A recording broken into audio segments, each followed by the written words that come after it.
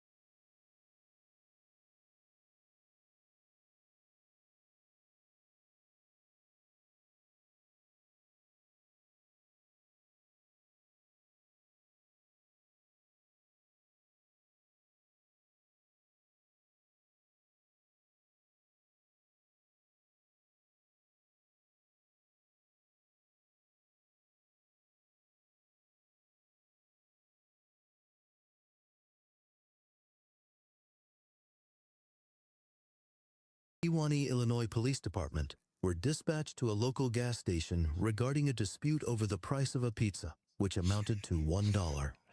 After being asked to leave by staff and law enforcement, 3 subjects decided to take a different route. All right, I'm going to ask them if they want their pizza. That's a lie. It's a lie. It's the principle. I want my $12 back. I don't want the pizza. Okay. It's the principle of the situation. Here's That's the why I'm not getting. Ain't no You deal. can have your pizza. I don't want the pizza. Then you need to leave. You need to give me my $12. I'm not giving you anything. You need to leave or you'll be under arrest for trespass. Ain't nobody trespassing. I know. You are now being told to leave. You're now being trespassed, so get out. This thing, I tell you, yo,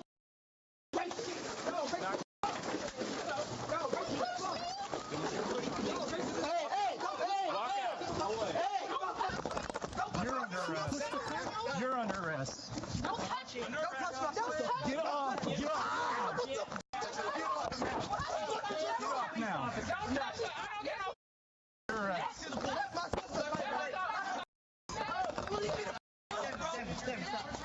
You are getting what you are going to you want to be released. You want to get back right now. Get back. Turn around. Walk. Turn around. Right now. Get off now. Giovanni, we need assistance here right now. Walk to the car. Walk to the car.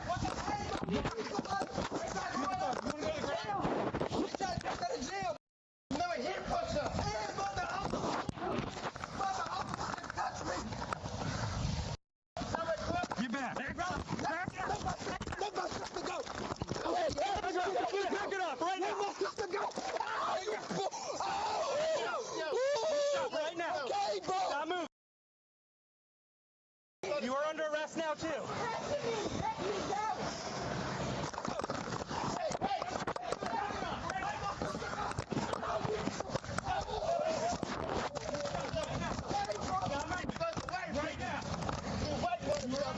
Stop touching me. Let me go. Hurry up, get my stuff. Hurry up and get my stuff. Stay back right now. Get my stuff. Get my stuff. Man, if those roll back anymore, that's going to smother her to death. Get my stuff. Bro, let me stand down, please. Okay, you get back. I'm getting very irritated. Bro. You're getting in my car. You got my purse? Yeah. Turn around. You got my phone? Passenger side of my car. Oh my God, bro, this bro, for real. Then y'all just want to slam me on the ground? Like, bro, this Yes, you hit me in the face. because you got my sister, bro. If she would obey, she'd be walking out the police department in 15 minutes. Now you're...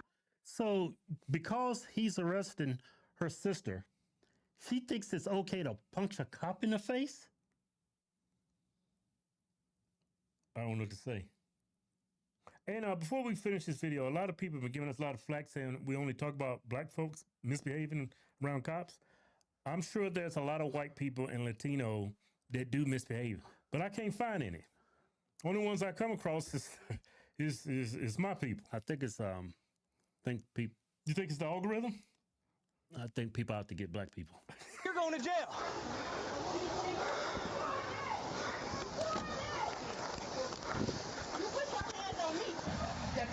Let me go. Nope. I see the whole thing. Let me go. You're not even supposed to be touching me. You're not even the one. Record. You don't even supposed to be touching me because you're not a woman. Hey, Keith, did you hear what he said? She said, let me go. He said, nope. Go back to that.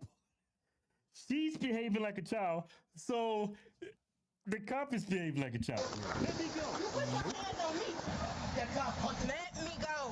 Nope. I see the whole thing. Let me go. You're not even supposed to be touching me. You're not even the one. Record this.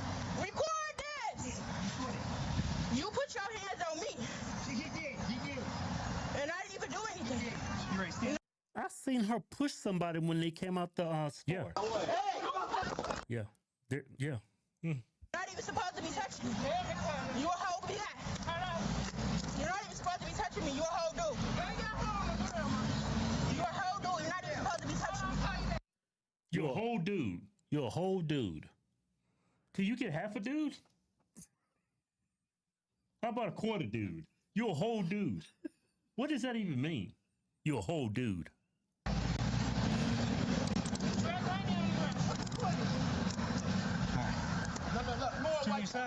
Seriously, they need to put in schools, like before you can graduate high school, you need to take a class on how to behave around police officers.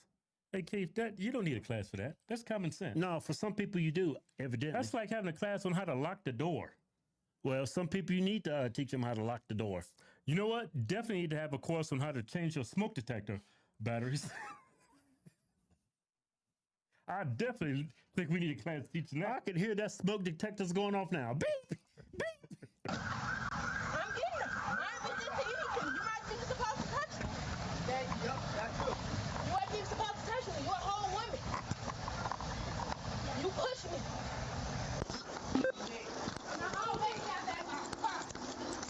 Nobody do that thing. Get up on your knees.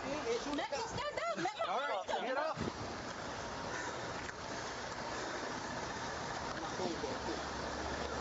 Y'all touching on me. Y'all need to take these handcuffs out. Walk to that car. No. Call my Walk lawyer. to that car. Call my I don't know what it is, but why is she wearing that? I don't know. If you're built like that, why would you wear that? If I was built like that, I would wear those big old dresses. What do you call them? Muumuus? Those dresses?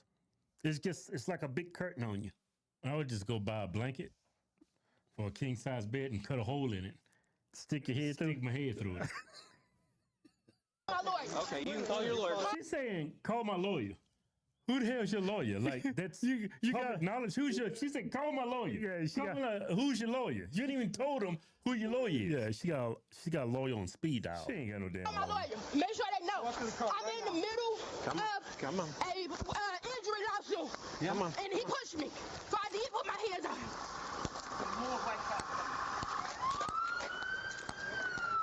You ain't standing.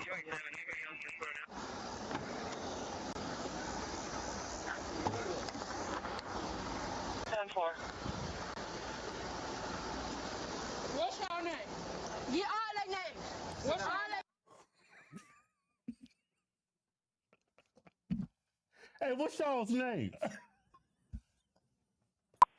We'll check it out. Yeah, we'll advise on medicate. I mean, you're doing good. You're the only one that's not been arrested yet. Yeah. So just relax. Sit down now. Have a seat. He Sit down, please. Sit down in the car. Sit down in the car. Sit down in the car. Get in the car. I am in the car. His name is Kingdom. Sit down. You're gonna get off His me. name is Briar. His name is Your name will Garney. be on your. Kingdom Briar. See that roll right there? You're too close to the cops. Those cops are showing a lot of patience. They're right there arrest somebody. You just right here with your phone. Get the phone. You're like this. What's your name? What's your name? What you arresting them for? What's your name? I didn't do nothing. That is crazy. Look at the look on her face. Like she knows she's in the right. His Step back. You can record just back there, okay? Get him. He punched me. Are we going to Riley or Field? Get in the car. Get him. He the one that He going to Field. They're just advising that the subject lives on highway. Just step back. Don't touch me. You can record it. Just step back there. I'm not going to touch you.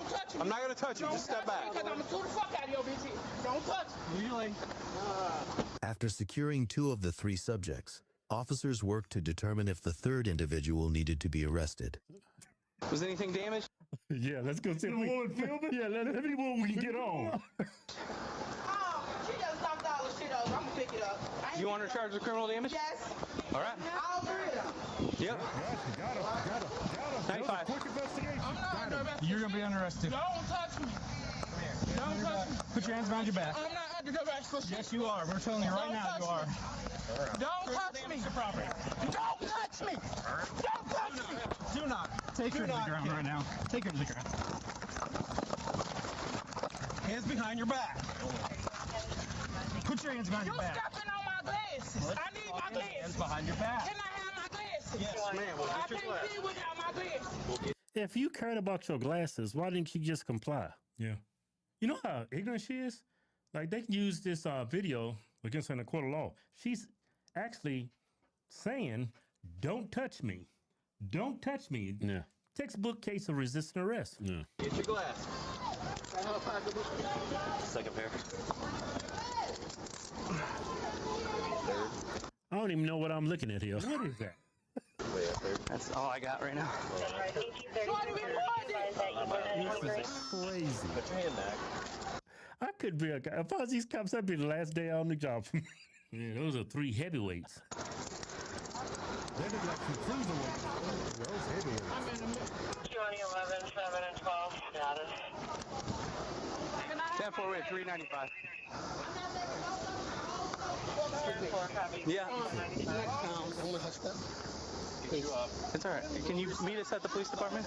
No problem. Thank you. Right. No, I cannot. My side hurt. I'm in the middle of the lawsuit. I just got out of an accident. Okay. I'm suing the out of you. We're going to help you get up, okay? Don't touch me. I do it myself. Don't touch me. Go ahead and get up there. I don't want you to touch me. Get up. Don't touch me. Can you get up?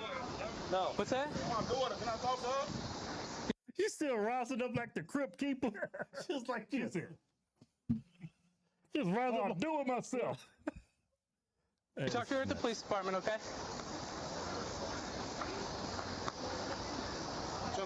She hit me very, very hard in the side of the head. She did? Yes. Damn it, come on, bro. You been getting aggravated very police. That's a felony, gang. Y'all out here tweaking, bro. That's a felony. I just got off that shit. Damn, stop trying to play. Can she get up? You can meet us at the police department, Tristan. All right, we're gonna get you up to your feet, okay? I don't want you to touch me. Don't We're touch gonna me. have to help you. You gotta get up. Please don't touch me. Don't touch me. Get up. Don't touch me. I'm gonna be here for all day. Don't touch me. Okay, we can. Get up. Don't touch me. Send me a woman cop. Don't touch me. All right, let's pick her up. Do not touch me. Yeah, it doesn't matter. Don't touch me. Stand up. Stand up. Take your legs out. Don't touch me. Stand up. Don't touch me. Let me go.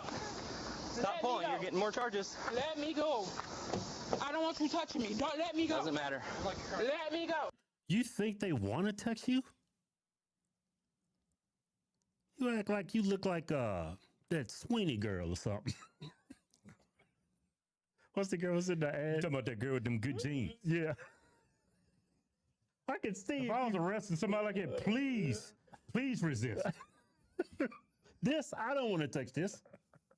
Yeah. You get what you get. Let me go. Don't touch me. Can you open your car? And where's my glasses? I think you're that older man. What'd she say? My glasses. Your glasses. Yeah, I want to hear that again. I don't want you touching me. Don't let me go. Doesn't matter. Let me go. You get what you get. Let me go. Don't touch me. Can you open your car? And where's my glasses? I'll be out on a mill. Somebody just pretty circle stadium. 134 is out of 132. Put them on my face. And we're Unit 928. Don't touch me. Could you let me go, sir? Let me go. Nope. Sit in the car. Nope. Oh, you don't have a cage? Nope. Kind of have a cage? I don't. Do you want to use a different car? Yeah. He doesn't have a cage. Can we put him in one of your cars? Put him in your car. Is that cool? I'm not. Here. I don't know. We have stereotypes for a reason.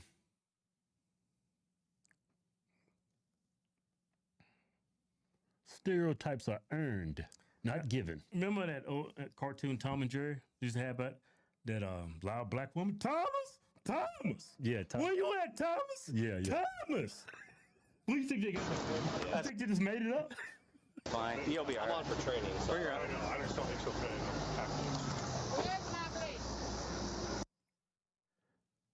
That is wild. I mean, are these sisters? Because the two on the end look like they're twins. They look like sisters. They're like twins. That nose, they got the exact same type of nose. Yeah, they twins. No, they all sisters because she's got the nose too. They all sisters. Felony aggravated assault on police officer. All of them got charged with that and resisting arrest and obstruction. You think they're triplets? Boy, man, I bet that mama went through hell if she had them three. They ain't triplets. Well, the two on the end are like twins. Identical twins. And then one on the end could be a twin too, but fraternal. No, yeah. That is crazy. People are so ignorant. I mean, What do you mean, people? Like, since the video started, I was like, when he came in the store, I was like, come on, man, this has got to be like a comedy sketch. Yeah. As soon as I heard the police scanner, that guy talking in the beginning of the video said it's in Illinois, so I said, yep. I already know who's involved. They got a lot of diversity in Illinois. Yeah, they do. Yeah.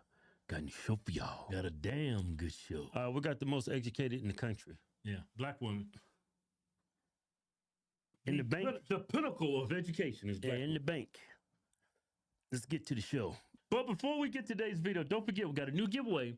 Ram 2500 Turbo Diesel. Yeah. 10 grand in cold hard white American cash. To get in it to win, all you got to do is go to officialhorsetwins.com, pick up a shirt, pick up a bag of coffee, or it is clean methylene blue. I put it in my water. Yeah, don't put it in your tongue. You're going to have Smurf mouth for about 2 hours. Yeah, Solid Rock was on the other side, I believe.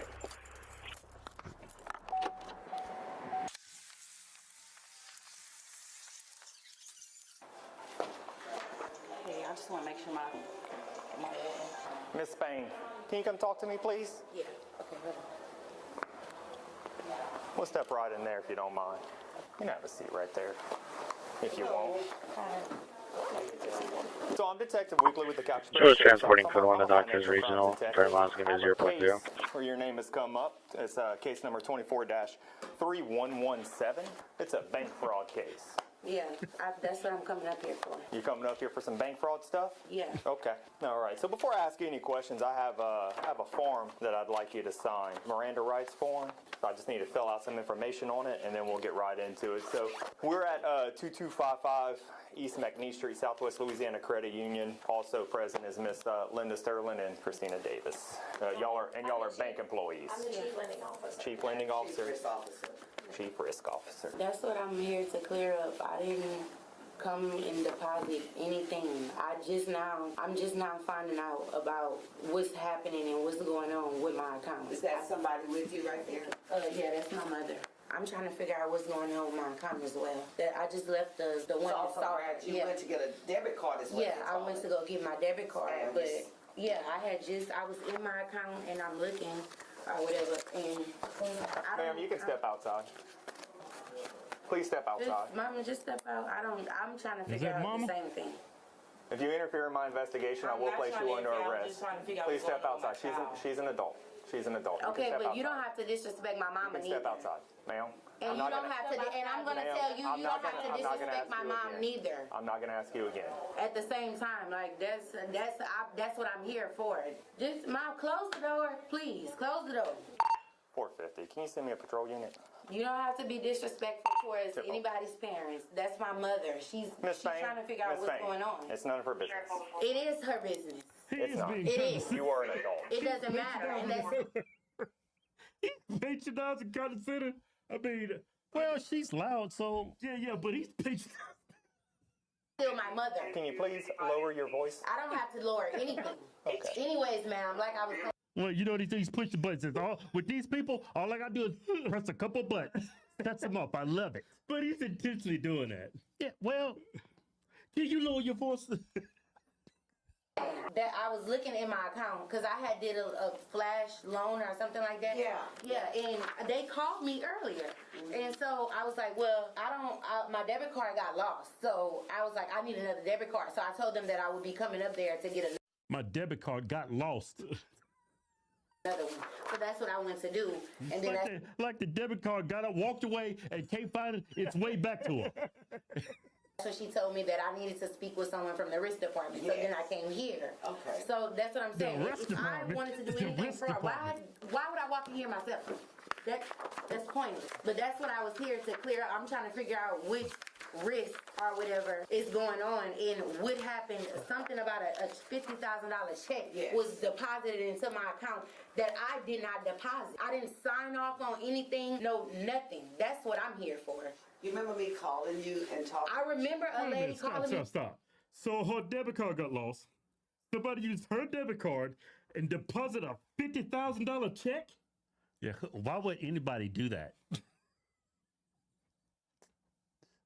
Why would somebody That don't even deposit? sound believable. That's what I'm saying, and I have a settlement or whatever that's going on right now. That's what I thought it was until I check. I'm like, this is not what I'm waiting for. Yes, this is not what I'm waiting for. You said you had It's my cousin had deposited a check into my account. That's what I'm saying. It was not me. All right, Miss Spain, I have this form. Can you make sure I'm not signing nothing until I see everything that you have Go ahead going and stand on. up. Go ahead and stand up for me. Those eyelashes is crazy. Those eyelashes are diabolical. Them things look like they heavy. Look like it's a sleep aid. Make you close your eyes and sleep.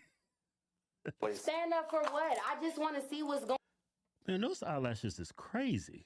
on would first. do that? I don't want to be Black arrested women for do that. something that I don't even know anything about. That's why I'm here. Look, I tried to get a statement from you. I'm giving you a statement, but I want to know you just told me you're not signing anything, so I can't ask you any questions. What you have first? No, ma'am. You can go ahead and stand up. Hey, I can don't you want to pause be it? arrested for. What is she signing? You didn't explain. Sign that for me. Didn't explain anything what you signed. I think it was Miranda. Miranda rights? Oh, okay. So he could talk to her, but she doesn't want to talk. Something that I It's did too not late. do. The decision's already been made. Go ahead and stand up. What am I being arrested You know what this cop's problem is? He's got black fatigue. Please for, stand up. though? Miss Spain, please stand up. Can y'all please, tell I'm me not what's going to ask going you again. on? Please stand up, Miss Spain. Sir. I was silent. It's too late now. How is it too late? You didn't give me a chance to Do not talk. resist. Do not pull away. Sir, stop touching me. Stop pulling you away. didn't give me a chance to talk. No. Stop touching me. Miss Spain. Stop touching me. You better. Stop touching. Sir, I'm telling you, stop touching me. Do not touch me. Don't touch me. He's a Don't police officer. touch me. Yeah. I don't know what it is about black women, but they think they have immunity from being arrested from white people. Stop touching me. That's a police officer. You can't tell a police officer what to do. Yeah. Especially when you've committed a crime. Yeah. How crazy it is for me after I've broken the law, I tell the police officer, take your hands off. I know.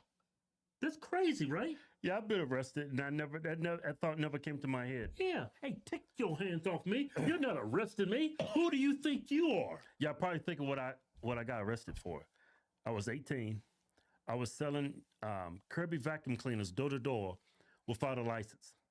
Now, before I go any further, the cop gave me a couple of days before. He said, "Look, I'm giving you a warning. You don't have a license, so go down to City Hall or whatever and get your license. It's real quick."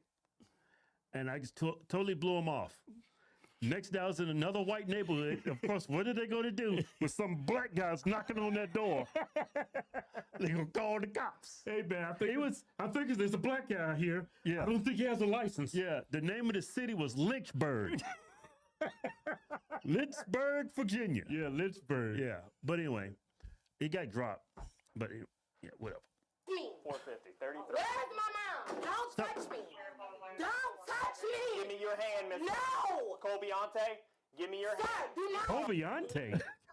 What kind of name is that? Cobiante? Look at this guy back there. He's like, "Yep, it's going down." They keep Did he call her Kobeante? Yeah, it's her name, Kobeante. So Deontay wasn't good enough. They came up with Kobeante. Yeah, I guess that's. They took Kobe Bryant's name and put it with Deontay.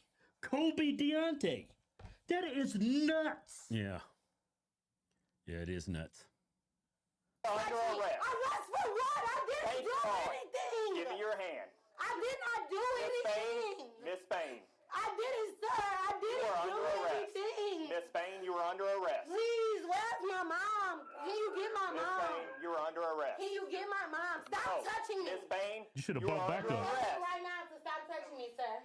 Miss Spain, you were under arrest. Miss Spain, you were under arrest. Stop touching me. Miss Spain.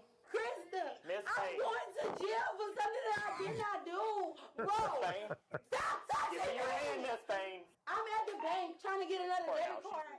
And You couldn't. She's actually calling somebody to come help save her. Yeah. Talking about I'm under arrest for bank fraud. I didn't even do anything.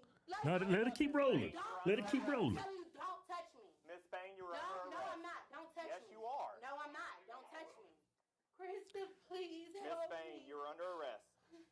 You can figure all this stuff out later, but you're already under arrest for battery of a police officer and resisting arrest, force, or Yeah, violence. she was hitting him. You're under arrest for attempted bank fraud. So go ahead and please stand up. Attempted bank fraud. I didn't do anything. I have the probable cause, Miss Spain. Here comes backup. Stand up for me, Miss Spain. Krista, call my mama, please. Miss Spain, stand up. She outside. Stand up. It's 337-426. Stop touching me. You are under arrest. Stop touching me.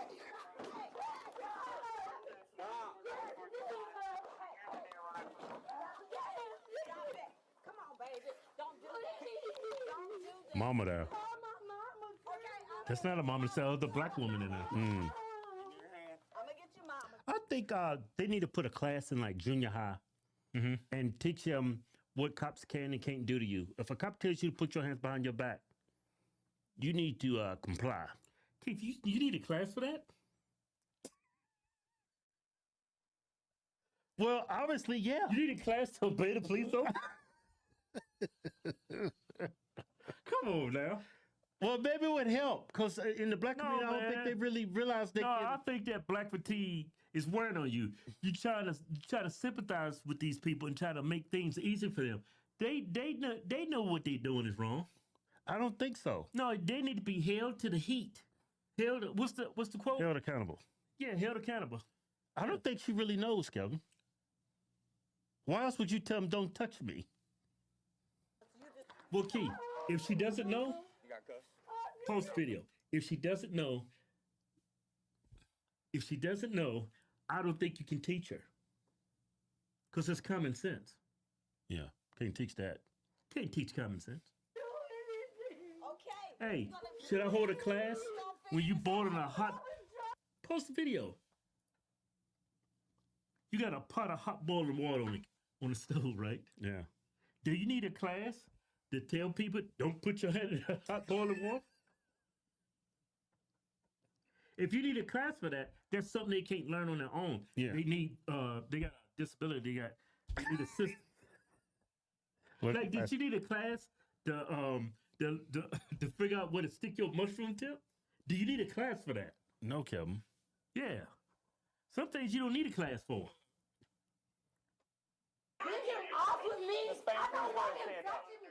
Sir, can you please get me up? I don't want him touching me. Stop touching me.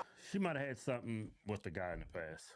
That's what I'm thinking. No, she's just another black racist, and she don't want a white man touching her. I'm tired of hearing all this screaming. You want to go this way? Causing a scene. Can you please? She's under arrest for attempted bank fraud, battery of a PO, resisted force or violence. Okay. You can call the jail to find out what her bond is. Cobra top. Me? So did you hit my child though, sir? No, but she hit me. Okay. It's all on body camera. You can get a copy of the video from the sheriff's office. Please don't approach. Please don't approach. Get away from me, like seriously. So I say just calm down and just go ahead. I didn't do nothing. That's all I tried to tell him. All right, well just go ahead. Just go ahead. We're gonna figure it out. Just go ahead. One on the back side of the IBC bank. Let me go papers. Sir, can you look at me, please? Can I get you? you? It is Lena that can clear for assault. Felton Charles? In progress, 1102 Central Lines, Emerald Beach, 1102 Central Lines. No, for 36, come up work. Into her account. And, 37 that's can we start medical, please? Continue, copy down. First plate, Victor Charlie, X-ray 49. Well, I just told you what I'm currently investigating. Mr. Charles, do you want to give me a statement or? Give you a statement. She asked for a ride to the bank. That's not what my statement's going to be about. I just told you a counterfeit check was deposited in her account. I don't have nothing to do with that. Does my name on there? Is my name on there? Anything? Is that him? I don't have nothing to do with that. Wait, what about that? Let me see that. Is that you? No, that ain't me. It looks like you. No, that ain't. Well, do what you want to do. Come on, let's ride. I'm not. You keep on asking me something. I'm telling you. She asked for a ride to the bank. I can't give her a ride to the bank. How many statements you want me to give you? I'm not getting upset with you. Stop yelling because he's pissing me off. Okay, you keep on asking me the same thing over and over and over. He's asking if he wants. This is how you act when you guilty. Like if somebody accuses me of something, I'm like, no, that ain't me. Well, what do you need from me? I'll leave it at that. Yeah. You know, he's mad because he know he's busted. Mm-hmm. If you want to talk to him about a case that he's working. I don't know nothing about a case. He asked me to give him a statement. Talk with him about. For what? I don't know nothing. I just told him what I know. If you want to talk about. I'll tell you what, Mr. Do I want to give him a statement? I just gave him a statement. She asked for a ride to the bank. I can't even. Mr. Charles, I'll tell you what. This is what we'll do. I'll give you a card with a phone number and the case number on it. If you decide you want to give me a statement about that check being deposited into her account, you can give me a call, okay? See, that's what I'm talking about. You're pissing me off. You're trying to manipulate me right now. That's what you're really trying to do. No. Man, look. All I did was ask if you wanted a statement. I'll tell you what, if you decide you want to give me a statement concerning that check, you give me a call, okay? He was in the drive-thru. I'm waiting for my evidence guys to get up here so they could take some pictures of me. That guy, is that him or not? I believe so. Because it had braids in the hair. And that's the mama. Oh, he got hit. Oh, wow. I believe it is him. He gave me his name. He does. It had braids. He keeps saying braids on the picture. I think that's him. Yeah, he keeps saying he doesn't want to give me a statement. Figure out what's going on. You want to be ugly? I'm not trying to be ugly, sir. I'm just trying to figure out what's going on. Like, I really don't know what's going on. Like, she knows what's going on. Yeah, plain dumb. Okay. We're investigating bank fraud. Okay. I don't do bank fraud. So you're investigating that with my daughter? I'm immediately charged. They all came up at it together, though. Yes, ma'am. She knows. This is your vehicle? Yes, sir. So I'm going to go let them know that they could go. My daddy had a car like this back in Y'all are free to 1980. go, just let y'all know that tire's low. Okay. I don't want y'all to have a blowout or something. Oh, girl. All right. Mama. Sir, so you going to be at the office where she's going? I'm going to do my paperwork, and she's going to be booked into the Calcasieu Correctional Center at Okay, and I'm 5410 sorry East she Broad. did that to your eye. It's part of the job. I completely understand. It shouldn't have happened, but I understand the position she was in. But the way he talked to me when I was trying to figure out, like, he was just saying I was interrupting, but I guess he was just, it was all a part of your investigation. So I've been doing this job for 10, 11 years now. Usually whenever a family member comes in and sees a cop talking to their family member like a daughter and they come interrupt, I'd like to be as respectful as possible, but her being an adult, it's nobody else's business. If she wants to tell you after I'm done talking to her, that's her decision. Okay. But I'm also not gonna, I can't be having people interrupt, and I'm gonna be honest, I didn't even like having the bank employees in there because people, whenever they're listening to, whenever I'm getting a statement, they tend to start interrupting, and that affects my statement. I didn't like having them in there, but the bank is the victim on this case. Okay. So, they've got information that they might be able to clarify information. So it was kind of a lot easier to have them in there while I tried to interview her. She didn't want to give me a statement. She did not want to go to jail. I've got the evidence. I've got the probable cause to book her. So she's going to be booked in for the attempted bank fraud and then also the resist and force or violence for whenever I went to go detain her. So it's part of the job. It shouldn't be. I hate that it is. I hate that anyone gets put in that position. It is. See, look at that. Look what she did to his eye. Yeah. He's got a black eye, got a cut. She straight up socked him. Yeah. Woman. Tell him, man, I've been in a lot of relationships, man. The only woman that put her hands up and said, let's do this, was a black woman. Learn my lesson real quick. I'm not dating you sub-Saharans anymore. You sub-Saharans are vicious, violent.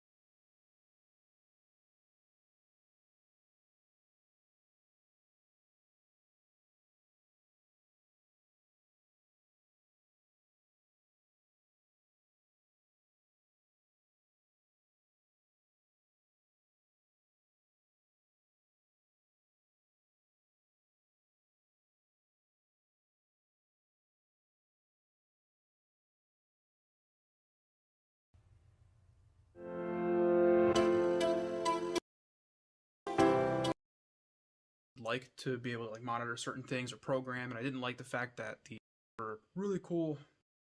Surprisingly, yeah, so, oh yeah.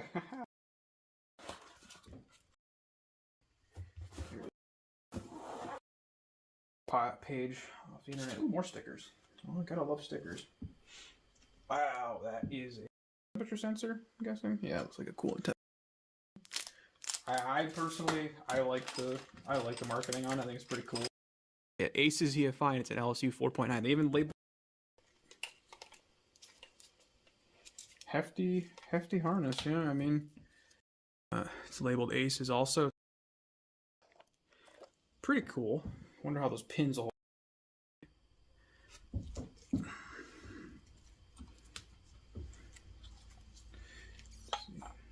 Looks like there's a little bit of schmutz inside. Maybe I'll have to go through and make sure it's kind of clean before you do anything with it. But let's see, is there any... so the primaries do open up to us a little bit before the secondaries. But you can probably adjust that so it opens up even less. So you get better throttle response. That's one thing I've seen that people had some issues. Yeah, this goes and plugs into here so you can... Nobody else is really doing it anyway, which is trying to run a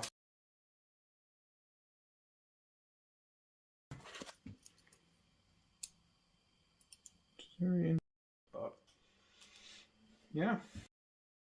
Doing a full install video of this. This is just kind of an unboxing, my first opinion of it. Got the merch. Even fits my head, which is, I would say the actual unit itself is on par. The castings look amazing. The harness, I think the harness.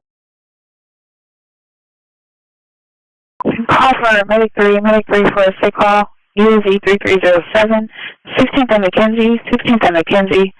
Go ahead and work off fire dispatch at 2130.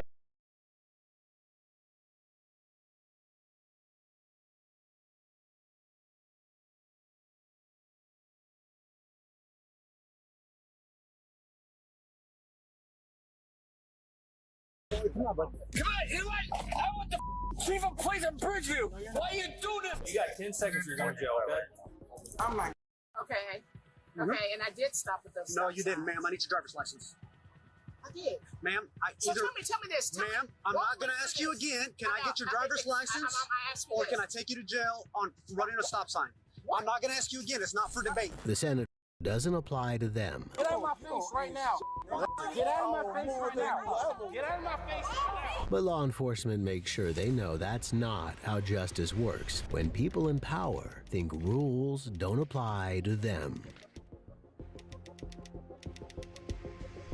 I need your driver's license. If you don't give me your driver's license,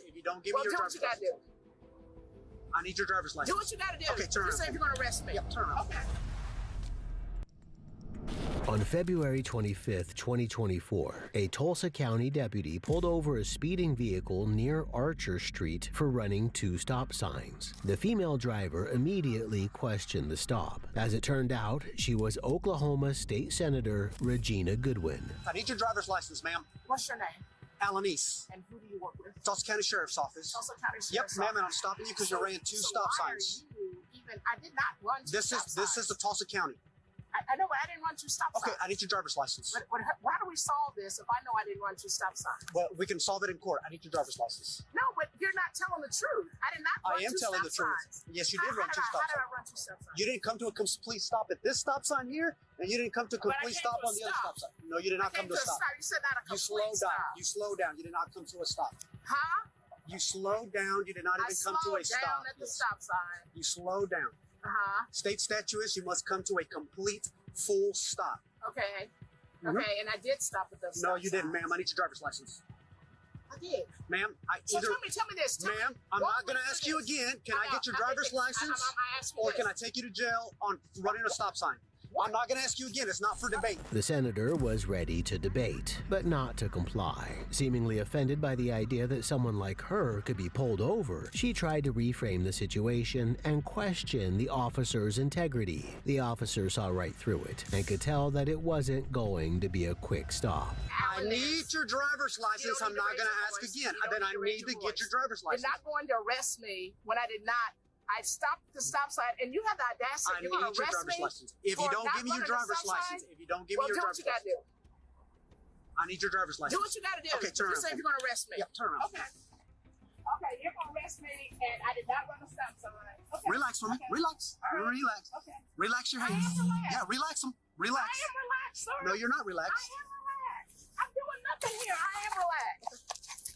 You ran 2 stop signs. Not run, and you're bending my thumb a little Stop hard. moving. Stop moving. Don't turn towards me, ma'am. I'm just saying. Don't turn towards me. Okay, first of all, I didn't run the 2 stop signs. Ma'am, stop moving towards me. Okay. You know what? You really are putting too much pressure on my thumb.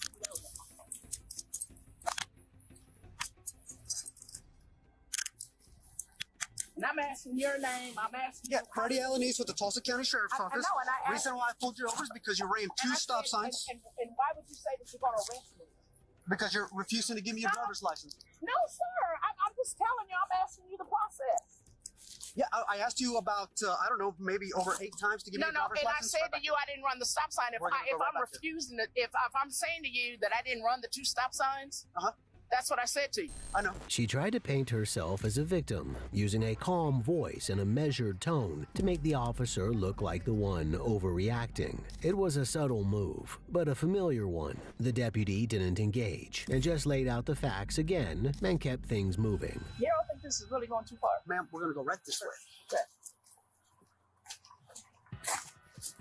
Did you not give me your driver's license? No, I was asking you the process. I was asking you, how is this going to work out? And you said, if you don't stop, I'm going to arrest you. I said, why would you? Yes, you did. Yes, that's why I asked, why would you arrest me? I said, if you don't give me your driver's license. That was not it. It was not. It was no. I said, why would you arrest me? Is what I said. Because you're refusing to give me your driver's license. No. She tried to spin it. DAB Pavilion, Fairland and Control, Gate 102 is occupied and Gate 175 is locked and secured. Word games don't carry much weight in the back of a patrol car. That's when her attorney showed up, hoping to smooth things over. Some of the good ones can be a little bit slow-headed at times. But don't you think we could... Let's stand off. I don't want to say this. Yeah.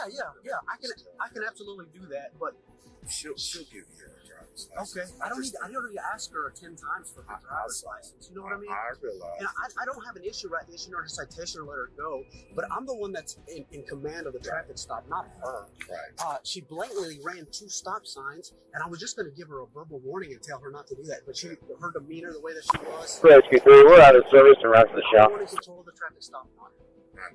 Okay. And I'm not if I don't allow other people to do that when I do a traffic stop, I'm not going to allow her either. Does that make sense?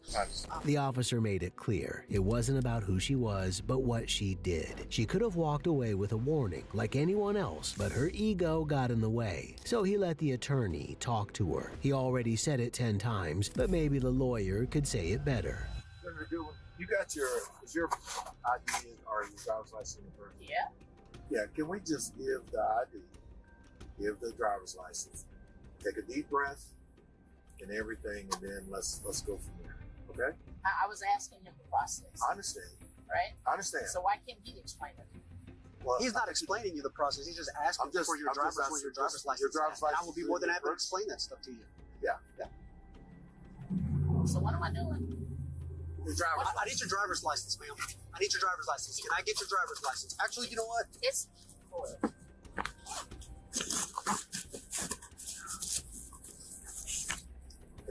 Because I got a feeling you won't let me in your car to get your driver's license. I will just ask you your. Tell you I will just. My license that's okay.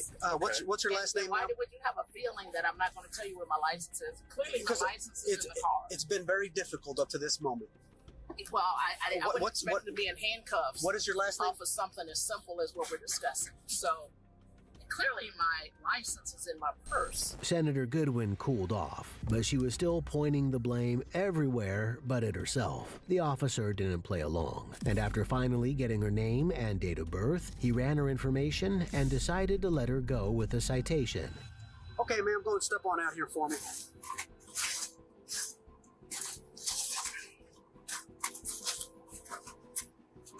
I just got a hold of you because I don't want you to fall.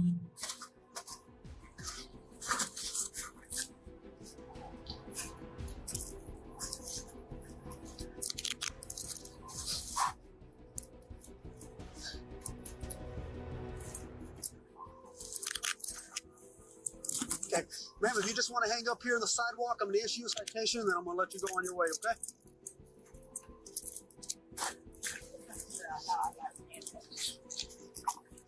Oh, it's simple. I asked you several times for your driver's license, and I told you that... We're going to be clear the scene, out of service, and route to the shop to change out here. I'm not going to debate that with you anymore.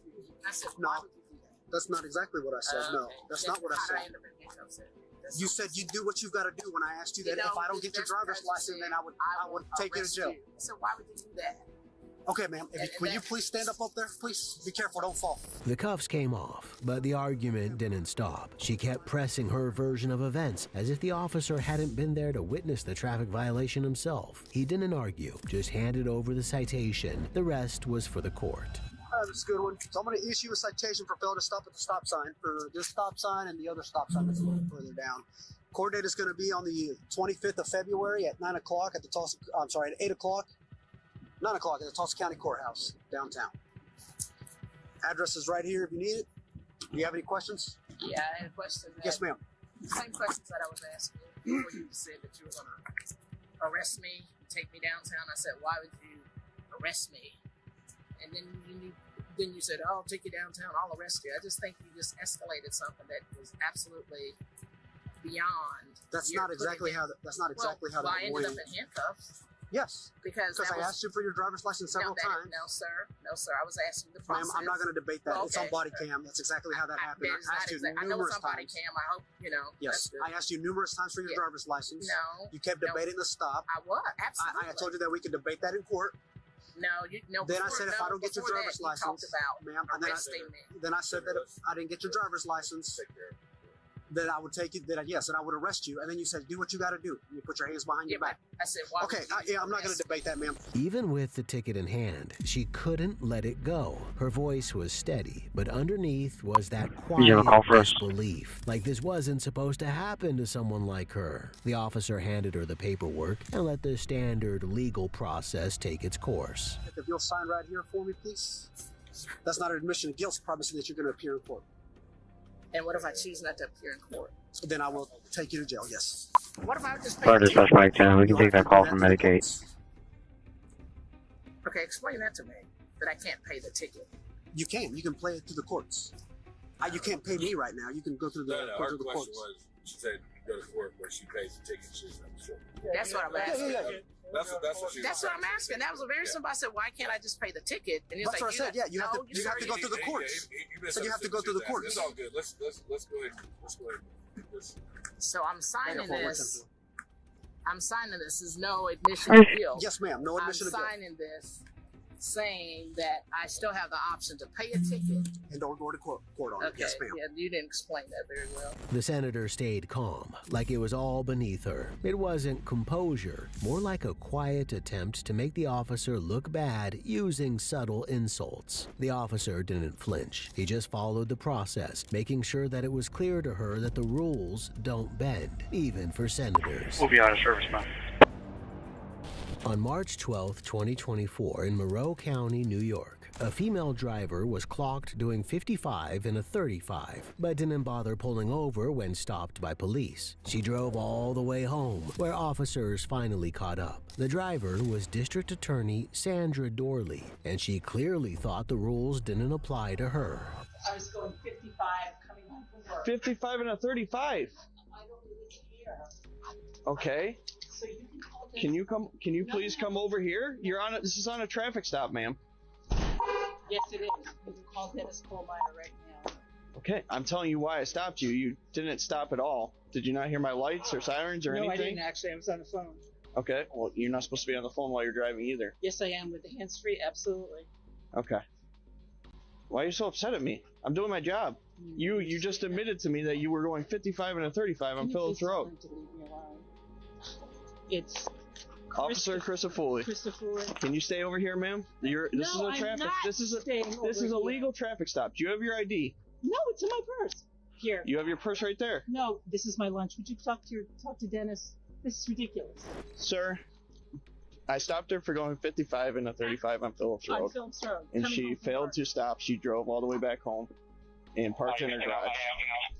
And now she's not complying with any of my commands. Ma'am, do not go inside. Oh my God. Sandra wasn't just annoyed. She was insulted that anyone dared pull her over. In her mind, obviously, being the DA meant she could get away with traffic violations. She believed the officer was causing trouble, but he stayed calm, not letting her frustration get to him. Can you please step over here? I'm not going to.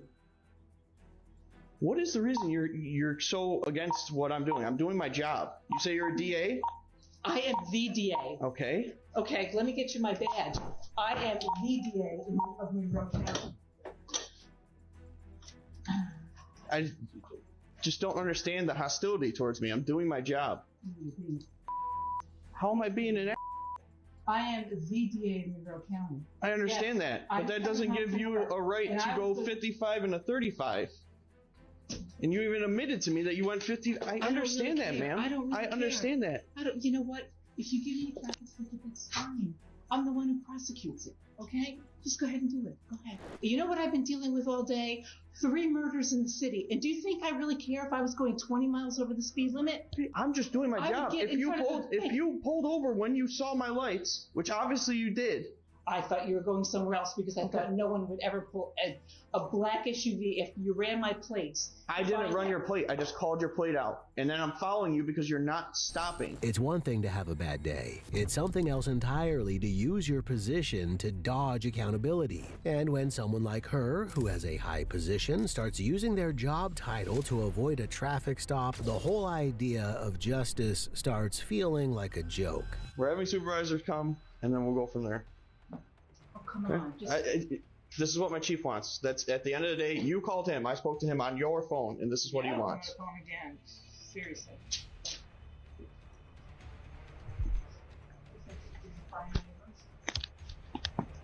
Seriously, there's 3 officers who are ready. You guys can go.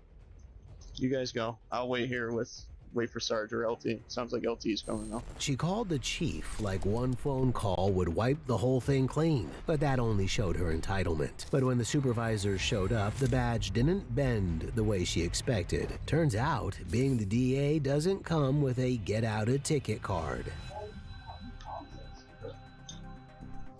Not your job?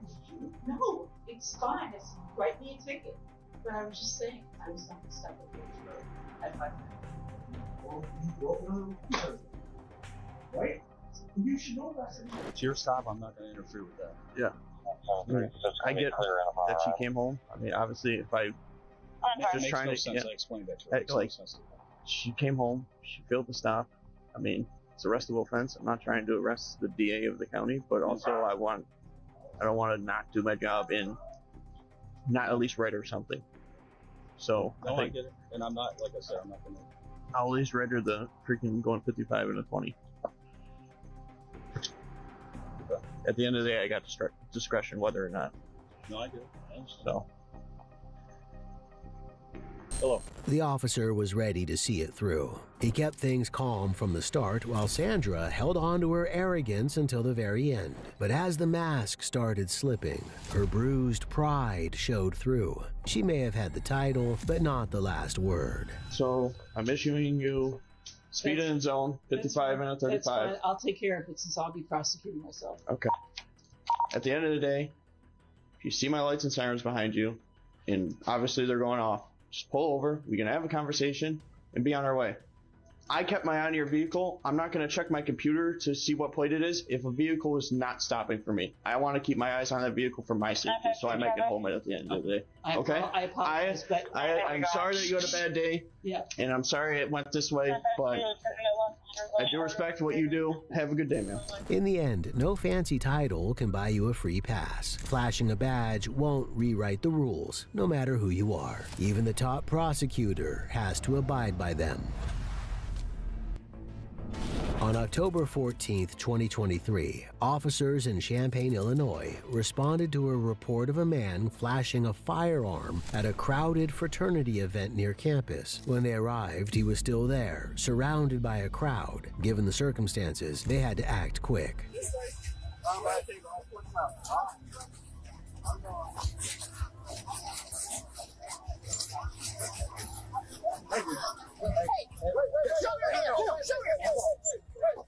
You have a gun on you, man? You have a gun on you? Yes, sir? Okay. Cuff him.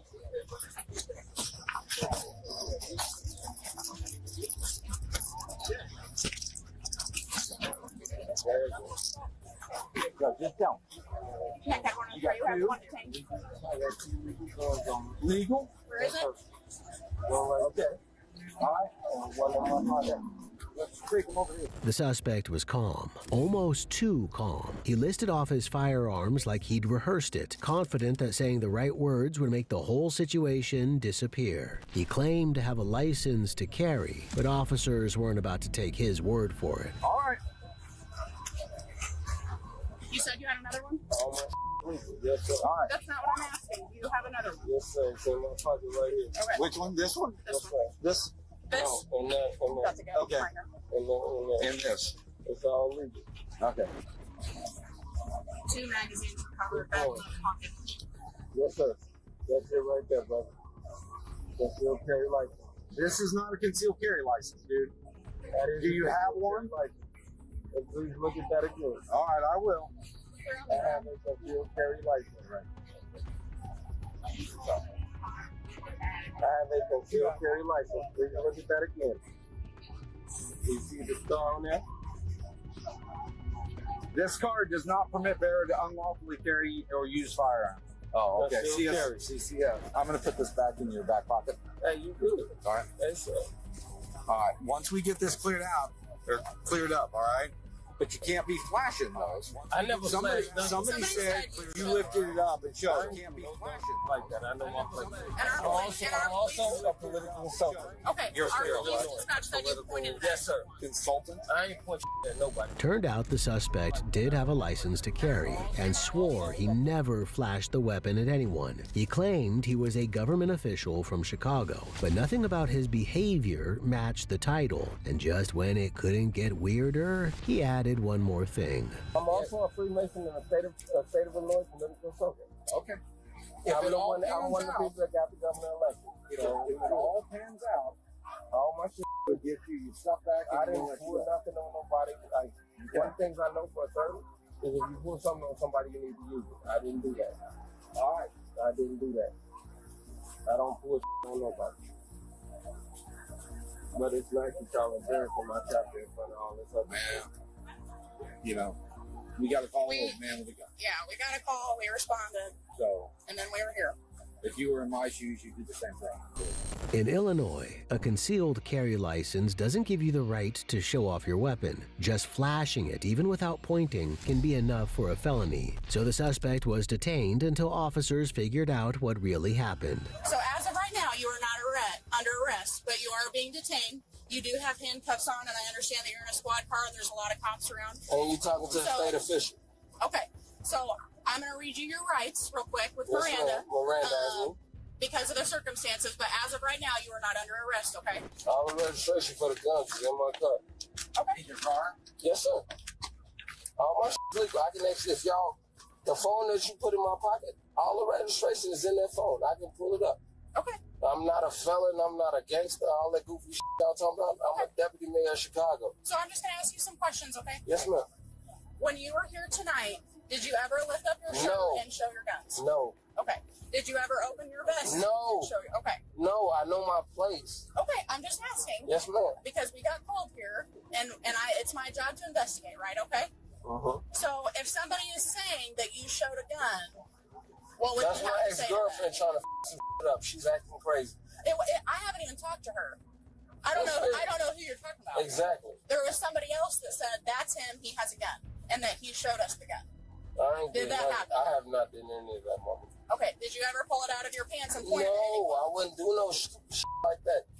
I'm the deputy mayor of Chicago. I don't move like that. I'm just asking because it's our job to investigate, Yes, okay? ma'am. Is there anything that you would like to tell me before I go talk to other witnesses and Go things talk like to that? whoever you got to talk to. I don't move like that. Okay. I know my place. Okay, I'm Like just giving you the floor Miss, so you can be honest, okay? I'm one of the deputy mayors of Chicago. I don't do anything of that ignorance. Okay. He kept repeating he was a deputy mayor of Chicago like some kind of threat. His voice was calm and respectful, but there was a quiet anger in his eyes that's ready to explode. He acted like a man with a bad motive, and that's exactly how a witness described him. So basically he said that this guy has been on and off with this girl since 2009, but like very controlling. And he was coming here and he was trying to find her. People were like, we're not going to tell you where she is. And he's like, I'm going to find her. The guy with the do-rag was kind of trying to find her. The one guy, the arrestee, finds her first, like coming up on her, like, I'm going to kill you. I'm going to, you can't go anywhere. Like, I own you. But the other guy is like watching, and he's like, is there a problem? Is there a problem? He's like, To the do-rag, down that way. What's up? You thought you might talk to me. She's in the car? She's in the car. Other side of the street. Can you show us? Yeah. Officer Stewart then approached his ex-girlfriend. She was clearly shaken, but willing to talk and fill in the gaps. It felt like this wasn't the first time she'd had to explain his behavior to someone. I'm Officer Stewart. What's going on? This is just an ex-boyfriend that I just recently stopped talking to, and it's been bothering him. Okay. So he's been kind of looking for me. We both live in Chicago, in the city of Chicago. So he's been trying to contact me. It's just kind of like a separation that we had. Okay. And that's affecting him a little more than me. So what happened in the lot today? Nothing. He just grabbed me because he wanted to talk, but when he was talking to me, everybody kind of knows our past history. So, and how did he grab you? By the neck. He grabbed you by the neck. Can you, with one hand, two hands? One. Can you show? Can you use your hand on your neck and show me what he did? So he would grab my palm and pull me towards him. Okay. Did he threaten you? He didn't threaten my life. However, it just was an uncomfortable situation. It was obviously a big But did he threaten you in any other kind of way? Not me. Did he threaten anyone else? Someone in the vicinity, yes. Just like, are you cool? Are you okay? And that felt threatening. I'm not going to say that was a threat, but it felt threatening. In cases like this, perception can matter as much as action. The woman didn't say he threatened anyone, just that it felt threatening. But cops can sense if someone's holding back out of fear. So Officer Stewart gently pressed her for more information. And when did the gun come into play? That was just something that happened while asking that person, hey, are you okay? And he flashed his weapon. I know he's licensed. Okay, can you show me what he did to flash his weapon? Just with the shirt. The front of the shirt? Yeah. Okay, and how many guns did you see? Just one. Just one? Okay. And did he do anything else with any other clothing? He didn't grab it, he didn't touch it. And you saw the gun in his waistband? Yes. Also, in 2016, I did have an order of protection against him. In 2016? In 16, okay. Did you keep it updated? No, it's expired. Okay. When was the last time you were physically with him in the same area? May. It could have been. It was this year, but I can't tell you when. But It was before June. And I know when I walked up, you were crying. I just don't like that. I knew it was already going to be a confrontation. I felt like he was coming down. He never comes to homecoming. This is my 10-year reunion. So this is the only gap. So do you think he came because of you? Okay. After another witness confirmed the ex-girlfriend's story, the alleged deputy of the mayor of Chicago was charged with aggravated domestic battery with a weapon, violation of concealed carry rules, and firearm possession while intoxicated, because no title puts you above the law. On October 12, 2023, police were called to an AT&T store in Lexington, Kentucky. A woman inside was refusing to leave after a heated billing dispute. But this wasn't just any customer. It was City Council member Tanya Fogel. What can I help you with? They're not wishing for you to be here anymore. So I'm going to take care. I'm their customer. Okay. And there is a huge, I wasn't even dealing with you. I was dealing with that other nice man. You came over here. It's Fogel. Listen. Let me tell you something. I'm not escalating. I want y'all to take care of me as your customer. We tried, but you escalated, so I asked you. So you escalated right along with me. I'm not leaving until I get some satisfaction. Just leave me alone. Miss Fogel? For right now. Let me finish this, listen officer. To me. I don't care. I don't care either. I don't care. I'm going to ask you to leave. If you refuse to leave, you're going to go to jail. Okay, well, lock up the council member. You go right ahead. I don't care. Go right ahead. Just can you just leave me alone for a minute and let me just calm down? And you're not above the law either. And I know my rights. I know that. I know my rights. Tanya wouldn't leave, and she didn't show any respect to the officer. She argued, stalled, and insisted she wasn't the problem. She wanted to stay in charge, and the more pressure the officer applied, the more she played the victim. Give me 5 minutes. I'm not giving 5 minutes. I'm going to sit here and just breathe for a minute before I step outside this place. I am asking you as a law enforcement officer to leave.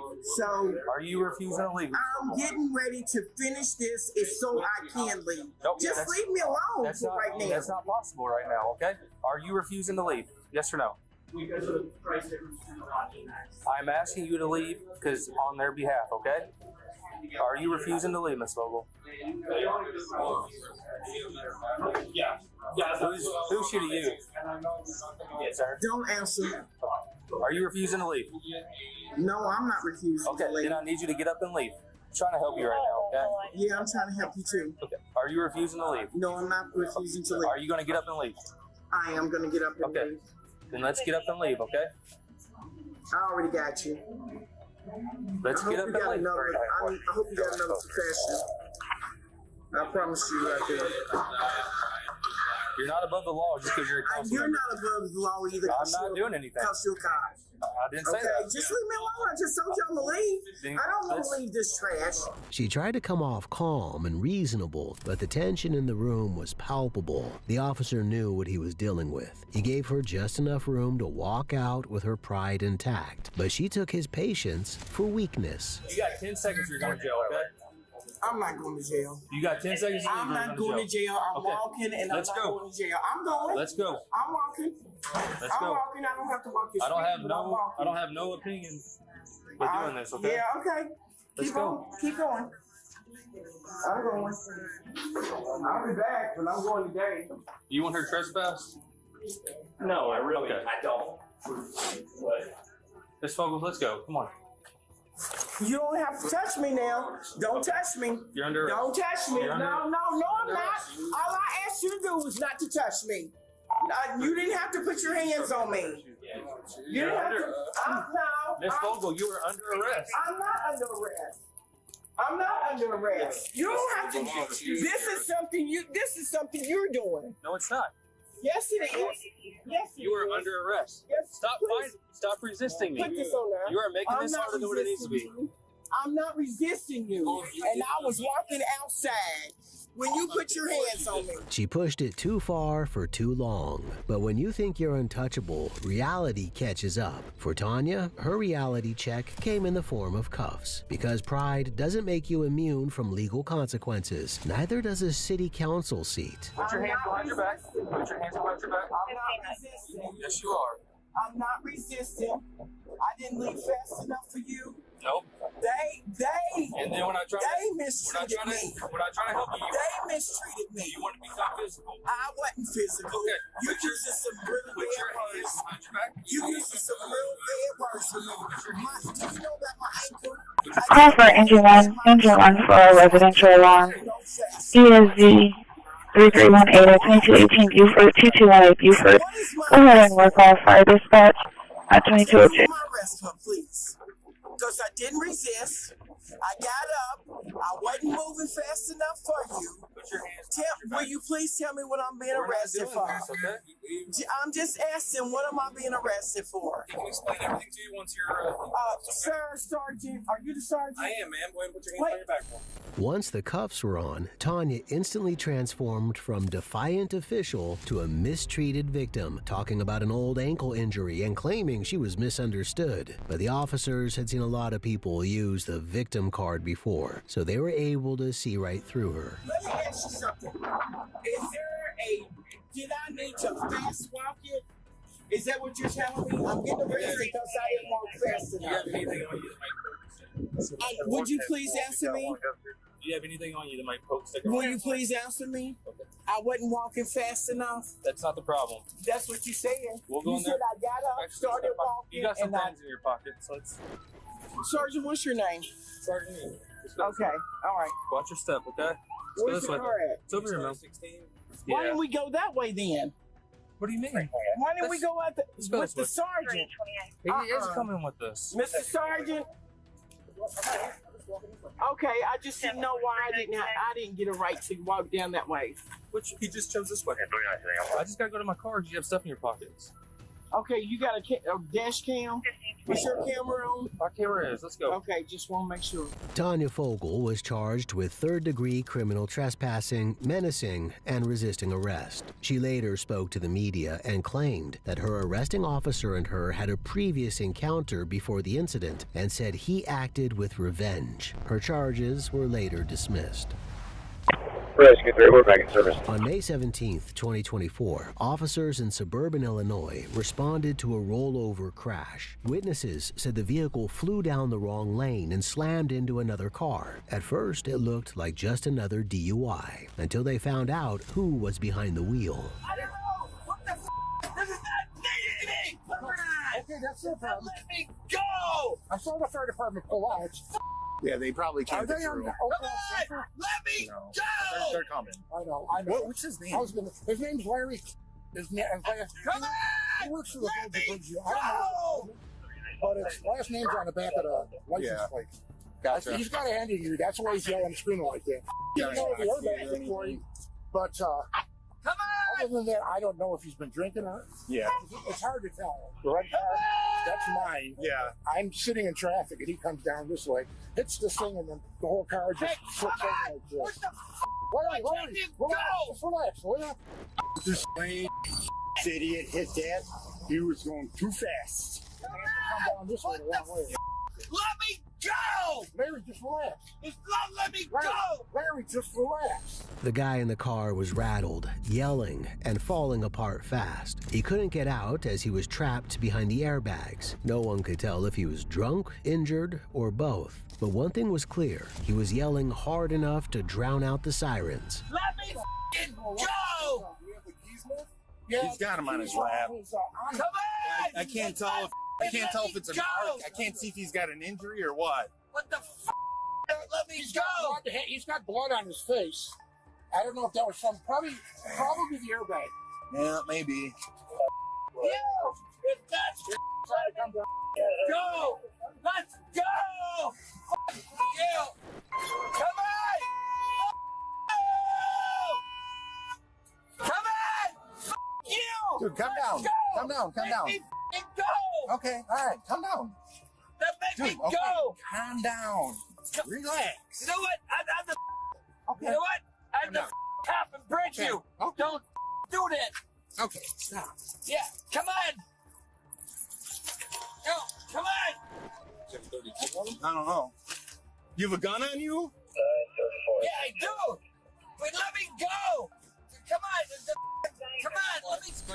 One of the responders spotted something that made everyone pause. He had a gun, and once they pulled him out from the airbags, it got even crazier. The man cursing and yelling was none other than former Bridgeview Police Chief Walter Wally Klimek. Wally Klimek. I was the chief of police in Bridgeview. Oh, that's what he was. That makes it even better. That's why I want to. What the fuck? Relax, Wally. I know, because you guys are all awesome when I go down there. Right. Awesome. We want to take care of you, Wally, right? I've never seen an attitude like that before. And I was in the fire service for 4 years.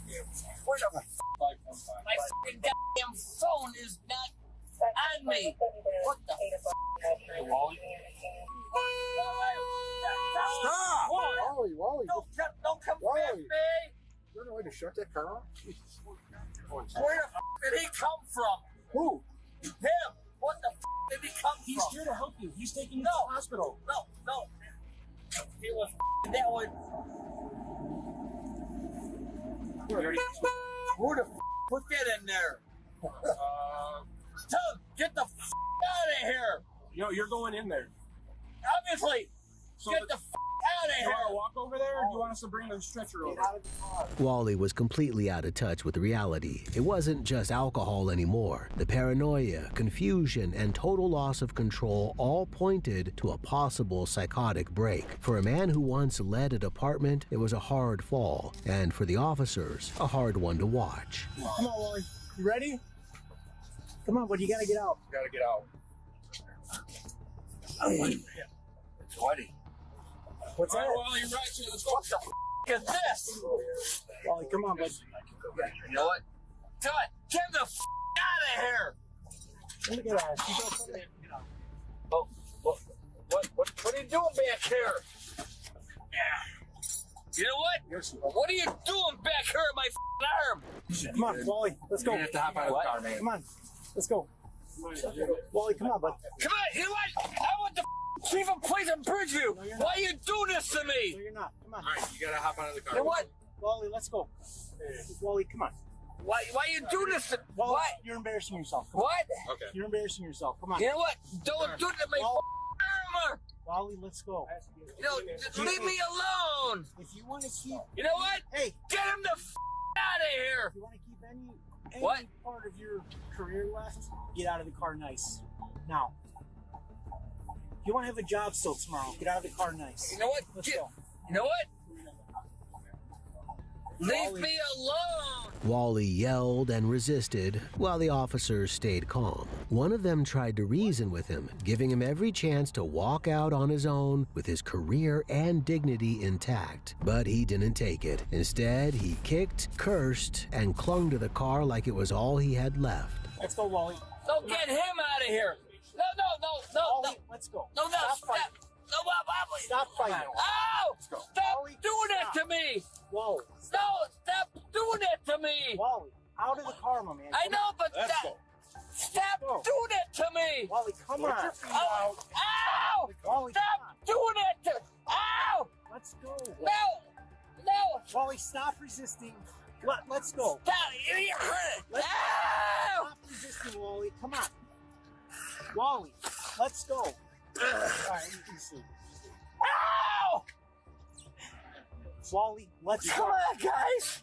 Come on, You let's go. guys hurt me a lot! We're trying to pull you out. No, you guys hurt me! We're not playing games no more. Let's I go. know, but don't hurt me! All right, then get out. Get out. I know, but We don't want to please have to do this. don't hurt me!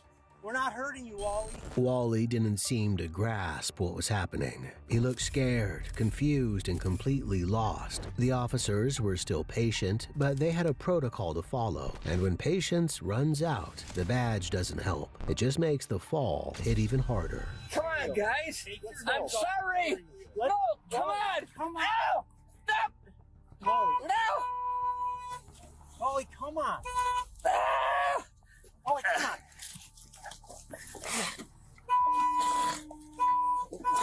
That arm.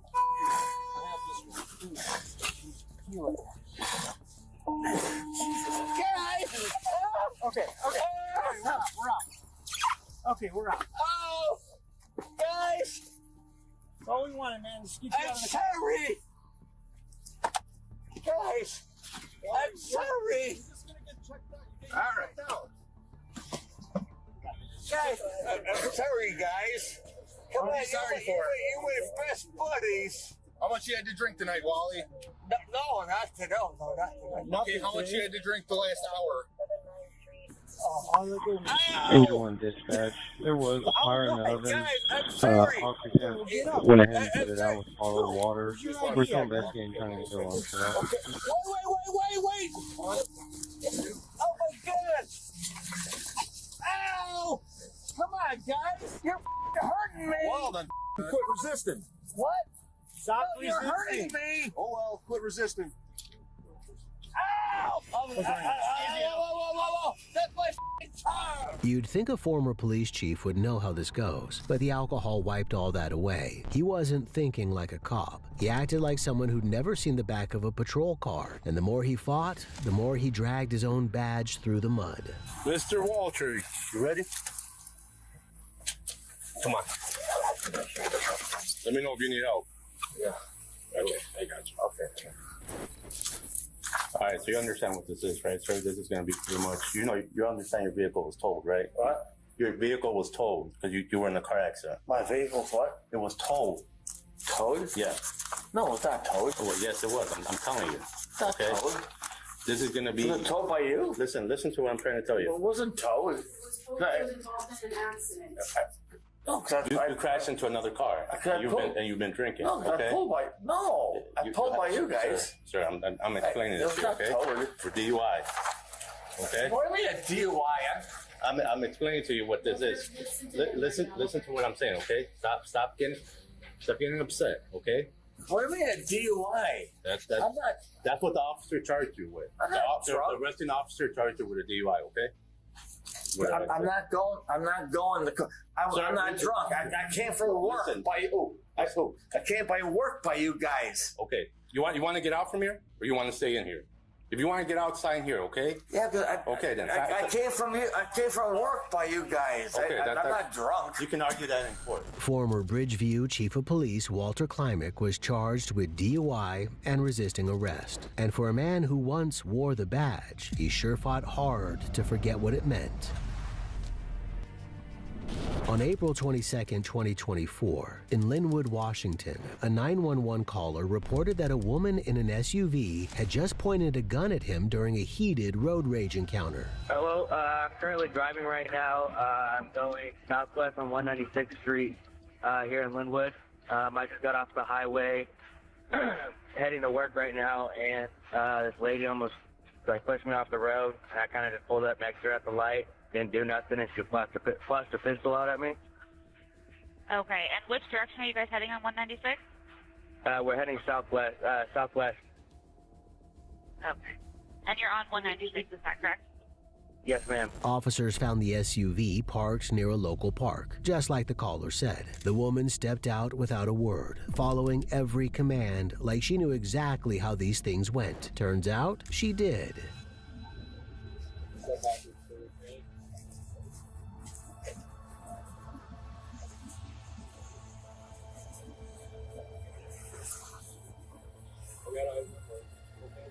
Yep, I don't see anybody else in. I got no driver with your left hand, open up the door. I can see through. Keep your hands off and step out of the vehicle. Do it now. Okay. Right, turn around and face away from me. With your left hand, pick up the back of your shirt. Go ahead and spin around 360 for me. Okay. With your hands up, slowly walk backwards towards the sound of my voice. Yep, keep coming, keep coming, keep coming, keep coming, keep coming, keep coming, keep coming. You're doing good, keep coming. Okay, stop right there. Get down on your knees. Do not move, do you understand?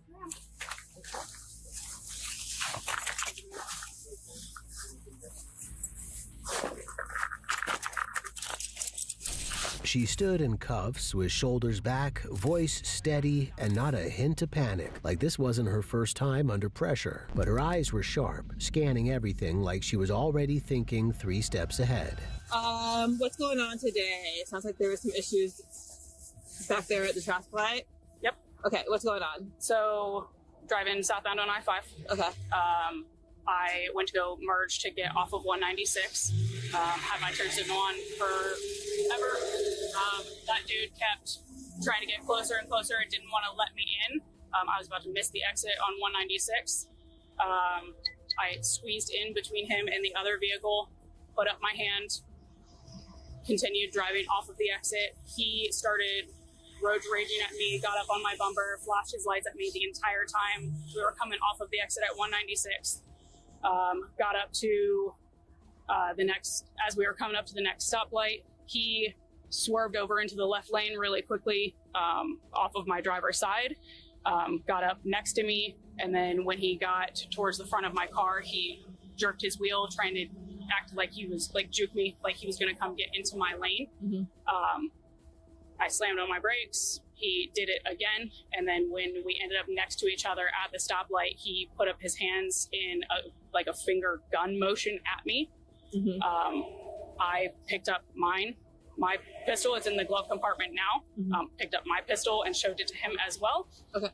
And then put it back down. Mm-hmm. He waved at me, and then that was it. Her story was smooth and steady, maybe even a little too polished. The officers removed the cuffs, but something didn't sit right. She painted herself as the reasonable one. Yet, reasonable people don't reach for a gun just to make a point in traffic. Hi there. Hey. Would you like to see my ID? Oh, okay. Gotcha. Melinda. Okay, gotcha. Yeah. Reserve? National Guard now. Yeah. Where you? I am with a unit down at JB1 now. Oh, nice. Congratulations. Thank you. Very strange Monday. Happy Monday. It's a really weird Monday. Is Edward 41 coming here? Yes. Okay. Well, I'll figure it out. How long have you been with Glenwood? 2.5 years. It'll be 3 years in March. Okay. Yeah. You liking it so far? Yeah, I do. When she casually mentioned she was a cop, her energy shifted instantly. It wasn't relief, it was overconfidence. She leaned back, sounding lighter, almost cheerful. But that smirk that she couldn't quite hide was the first crack in her act. It turned out the smile came too soon. Bad news is he explicitly says she pointed it at him. Okay. So, the PC is assault too. All right. All right. We have effective custodial arrest. That is correct. Okay, report to county. All right. What do we gotta do? Alrighty. You guys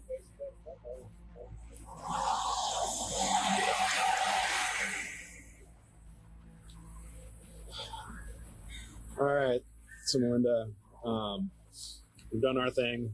We've looked at the whole totality of the circumstances, the whole bit. At this point, the PC's assault too. For pointing the firearm. 14-5. He's saying he did. I did not point it at him. It's kind of the line that we have here is, well, you know as well as I do. Weapons apparently capable of producing bodily harm, brandishing. I do. Assault too. Sergeant there. The officers weren't thrilled about charging one of their own, but no one's above the law. Reaching for her gun was wrong, pointed or not. An officer should have known better. She looked a little nervous, but held it together, trying to talk her way out of it. I'm in the lane. He comes up. He swoops his car towards me. Mm-hmm. He swoops his car towards me again, Mm-hmm. which we all know that vehicles can be used as deadly weapons. Okay? He gets up beside me. I finally look over at him. He points finger guns at me. Mm-hmm. He points at me. Mm-hmm. I picked mine up with my left hand. I'm right-handed, picked it up. It's in its holster. I just held it up in its holster, not even in any sort of configuration. I did not point it at him, just, and then put it back down. And then he continued, like, making hand motions at me. The light turned green, traffic started going. He still, so I pulled into the other lane and I turned north to get away from him. I never pointed it at him. I never held it in a configuration that it could be pointed at him in any way whatsoever. Her confidence was slipping. She was still talking, but a little too detailed and too defensive. She sounded remorseful, maybe even a little desperate, like the outcome might still change if she said the right thing, but the officer wasn't swayed. Well, with that information, let me talk to my commander. Please. I'll have a chat with him. I understand. I know brandishing. Route 36 Absolutely. is 1024. Just kept it right in the door, not even messed with it. But he indicated at me in a threatening motion with the finger guns. That's the only reason I did it. It wasn't unprovoked. I didn't just grab it and point it at him. I didn't flash a gun at him just for the sake of flashing a gun at him. He pointed finger guns at me after he made multiple attempts towards my car, like juking towards my car, trying to make me swerve. I was not road raging at all. I wouldn't do that. I sure as hell wouldn't point a gun at somebody. Yeah. We all know better. Yeah. Like, I would absolutely never do that. I've heard everything you've had to say. My hands are tied. Sorry I got to do this. Okay? You'll throw them back for me? Yeah. Please? Yes. Yeah. Thank you. We won't forget those. The sergeant was arrested and charged with second-degree assault. She was placed on administrative leave while the investigation ran its course. It was a line she should have known not to cross. Unfortunately for her, the badge didn't protect her from the consequences. On the evening of June 14th, 2023, officers were called to a neighborhood meeting that had gone completely off the rails. What started out as a peaceful HOA election spiraled into shouting, threats, and a reported battery between two board members. I was his opponent. He won, I didn't. And then he kept getting on my face. I told him, please, can you leave? He said, it's public property. I was like, it's not public, we're inside building. So, and we're asking you, I'm talking to an 80-year-old lady who was voting for me. I was like, can you please step away? She asked him nicely. She kept getting in my face like 4 times. And then... Yeah, I'll step out. So I called you guys to see if you could have that guy leave there. You can talk to him later. Hey, man, I was talking to him. He stepped out because of the motion. And this Leonard started becoming here. Yeah. So I went ahead and stepped away with my wife. My wife is going to go with the union. The union management office down the street. So the union it's done. No, this is the cop's house. He's been sitting in front of his truck, in front of the cop's house, waiting for one of his tenants to roll in, and then when he roll in, now they're all confronting him. So, alright. For Jersey. Okay, so like, I'm trying to figure out why is he still here? That's what we told him. Okay. And he said that he's going to roll up. He said, I don't have a problem, and I was like, that's fine. My room. But he does live in this community. Yeah, he lives on the street. The guy who called the cops had just lost the HOA election to a man named Isaiah, and from the sound of it, he wasn't exactly a gracious winner. He kept getting in his face, pushing buttons, strutting around like the new king of the neighborhood. So he tried to find me over there, and I told him, please step away. He said he has recording me pushing. I told him 4 times after this neighbor saw it. This neighbor, he went ahead and went to me like that. I said, don't touch me. I said, touch me. Alright, so then I stepped away from where we were at. Started talking to the old lady. This old lady, she wanted to speak with me. So she was just telling me to make my speech long enough because her husband was coming in and he was stuck in traffic and he had to make a speech afterwards. So that's when we were talking. I guess he's on a power trip. So he came in and got on my face again. And I said, hey, she asked him, technically she asked me, can you step away? He said, no, it's public property. I said, we're inside building, it's private, and we kind of have a conversation. He stepped away, and he comes on my, I learned a long time ago, I see police activity on YouTube. I never get off on top, but let's just pretend it's you. You just got it like this. He's like, reading, stuff like that. I said, dude, just step away. So when he did that, did you feel scared? Well, I had my brother come bring my gun just in case. So teach you from experience. Absolutely. I mean, look at him right now. Come to set up cuts out. Like, look, he got some balls. For joining us today, as well as Secretary Yeah, the one with the Howard stupid Lutnick, suit. No, you see the stupid suit guy Robert F. when you Kennedy stand by the cop car? That's it. The name calling wasn't exactly helpful, but once Isaiah stepped into view, the officers could see where it came from. His fashion choice was somewhere between Sunday service and courtroom cosplay. He dressed to impress, but left his self-awareness hanging in the closet. Excuse me, so time out. Yeah. Can you come over here and talk to me? Yeah. Let's try to figure out what's going on. No, because I got your neighbors calling saying that you're trying to fight people. No, there's nobody fighting nobody. So what's going on? There's nobody fighting. Okay, so talk to me. Hey, there's nobody fighting nobody. Talk to me. What's going on? Listen, there's nobody fighting nobody. Okay, so talk to me. Why am I here today? Listen, you're not here today for nothing, bro. I'm the HOA vice president, and I came to have a conversation. Thank you. No, but we're gonna have a conversation now. Am I being detained? Yes, you are. Yes, Am I being detained? Yes, you Let are. me see the paperwork. Call your supervisor. My supervisor's right there. Okay, call your supervisor. Why am I being detained? Because we're investigating. I want to know why am I being detained? We're investigating a crime right now. There's no crime right now. There's no crime right now. You could investigate all the crime you want right now, but there's no crime right now because I just having a conversation with somebody right now. But listen, if I'm being detained, you have every right to detain me, but I'm not being detained right now. Before officers could even say a word, he was already trying to shut it down. He started off polite, then got pushy, and before long, things turned into a full-on confrontation. Isaiah was clearly drunk and losing control, but still acted like he was the one running the show. Neighbors calling and saying they were trying to fight.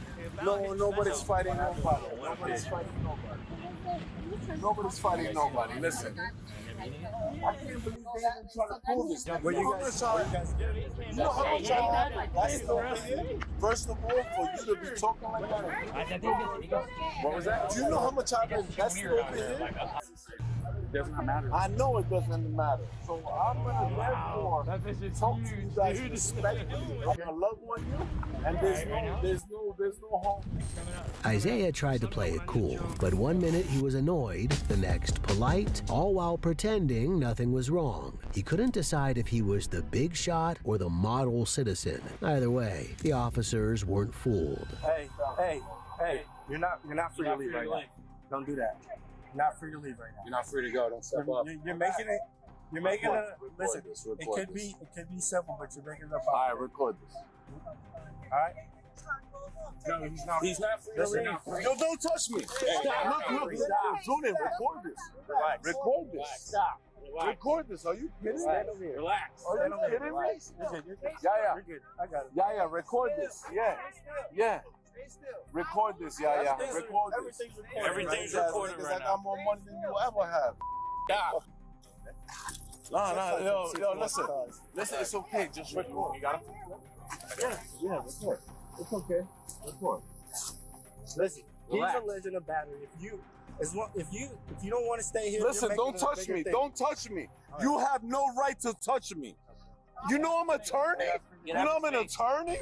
Dropping his title didn't really help. If anything, it only showed his arrogance. The officers held the line and let him do the damage himself. All they needed was his side of the story, but he turned it into a scene. Not a great look for someone who clearly thought he was the smartest guy in the room. You're not free to go.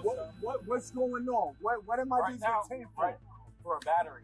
For a battery? Yes, sir. What is a battery? Unlawful touch. An unwanted touch. Unlawful touch? Yeah. Who on who? The guy, get out of my face right now. Get out of your face? Get out of my face right now.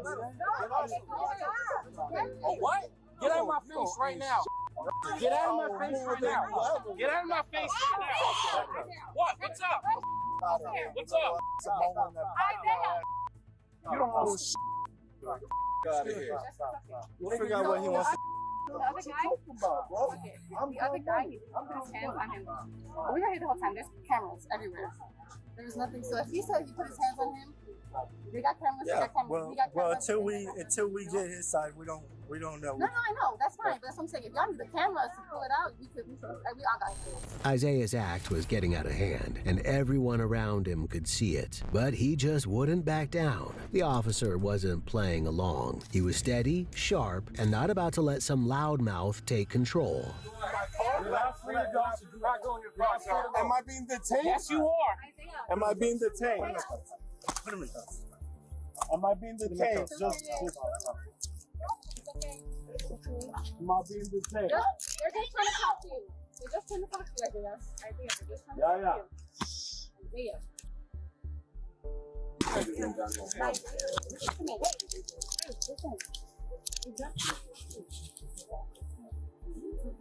It's because another guy. It's okay. Yeah, record everything. Come here. Record everything. Come here. Because I have the sheriff. I know his phone number. He was slipping, and he knew it. Mentioning the sheriff wasn't about to pull strings. It was about protecting his image, putting on a show for everyone still watching. A last-ditch effort to hang on to control that was already gone. Well, what's my crime? What's my crime? You don't have anything in your pocket. What's my crime? Stick me, right? What's my crime? What's my crime? What's my crime? Hey, stop. Relax. What's my crime? Stop pushing back on. I'm not. Yo, guys, you guys are watching this, right? Microwave president, a couple. Juan, you want to search that? Yeah. We're gonna make sure. Yo, get this Filipino over here, man. Yo, make sure you get his face and all that. Yeah, yo, bring them over here. Bring everybody over here. You heard? We in Watusi. Bring everybody over here. No, I'm not getting in. Get in. Get in. No, I'm not getting in. Get in. Stop resisting. Stop resisting. Slide in. Slide in. Slide your legs in. Yeah, sure. Slide your legs in. Yeah. The officer then circled the neighborhood to see if anyone was willing to speak up. One neighbor gave him his version of what went down, and his story didn't make Isaiah look any better. So what happened was we had an HOA meeting today to pick the board, right? He's one of the guys. Because it's the turnover. So yeah, turnover today. He's one of the guys, so we all voted. Yeah. He, supposedly him, had like a little competition in the hallway. Supposedly he pushed him. I didn't see it. Okay. Whatever, the guy went, he started getting kind of cocky. I'm outside, we're all talking about the outside in the parking lot at the HOA. He comes up to me. He's like, who comes up to you? The guy you guys put in the car. Oh, okay. He comes up to me and I said, hey man, you know, what are you gonna do about the pool? You just got voted to clear the problem with the pool on Saturday, like 200 people at the pool. He said, what do you mean? Why, look what I did. I said, I really don't know what you did. Can you like do something about it? And then he was wearing sunglasses. I said, bro, can you like get some sun? Because it's reflecting off my. I said, can you take the sunglasses off? I said, bro, you don't gotta call me. We ain't going there. Yeah. Like, so whatever, we kind of went our separate ways. I come home, I see his car parked down the block. He pulls up to my car for like sitting there for like 10 minutes, facing that way. I sit there, whatever. I'm not talking to nobody. I got cameras right here. I ain't talking to nobody. He gets done, he goes down the block. He comes all the way up to here while I'm sitting down. I said, bro, can you get off my property? Like, I don't want no issue with you. So we start talking on the we start talking on the sidewalk. He's like, yeah, you know I am. Oh, you go. Look, I said, bro, we don't gotta get there. All I asked.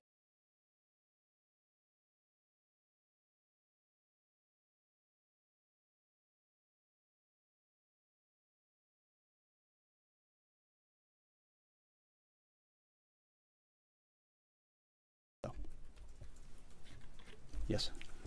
The president may not want an open-ended conflict. The Iranians may disagree. Are you prepared for a protracted war?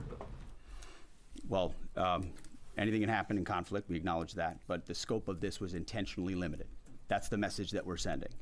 With the capabilities of the American military, nearly unlimited. So Iran, in that sense, has a choice. But we've made it very clear to them, this is nuclear sites, this is nuclear capabilities, this is the line that the president set, and we set that back. Now is the time to come forward for peace, but I think one of the takeaways from this as well is the unprecedented level of ongoing cooperation. I can't speak highly enough of the chairman and his staff and General Kurilla in CENTCOM, what they've done to look around the corner to pre-position, to understand how an operation like this comes together. The scope and scale of what occurred last night would take the breath away of almost any American if you had an opportunity to watch it in real time. And I think Tehran is certainly calculating the reality that planes flew from the middle of America in Missouri overnight, completely undetected over 3 of their most highly sensitive sites, and we were able to destroy nuclear capabilities, and our boys in those bombers are on their way home right now. We believe that'll have a clear psychological impact on how they view the future, and we certainly hope they take the path of negotiated peace. But I could not be more proud of how this building operated, of the precision, the sensitivity, and the professionalism of the troops involved in this effort. I will take one more. We'll take one more question. Yes, right there. Thank you, Mr. Secretary. Concerning the justification for these strikes, in March, the Office of the Director of National Intelligence released their threat assessment, concluding, quote, Iran is not building a nuclear weapon, and Khamenei has not authorized the nuclear programs he suspended in 2003, unquote. So what new intelligence does the U.S. have since then that the Iranians have changed their position on nuclear weapons? And does this new intelligence come from U.S. sources and methods, or are we getting this information from other countries? Well, I would just simply say that the president's made it very clear. He's looked at all of this, all of the intelligence, all of the information, and come to the conclusion that the Iranian nuclear program is a threat, and was willing to take this precision operation to neutralize that threat in order to advance American national interests, reduce the Iranian nuclear program, and obviously collective self-defense of ourselves and our allies. So he looked at all of it, understood the nature of the threat, and took bold action I think the American people would expect in a commander-in-chief. That's all we've got. Thank you very much. Appreciate it. Mr. Chairman. Thank you. It was powerful and it was clear. We devastated the Iranian nuclear program. But it's worth noting the operation did not target Iranian troops or the Iranian people.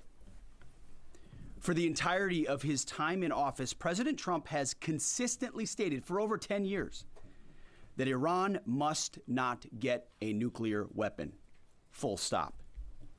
Thanks to President Trump's bold and visionary leadership and his commitment to peace through strength, Iran's nuclear ambitions have been obliterated.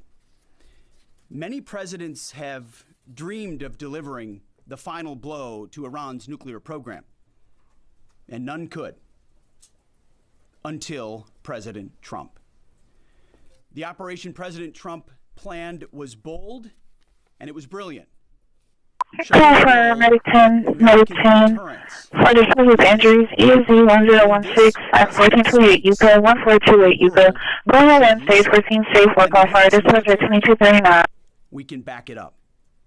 The most powerful military the world has ever known. No other country on planet Earth could have conducted the operation that the chairman is going to outline this morning. Not even close. Just like Soleimani found out in the first term, Iran found out when POTUS says 60 days that he seeks peace and negotiation, he means 60 days of peace and negotiation. Otherwise, that nuclear program, that nuclear capability will not exist. He meant it. This is not the previous administration. The President Trump said no nukes. He seeks peace, and Iran should take that path. He sent out a truth last night saying this: any retaliation by Iran against the United States of America will be met with force far greater than what was witnessed tonight. Signed, the President of the United States, Donald J. Trump. Iran would be smart to heed those words. He's said it before, and he means it.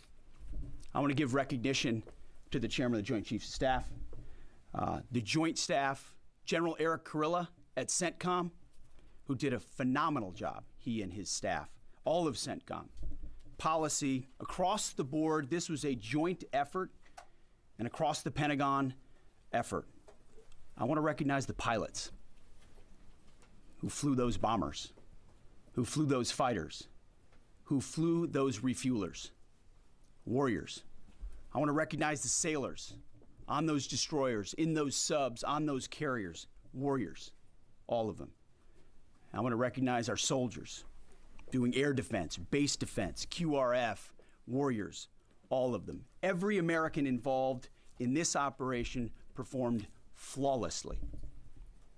And I want to give recognition to our allies in Israel as well. This is a plan that took months and weeks of positioning and preparation so that we could be ready when the President of the United States called. It took a great deal of precision, it involved misdirection, and the highest of operational security. Our B-2s went in and out of downtown Tehran, of these nuclear sites, in and out and back without the world knowing at all. In that way, it was historic. A strike that included the longest B-2 Spirit bomber mission since 2001 and the first operational employment of the MOP, a massive ordnance penetrator. The mission demonstrated to the world the level of joint and allied integration that speak to the strength of our alliance and our joint forces. As President Trump has stated, the United States does not seek war, but let me be clear. We will act swiftly and decisively when our people, our partners, or our interests are threatened. Iran should listen to the President of the United States and know that he means it, every word. I want to give congratulations to our Commander-in-Chief. It was an honor to watch him lead last night and throughout, and to our great American warriors on this successful operation. God bless our troops. God bless America. And we give glory to God for his providence and continue to ask for his protection. I turn it over now to the chairman for specifics. Thank you, Mr. Secretary. Thanks for recognizing all of our folks out there doing our nation's work, and nice to see everybody on this early Sunday morning. Last night on the President's orders, U.S. Central Command, under the command of General Eric Kurilla, executed Operation Midnight Hammer, a deliberate and precise strike against 3 Iranian nuclear facilities. This was a complex and high-risk mission carried out with exceptional skill and discipline by our joint force. I want to thank every service member, planner, operator that made this mission possible. Their actions reflect the highest standards of the United States Armed Forces. This operation was designed to severely degrade Iran's nuclear weapons infrastructure. It was planned and executed across multiple domains and theaters with coordination that reflects our ability to project power globally with speed and precision at the time and place of our nation's choosing. This was a highly classified mission with very few people in Washington knowing the timing or nature of this plan. I'll refer you to the graphic on the side as I walk you through some of the operational details. At midnight Friday into Saturday morning, a large B-2 strike package comprised of bombers launched from the continental United States. As part of a plan to maintain tactical surprise, part of the package proceeded to the west and into the Pacific as a decoy. A deception effort known only to an extremely small number of planners and key leaders here in Washington and in Tampa. The main strike package, comprised of 7 B-2 Spirit bombers, each with 2 crew members, proceeded quietly to the east with minimal communications. Throughout the 18-hour flight into the target area, the aircraft completed multiple in-flight refuelings. Once over land, the B-2s linked up with escort and support aircraft in a complex, tightly timed maneuver requiring exact synchronization across multiple platforms in a narrow piece of airspace, all done with minimal communications. This type of integration is exactly what our joint force does better than anyone else in the world. At approximately 5 p.m. Eastern Standard Time last night, and just prior to the strike package entering Iran, a U.S. submarine in the Central Command Area of Responsibility launched more than 24 Tomahawk land attack cruise missiles against key surface infrastructure targets at Esfahan.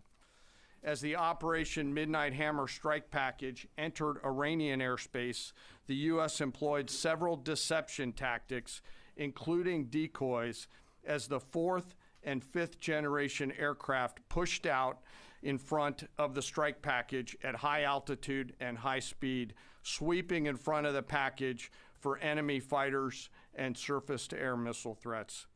The strike package was supported by U.S. Strategic Command, U.S. Transportation Command, U.S. Cyber Command, U.S. Space Command, U.S. Space Force, and U.S. European Command.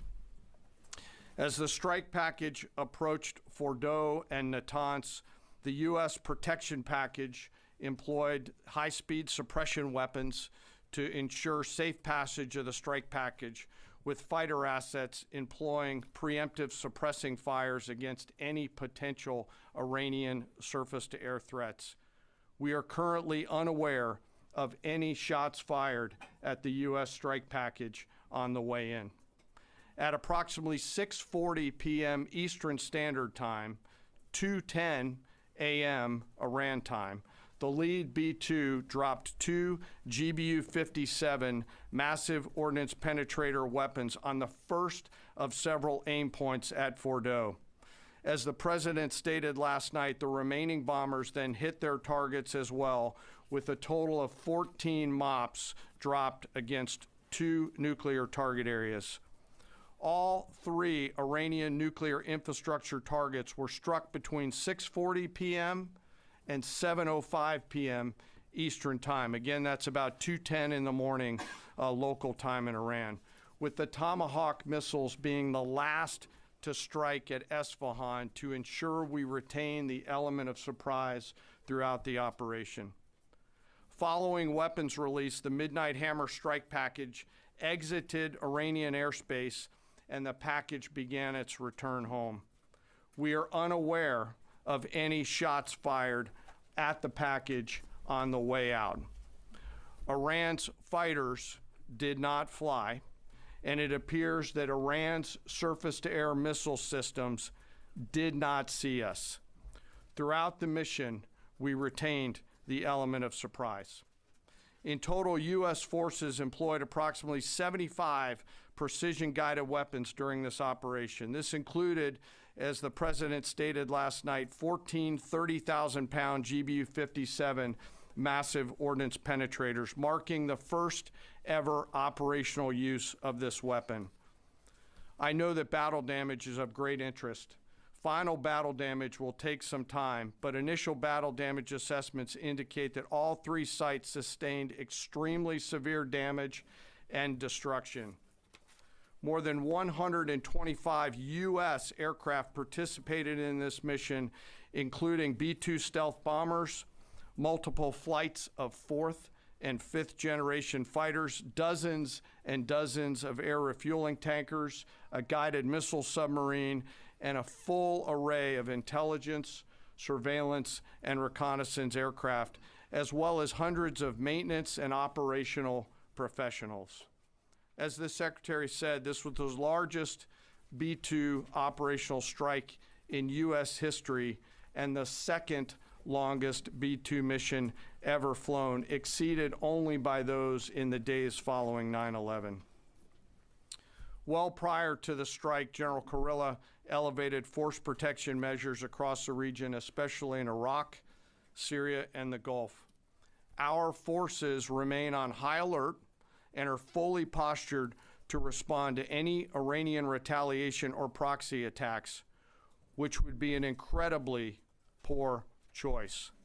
We will defend ourselves. The safety of our service members and civilians remains our highest priority. This mission demonstrates the unmatched reach, coordination, and capability of the United States military. In just a matter of weeks, this went from strategic planning to global execution. This operation underscores the unmatched capabilities and global reach of the United States military. As the president clearly said last night, no other military in the world could have done this. I join the president and the secretary in being incredibly proud of the air crews, naval forces, cyber operators, planners and support teams, and commanders who made this mission possible. It is their skill, discipline, and teamwork that makes this operation possible. I am particularly proud of our discipline related to operational security, something that was of great concern to the President, the Secretary, General Kurilla, and me, and we will continue to focus on this. As we stand here this morning, many assets are still airborne, and we have hundreds deployed. I ask that we keep our warfighters on their way home and our deployed service member in our thoughts. Our joint force remains ready to defend the United States, our troops, and our interests in the region. Thank you very much. We will take a few questions, Phil. Me? Yeah. So, is regime change off the table, Mr. Secretary? And to the chairman, you said the battle damage assessment is still ongoing, but do you believe that some nuclear capability in Iran remains? This mission was not and has not been about regime change. The President authorized a precision operation to neutralize the threats to our national interests posed by the Iranian nuclear program and the collective self-defense of our troops and our ally Israel. Thanks for your question. I think BDA is still pending, and it would be way too early for me to comment on what may or may not still be there. But thanks for the question. Green. No, behind you. Excuse me, Mr. Secretary, can you tell me, was there a particular moment when the President decided to pull the trigger on this operation where he said, now, rather than being, something in the holster, now we're going to pull the trigger on it? I would just say, having the opportunity to witness his leadership, he was fully committed to the peace process, wanted a negotiated outcome, gave Iran every single opportunity, and unfortunately was met by stonewalling, which is why he gave them plenty of time to continue to come to the table and give up enrichment, give up the nuclear program. But there was I won't say the particular moment, there was certainly a moment in time where he realized that it had to be a certain action taken in order to minimize the threat to us and our troops. Yeah. General, you say that General Kurilla increased force protection in Iraq, Syria, and Gulf, in those areas. Were they given any advance warning the attacks were coming? And also, Mr. Secretary, when were congressional leaders notified? How long before the attacks took place? Sir, to your first question, the risk has clearly been rising over the last few weeks in the region. Based on that, and not a particular awareness of this operation, we've made smart decisions to minimize the risk to U.S. forces in the region. So they were given no advance warning? No, sir. And congressional? They were notified after the planes were safely out. Well, we complied with the notification requirements of the War Powers Act. After the attacks, they were notified? They were immediately thereafter. Yes. Thank you, Secretary. Two quick questions. Do you believe you completely destroyed Iranian nuclear program? And how about Iranian ballistic missiles? Your ally as Israel always saying that is biggest threat. And second question is very important. What will be your next step if Iran or militias under Iranian influence in the region attack U.S. interests or allies in the region? And you can chime in on this too, Mr. Chairman. The battle damage assessment is ongoing, but our initial assessment, as the chairman said, is that all of our precision munitions struck where we wanted them to strike and had the desired effect. Which means especially in Fordo, which was the primary target here, we believe we achieved destruction of capabilities there. Ultimately, wherever it may be, whether it's in Iraq or Syria or bases in the Gulf, as the President said, it would be, as the Chairman said, it would be a very bad idea for Iran or its proxies to attempt to attack American forces. Yes. Thank you, Mr. Secretary. Regarding retaliations, Iran and North Korea are cooperating on nuclear and missile development. Do you think there is a possibility that Iran, North Korea, and the other forces, such as China, will join forces to retaliate against the United States?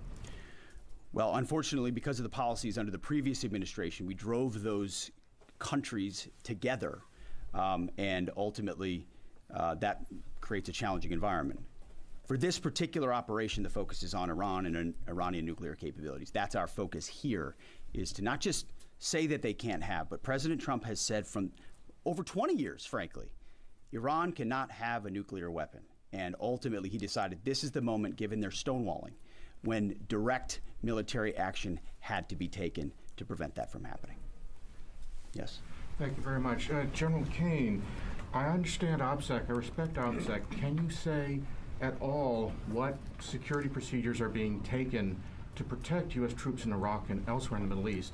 And Secretary Hegseth, as a global war on terrorism veteran, what do you say to veterans who may be concerned the U.S. is getting into another open-ended war in the Middle East over weapons of mass destruction? Thanks, sir, for the question. I won't comment on what force protection measures are being taken in the region. What I will say is we're being proactive and not reactive, and being very thoughtful about ensuring that we do all that we can to protect our forces out there. And I would just say, as the president has directed and made clear, this is most certainly not open-ended. It doesn't mean it limits our ability to respond. We will respond if necessary. The most powerful military in the world is postured and prepared to defend our people. But what the president gave us, as I said, was a focused, powerful, and clear mission on the destruction of Iranian nuclear capabilities. Those were the targets. That's what was struck. That's what was overwhelming. That's what was overwhelming. That's what the Iranian regime needs to understand, as the president put out last night. He wants peace. There needs to be a negotiated settlement here. We ultimately demonstrated that Iran cannot have a nuclear capability. That is a very clear mission set on this operation. Yes, hold on. Yes, right there. Thank you, Mr. Secretary. Question for the Secretary and the Chairman. How was this strike coordinated with the Israelis on a strategic level, militarily, and on a tactical level? Was there any direct Israeli military participation in this operation? Well, I would say certainly Israel had an incredible military success, especially at the beginning and ongoing, in degrading Iranian capabilities, in degrading Iranian launchers, MRBMs. It's been incredible to watch what our ally Israel has been able to do. And there certainly have been conversations. I mean, General Kurilla at CENTCOM has worked closely in the defense of Israel for many years. And part of this operation was the defense of Israel and the ongoing defense of Israel. But as it pertains to this strike, this was U.S. operated and U.S. led. We took advantage of some of the preparatory work that's been done over the past week and a half in terms of axis of approach. I won't get into the particulars, but as the Secretary said, it was a U.S. strike. We made sure we were not in the same piece of airspace and sky. Aside from that, that was the extent of it. We'll take a couple more. Yeah, right there. Question to the Secretary first. Are you concerned whatsoever now about the reaction from U.S. allies given the strike, particularly those in the Gulf? And to the Chairman, if I may, I understand you don't want to speak to specific assets and force protection measures, but do you anticipate at least having to bring in any further assets from other theaters to aid in force protection over the coming days? We certainly understand the challenges of allies in the region, and we have been respectful and working in collaboration with them as it pertains to basing and sensitivities there. Ultimately, they've got a lot of assets and people in those locations also where American troops are co-located. So that's a consideration of ours. We've been in close consultation with them, and we appreciate the support that we have got. Thanks for the question on sort of the global picture. And as you know, that's one of my jobs, is to look globally at the entire range of challenges. We are always carefully considering our force posture around the world, and then offering options to the Secretary and to the President. I won't comment on any future things, but the American people should know that we carefully consider those moves around the world and try to modulate as needed our force structure in the region. Absolutely. Yeah, right here. Thank you. What communications are being sent to the Iranians right now, and is there any possibility of diplomacy now or in the coming days? I can only confirm that there are both public and private messages being directly delivered to the Iranians in multiple channels, giving them every opportunity to come to the table. They understand precisely what the American position is, precisely what steps they can take to allow for peace, and we hope they do so. Yes. The president may not want an open-ended conflict. The Iranians may disagree. Are you prepared for a protracted war? Well, anything can happen in conflict, we acknowledge that, but the scope of this was intentionally limited. That's the message that we're sending. With the capabilities of the American military, nearly unlimited. So Iran, in that sense, has a choice. But we've made it very clear to them, this is nuclear sites, this is nuclear capabilities, this is the line that the president set, and we set that back. Now is the time to come forward for peace, but I think one of the takeaways from this as well is the unprecedented level of ongoing cooperation. I can't speak highly enough of the chairman and his staff and General Kurilla in CENTCOM, what they've done to look around the corner, to pre-position, to understand how an operation like this comes together. The scope and scale of what occurred last night would take the breath away of almost any American if you had an opportunity to watch it in real time. And I think Tehran is certainly calculating the reality that planes flew from the middle of America in Missouri overnight, completely undetected over 3 of their most highly sensitive sites, and we were able to destroy nuclear capabilities, and our boys in those bombers are on their way home right now. We believe that'll have a clear psychological impact on how they view the future, and we certainly hope they take the path of negotiated peace. But I could not be more proud of how this building operated, of the precision, the sensitivity, and the professionalism of the troops involved in this effort. I will take one more. We'll take one more question. Yes, right there. Thank you, Mr. Secretary. Concerning the justification for these strikes, in March, the Office of the Director of National Intelligence released their threat assessment, concluding, quote, Iran is not building a nuclear weapon, and Khamenei has not authorized the nuclear programs he suspended in 2003, unquote. So what new intelligence does the U.S. have since then that the Iranians have changed their position on nuclear weapons? And does this new intelligence come from U.S. sources and methods, or are we getting this information from other countries? Well, I would just simply say that the president's made it very clear.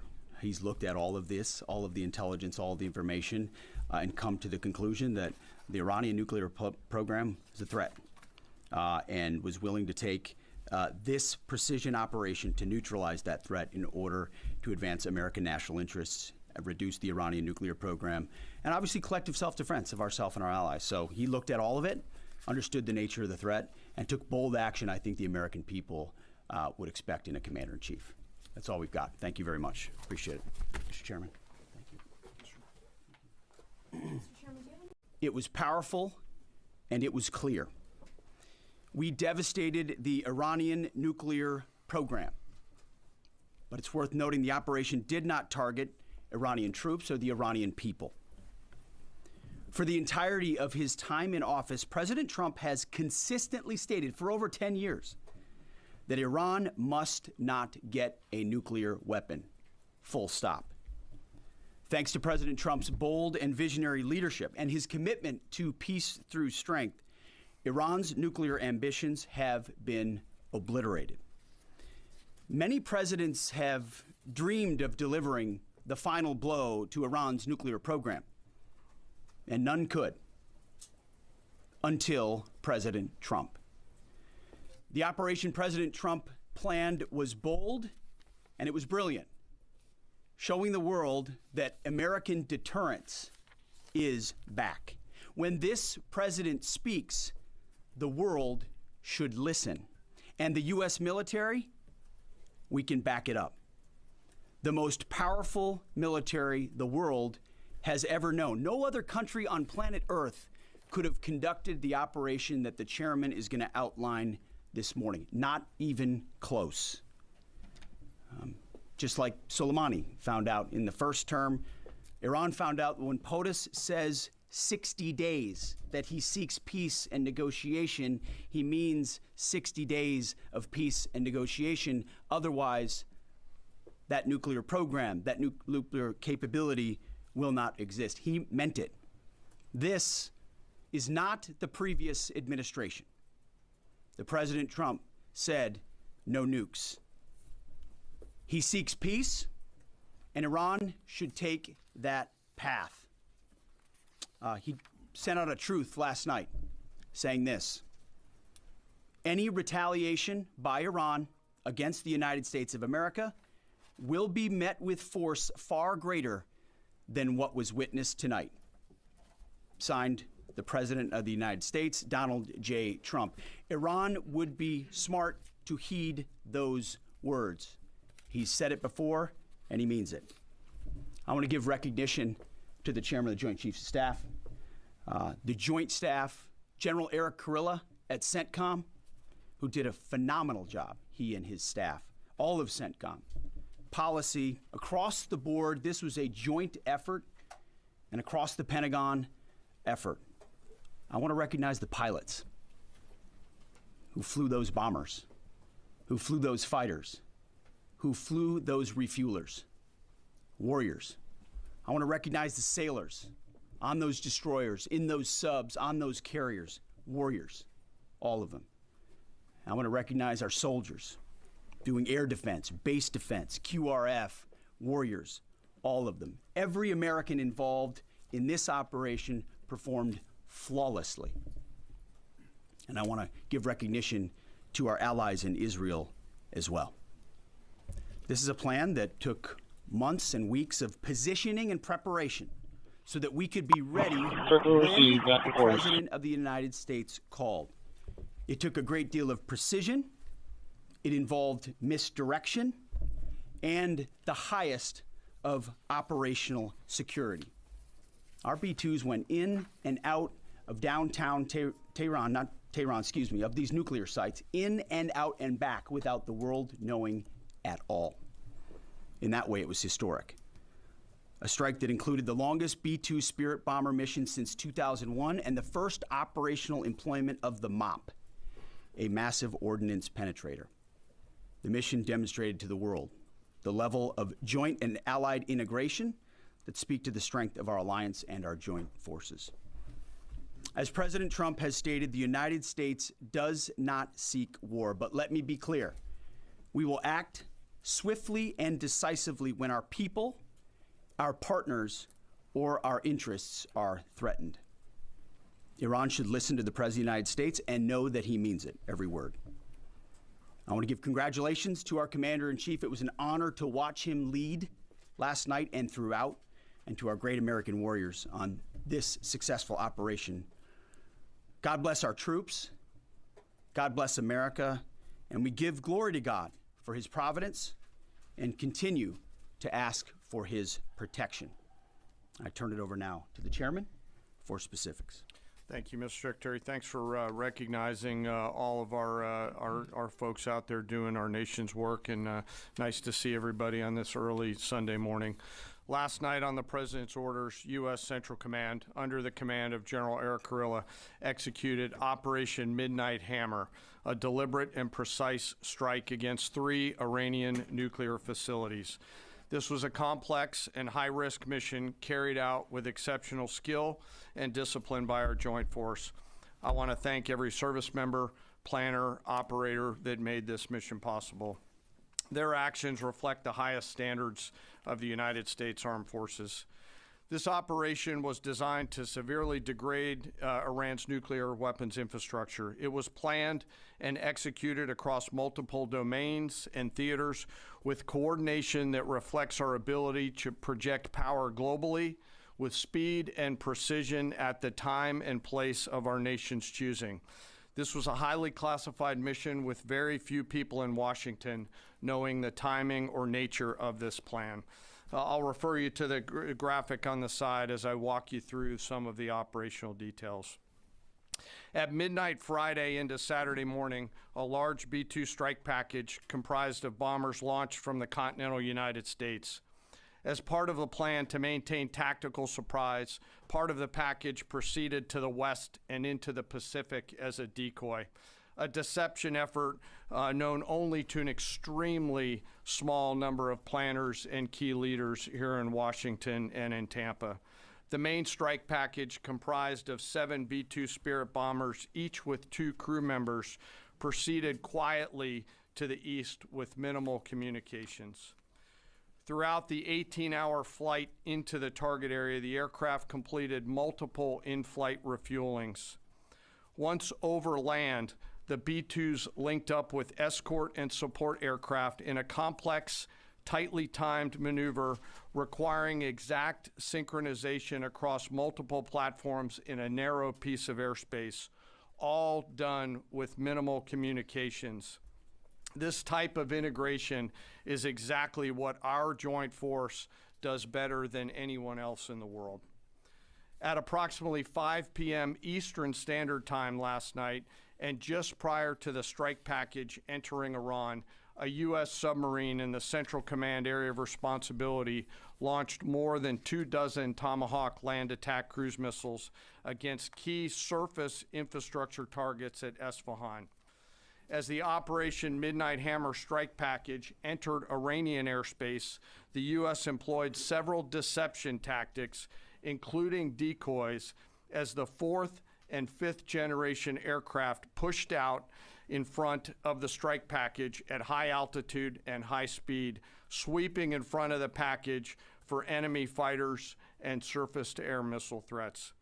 The strike package was supported by U.S. Strategic Command, U.S. Transportation Command, U.S. Cyber Command, U.S. Space Command, U.S. Space Force, and U.S. European Command.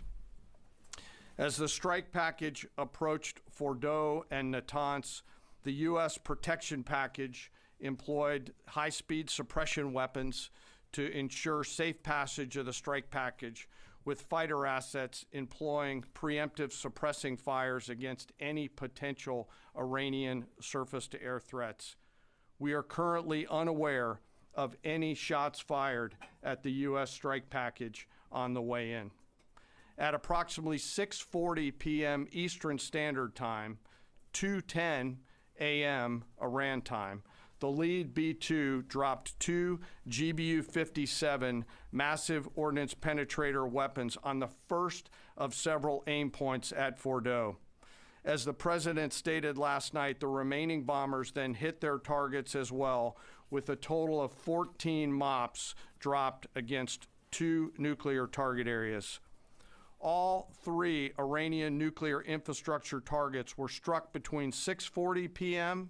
and 7:05 p.m. Eastern Time. Again, that's about 2:10 in the morning local time in Iran, with the Tomahawk missiles being the last to strike at Esfahan to ensure we retain the element of surprise throughout the operation. Following weapons release, the Midnight Hammer strike package exited Iranian airspace and the package began its return home. We are unaware of any shots fired at the package on the way out. Iran's fighters did not fly, and it appears that Iran's surface-to-air missile systems did not see us. Throughout the mission, we retained the element of surprise. In total, U.S. forces employed approximately 75 precision-guided weapons during this operation. This included, as the president stated last night, 14 30,000-pound GBU-57 massive ordnance penetrators, marking the first ever operational use of this weapon. I know that battle damage is of great interest. Final battle damage will take some time, but initial battle damage assessments indicate that all 3 sites sustained extremely severe damage and destruction.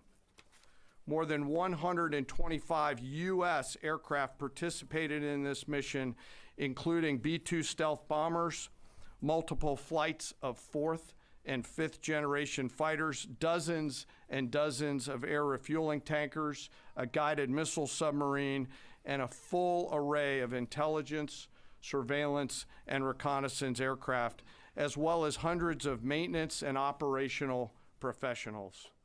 As the Secretary said, this was the largest B-2 operational strike in U.S. history and the second longest B-2 mission ever flown, exceeded only by those in the days following 9/11.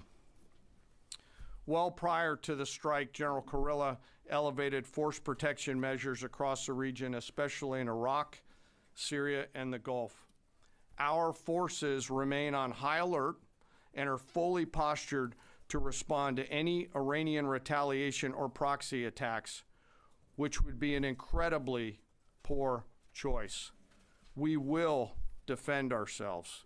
The safety of our service members and civilians remains our highest priority.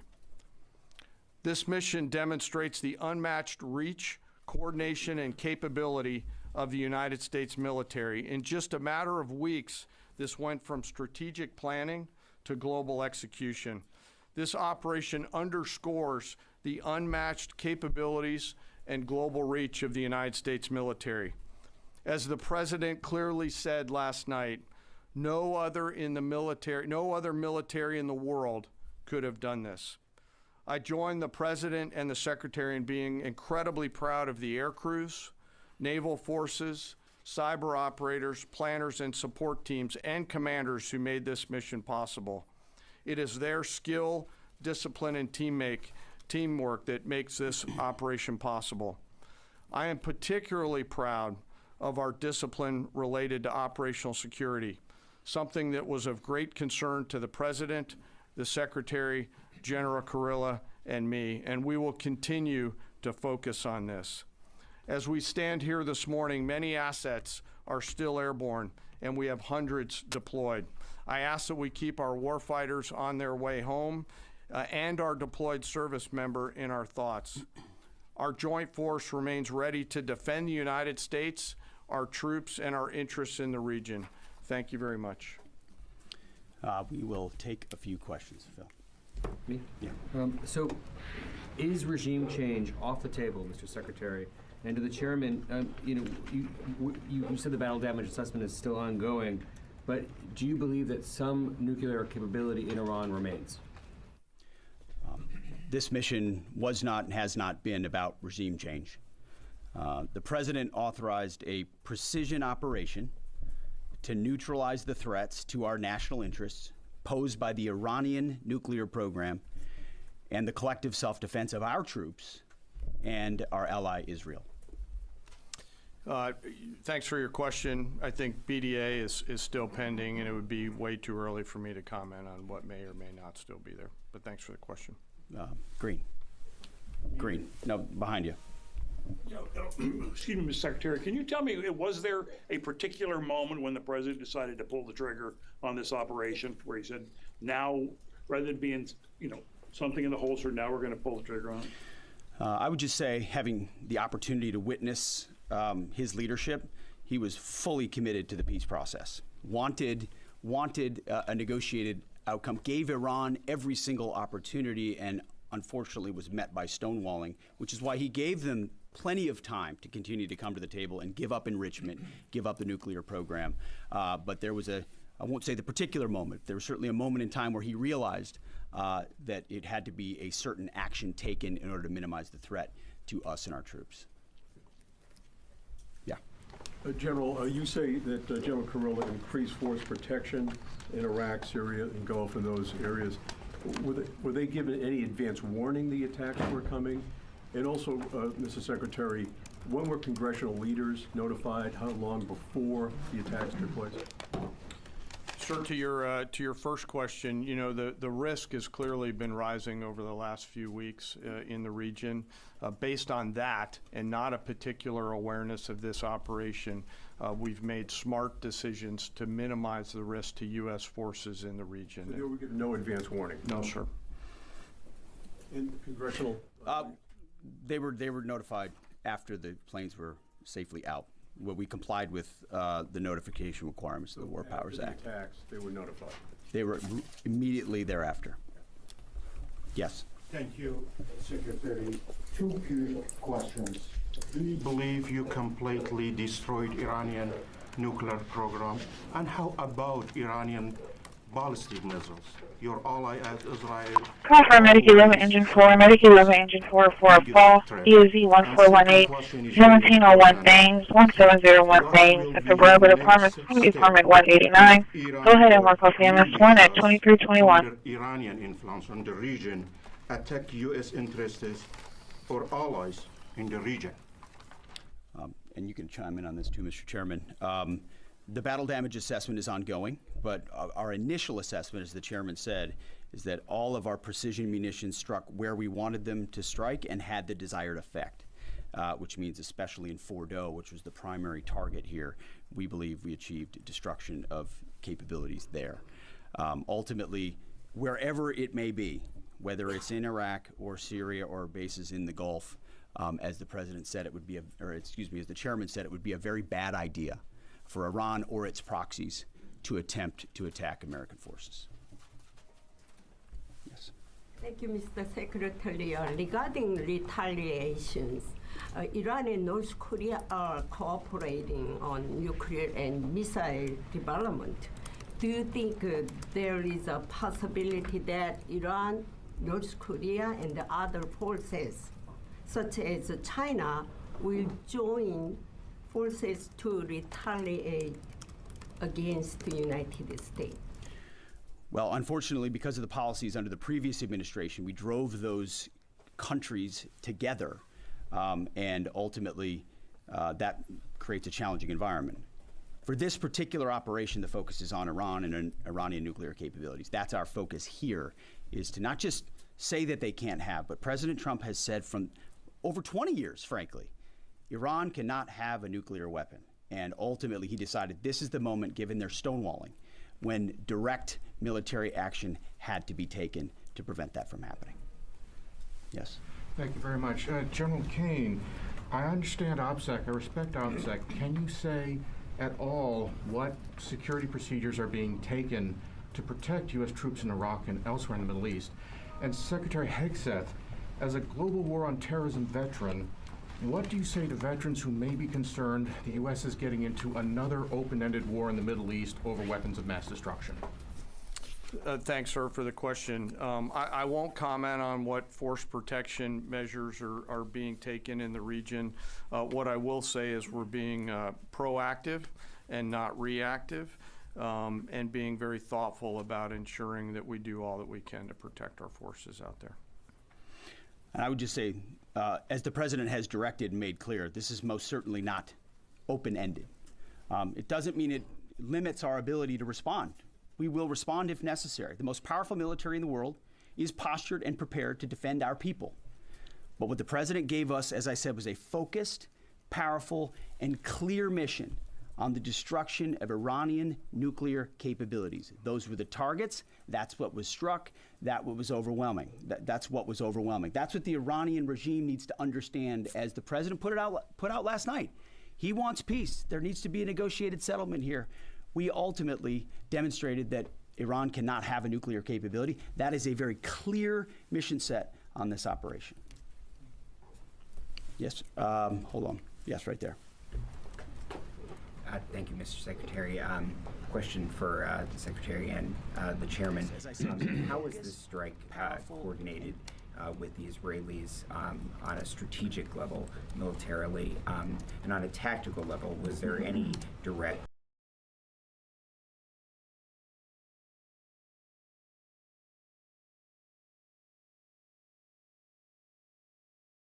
immediately, and it's going to be headed up by Kelly Loeffler at SBA, and they're all set for it. They're waiting for it. It'll be serviced much better than it has in the past. It's been a mess.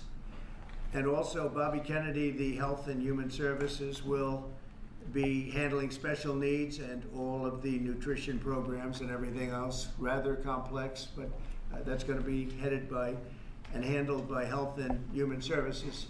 So I think that'll work out very well. Those two elements will be taken out of the the Department of Education, and then all we have to do is get the students to get guidance from the people that love them and cherish them, including their parents, by the way, who will be totally involved in their education along with the boards and the governors and the states. And it's going to be a great situation. I guarantee that in a few years from now, I hope I'm going to be around to see it, but I think we're going to see a lot of it.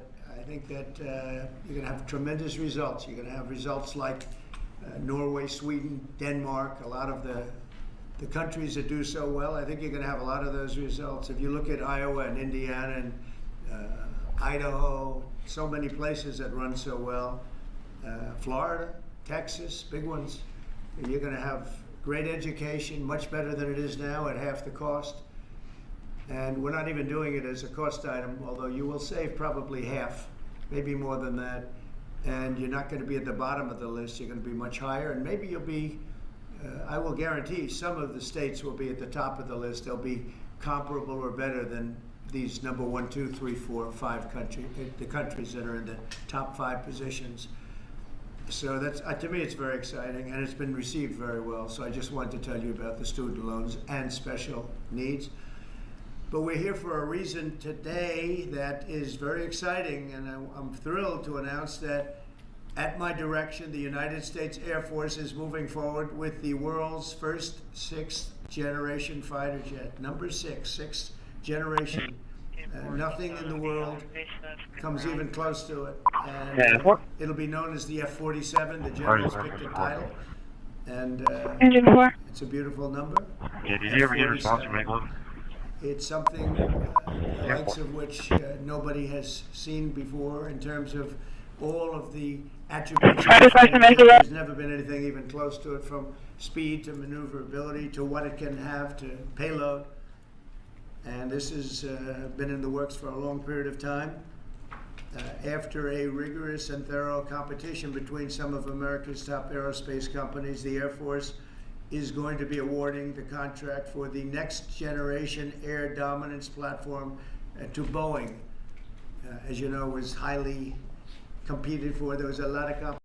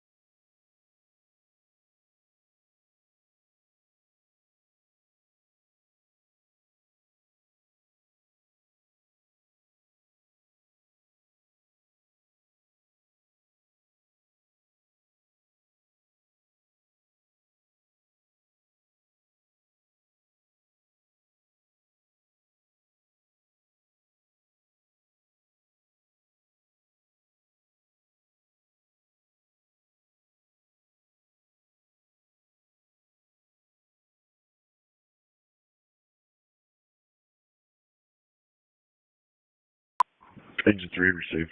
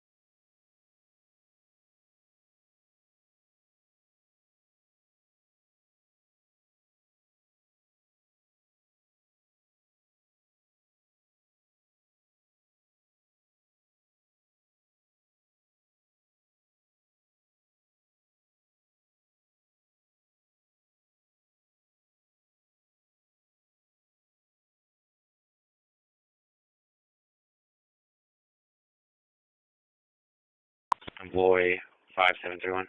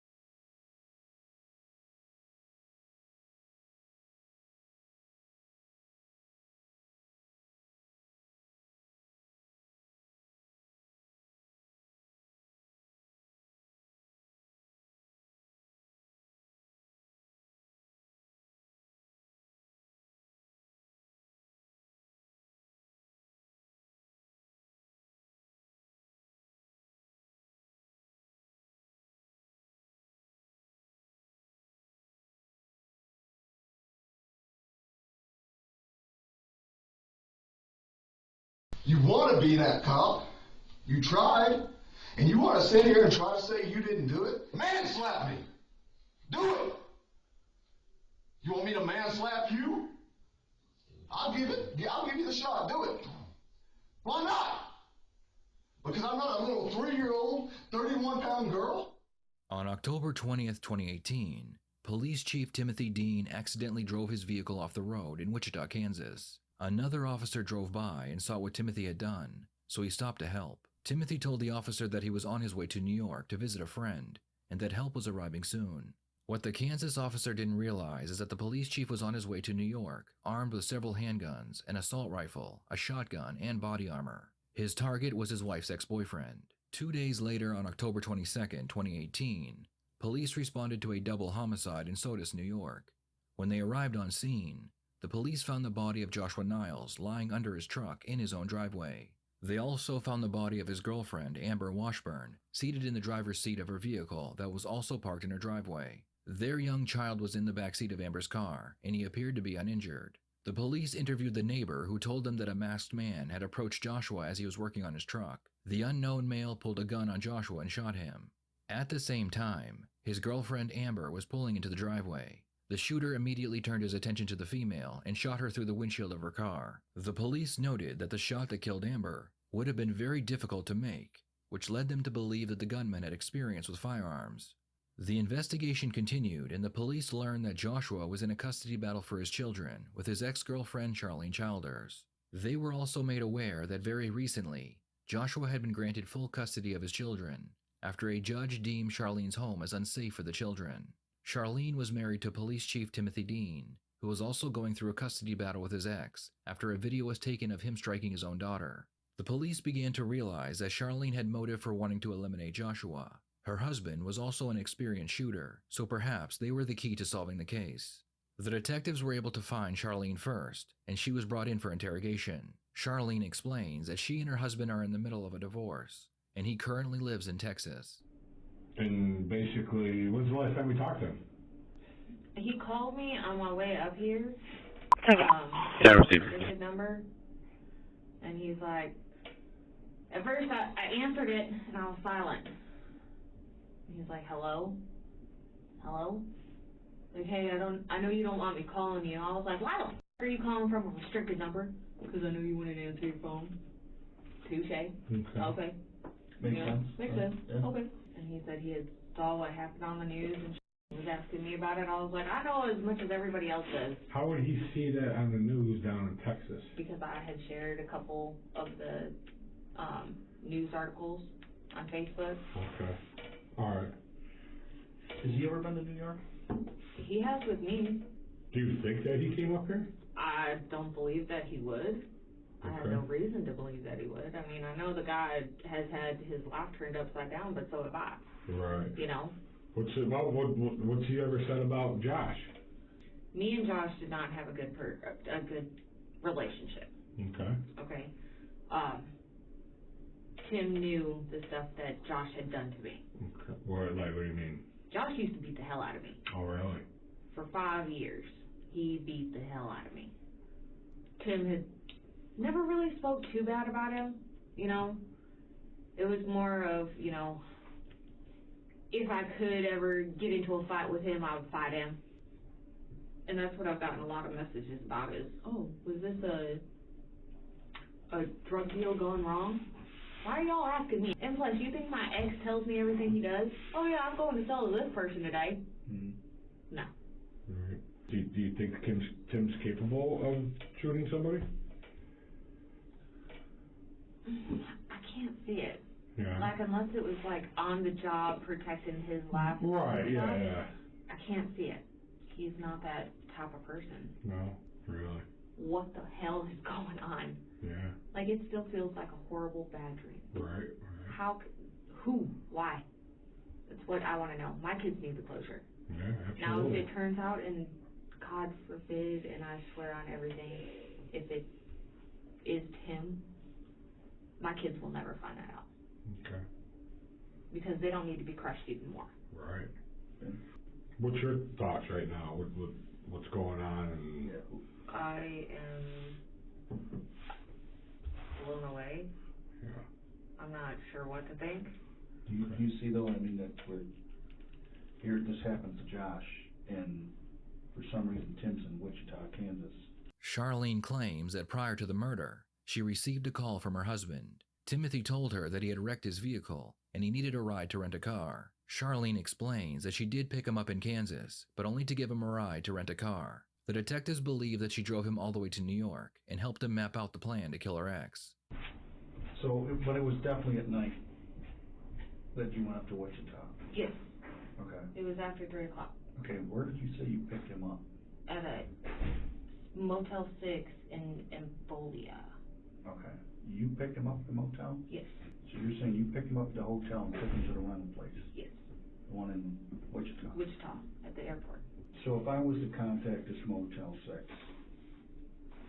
and ask to see their security video, then I would see you picking him up at that Motel 6? If they have cameras outside, because all I did was pull up right by their front entrance. If they have cameras outside right there, then you would. You'd see it, my black SUV. did you have anything to do with Tim shooting Josh and Amber? No. Did you put Tim up to it? No. Why do we think Tim did this, and knowing what we know now? I'm going to give you just my quick look at this from what I'm getting this morning, okay? I have your husband that back in May gets arrested for this child abuse on a video that you had videotaped, but not the purpose of videotaping wasn't to show the alleged abuse. It was to show the child's attitude that was going on and the trouble that the child was causing for the family. Now you got to figure out your children have been taken away from you for something you didn't do. Okay. Now I think you might know some more because it's like, okay, so this, I don't want to say love-hate relationship because in your own words, you know, he's not a bad guy. He's just, it ain't working out for us. Right. And that you may not want to think that he did this, but you have more knowledge about what's going on than what you're letting me know. And I want to give you that opportunity to say, hey, if it sinks him, it sinks him. Okay? But you don't want to go down with it. You know what I'm saying? I want to, you're a better witness than you are a suspect. Don't try to save him because of this. Okay? That's why you're here right now, okay, as this courtesy to explain why this stuff that we had some information, we've been working this all week, the stuff's not jiving, and I think you can answer it, okay, but it's probably going to be, against him, okay? I think that you might know some more carnal knowledge about what he did. And I want you to grasp onto this opportunity right now to give us that information about that. I don't know that he did it. Okay. I don't Well, know. okay, tell me what you do know. I know he loves me, Mm-hmm. and I know that he would do anything to try to make my life less complicated. Okay. Do I want to sit here and believe, yeah, my or soon-to-be ex-husband freaking murdered the father and stepmother of my children? No, I don't want to believe that. Not at all. So why did you think you were renting him a vehicle? I thought I was renting him a vehicle just to have to get around. You know he was taking a trip up this way. You know he was running vehicles to do that. He got in the accident, you're the first one he calls. He does the deal, you're the first one he calls afterwards. It has quite the lengthy conversation. Okay, I got the car being rented on Saturday at 1 something, but you're saying he had it at 11 the night before. You're saying you picked him up from Motel 6. We have video from the hotel showing an Uber driver picking him up at the hotel, not you. But we can imagine how it looks to us when we do find that you're not being honest. Patient's complaining of right leg pain. He gave me about 5 minutes. Do we have a different vehicle? Charlene realizes that she's stuck between a rock and a hard place. She decides it's best to admit that she talked about how much easier her life would be if Josh was out of the picture. Yeah, we did talk about it. Okay, explain that to me. You know, being in pissed off modes. Every time that I turned around, it was like I was getting some other kind of bad news. Right. You know, August when I come up. Yeah, my lawyer's got me pumped. I'm going to get my kids back. I got this. You know, I'm a good mom. I do what I got to do. I work hard, and I always support them. They always have what they need. Not necessarily always what they want, but Right. they have what they need. Right. And that's our job. And exactly. I'm a damn good mom. I don't care. I lose them. I'm torn. Why do you think that happened? I lost my kids because my kids didn't feel safe around Tim. Okay. So we had talked about it. You know, I was like, God, I wish he would just die in a ditch somewhere because, you know, 9 years, 10 years now of just total BS. Every time I turn around, that man's trying to do something to my life. Doesn't matter that I live halfway across the country, and that's the reason I moved halfway across the country, was to get away from him. Right. To where he could still see the kids. We had a visitation, but no. Every time I turn around, he's always bad-mouthing me. Me and Tim talked about it. You know, yeah. Okay? Shoot him. Just shoot him. Did I actually mean it? No. Well, what did Tim say? He's like, oh yeah, I'll get it done. Whatever. Okay. Then what? Then it's been a few months. Yeah, we've stayed in contact. And then Thursday, prior to that, he said, I'm going to make a trip to New York. Okay. That's all he said was, I'm going to make a trip to New York. And you didn't ask him? I said, why? Okay. He's like, just to go get some business done. What kind of business? Nothing you need to know about. Okay. Do you think he was ever under the impression that if you were to get custody back, that things would work out between you and him? He was at first. He was.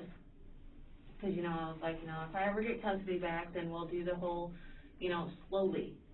Date for a little bit, bring you back into the kids' lives slowly, you know, reintroduce kind of thing. Makes sense. Make them, you know, see that you're not such a bad guy that everybody's made you out to be. You know, Well, you said you should just shoot him. Or yeah, I mean.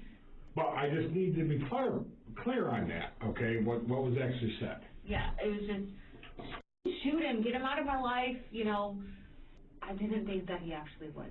But you are a very powerful young lady, okay? Besides being beautiful, you have a lot of persuasion about you. Like, you're a persuasive young lady, okay? You know that you got that kind of power. And there's nothing wrong with that.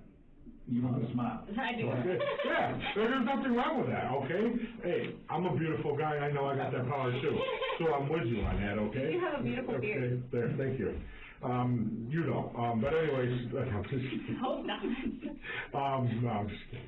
Charlene has admitted to telling Timothy that he should just shoot Joshua to make her life easier. Charlene claims that it was all said in the heat of the moment, and she didn't believe he would do it, despite knowing that he was madly in love with her, and she is very persuasive. You know, did I think he was going to shoot him and kill Amber? You thought maybe he might come up here and get in his face and tell him to leave you alone. I think that was about the most, if even that. I figured he would have pulled up by his house, sat there for a little while, watched them, see the kids from a distance, and left. You knew damn well he was going up to New York. Yeah. Okay, you knew damn well he was going to Sodas. You knew damn well he was going at minimum to confront Josh, okay, about you getting your kids back. What do you're going to try to sell to the powers that be that you thought Tim was going to talk to Josh, and then Josh say, you know what, Tim, that's the way I think it should happen. Take the kids back with you in your rental car. No. Okay, all right. So, all right, and yes, I'm being facetious here, okay? All right. So, with that said, I can't help explain your end of it if you're going to blow smoke up our ass here. It was, honestly, he called, restricted. Yeah. I answered it, was silent for a minute. He said, hey. So I know you don't want me to call you and have contact with you, but I just saw what was going on Facebook, and I was wondering what the hell was going on. That's you know it, okay? I'm gonna call shenanigans on that. Because now you just got done talking about, you just got done setting up a vehicle for him to pick him up after an accident, for him to go to New York, and now he's gonna nonchalantly call you and say, hey, I just happened to see what went on the phone. Okay, I think it was something like that. I think it was more like, hey, what are you hearing? What's going on? What's gotten back to you? What is it? I think it's more of that. I think there's more talk that he told you, but you're not being fully honest, because nothing's jiving with this. I'm renting vehicles out for him. I'm looking up the cheapest car for him to drive. I'm getting a hold of a buddy, and I'm driving the buddy to go get a vehicle. I'm telling the buddy to pick him up when he gets in an accident. I'm telling the buddy not to put his name on the rental agreement as a driver. I'm telling him this, I'm doing this, and I'm bringing him here, and then you're going to tell me this phone call afterwards is like, oh, hey, I heard what happened. Come on. Because that's what it was. But and I'm telling you this because I know for a fact that he could have sworn to God that his phone and my phone were tapped. So he was going to talk like that, acted like he wasn't even at the scene, acting like he wasn't in New York, and he said, yeah, well, I know they're probably going to come after me because I've been MIA for the last couple days since me and you. When did he say that? He said that in that phone call, that 15 Okay. But you didn't say that. Well, you didn't let me finish it either. You were given, this is the first time we've asked you about the phone call. The phone call. Okay. All right. So, you never said, don't do this. I was just kidding. I was just venting, right? No, I didn't. Okay. And I talked to my lawyer, and I asked him, what do I do? I mean, I know the lieutenant wants to talk to me. I know he wants some questions answered. Mm-hmm. Yeah. And what do I do? He's like, whatever you do not talk to the police. Mm-hmm. You knew that he would do anything for you, and you did nothing to stop him. How do I explain that to the powers that be? That you, the one that had the power over him, you're the one that asked him to do this. How do I make it not look like you're the evil one here? No. Charlene's confession was enough for the police to arrest her and charge her with accessory, at least until they had enough evidence to charge her with murder. Meanwhile, back in Texas, Timothy was arrested at his home and brought in for interrogation. So what made you go up there and do that, man? I didn't do it. So you're there, you don't dispute that. Do you dispute you shut your cell phone off? Mm-hmm. Why'd you shut your cell phone off? Help us understand. I left home with the intention of going somewhere far away and put a bullet in my head, so nobody that knows me would have to be the one to find me and work it.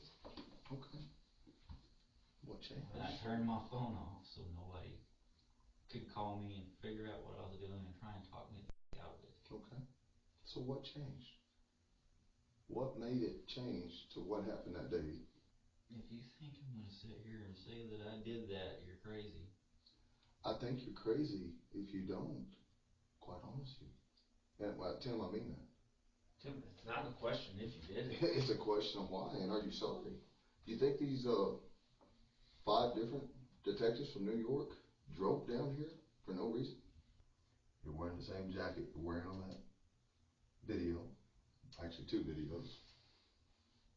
Witnesses describe you in that jacket. You can see the green hat inside your vehicle on the camera. The same green hat you were wearing to do the murder.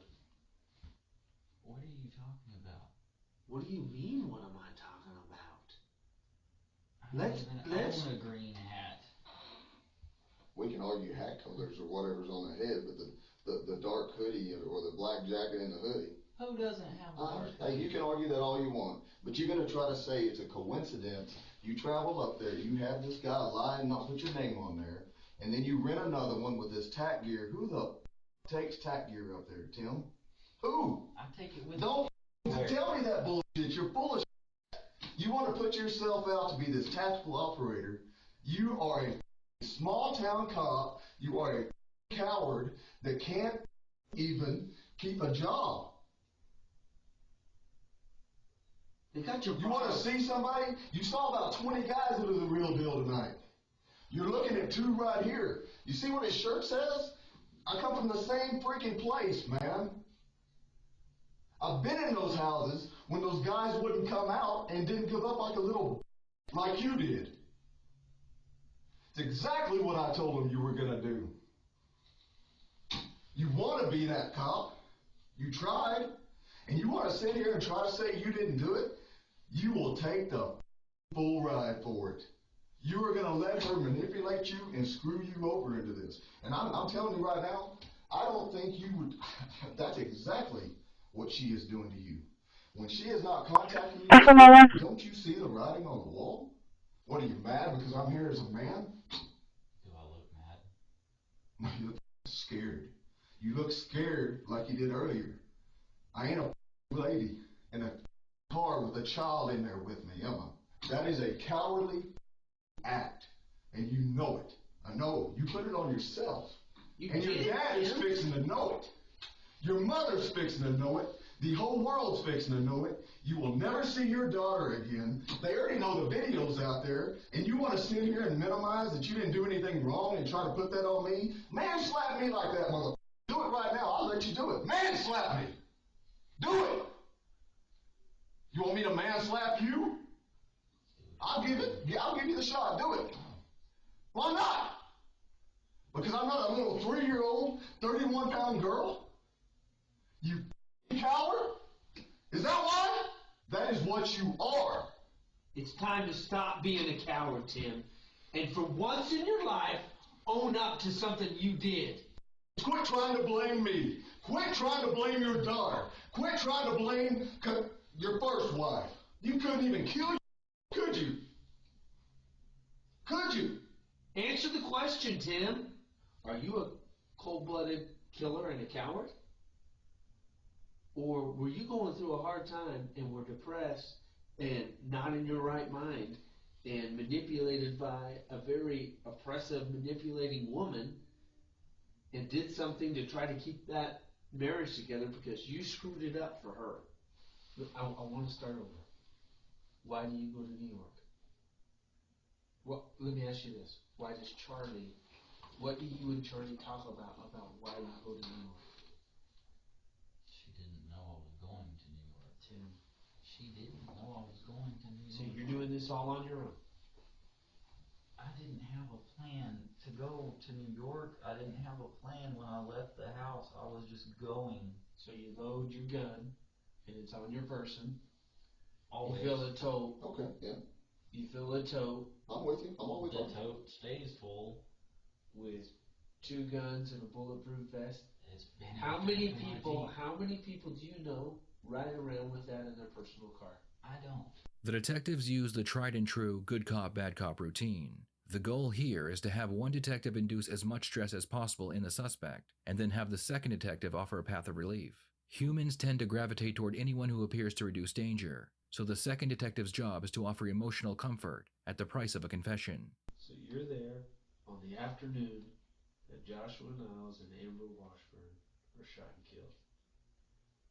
and they can put you on the street. You decide, hey, I'm sticking with my story, I didn't do this, then that's the gamble you take. And you're gonna lose.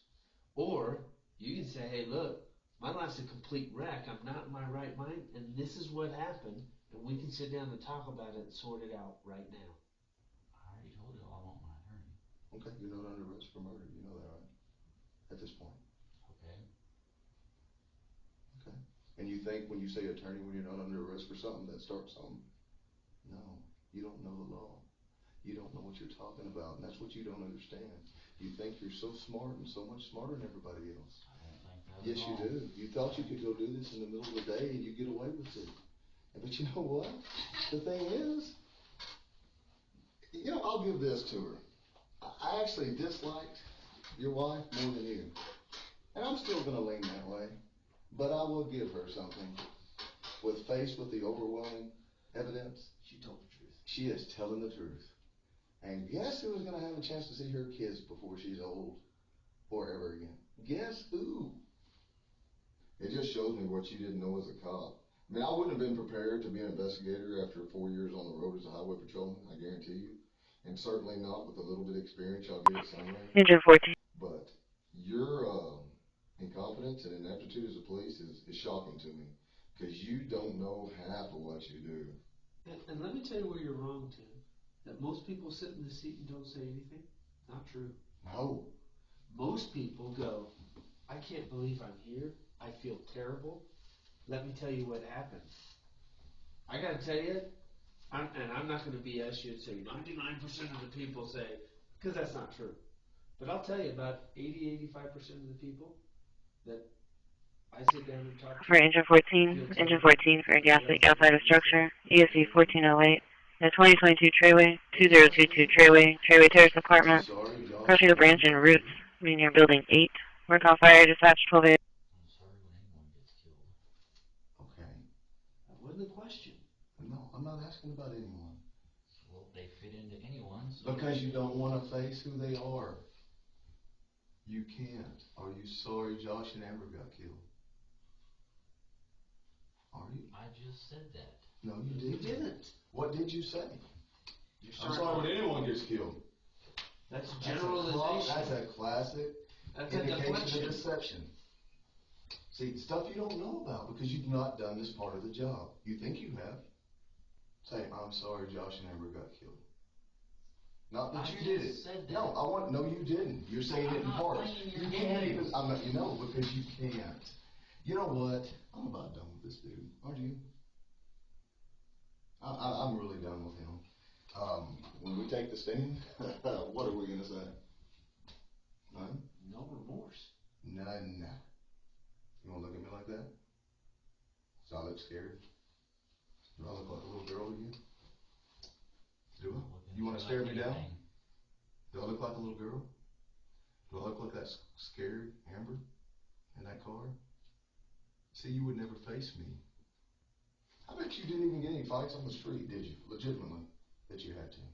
And I want you to look right below that one. Charlie just confessed and implicated him. This ain't bullshit. Of course she is. Of course she will. She was not going to say be whatever she wants to.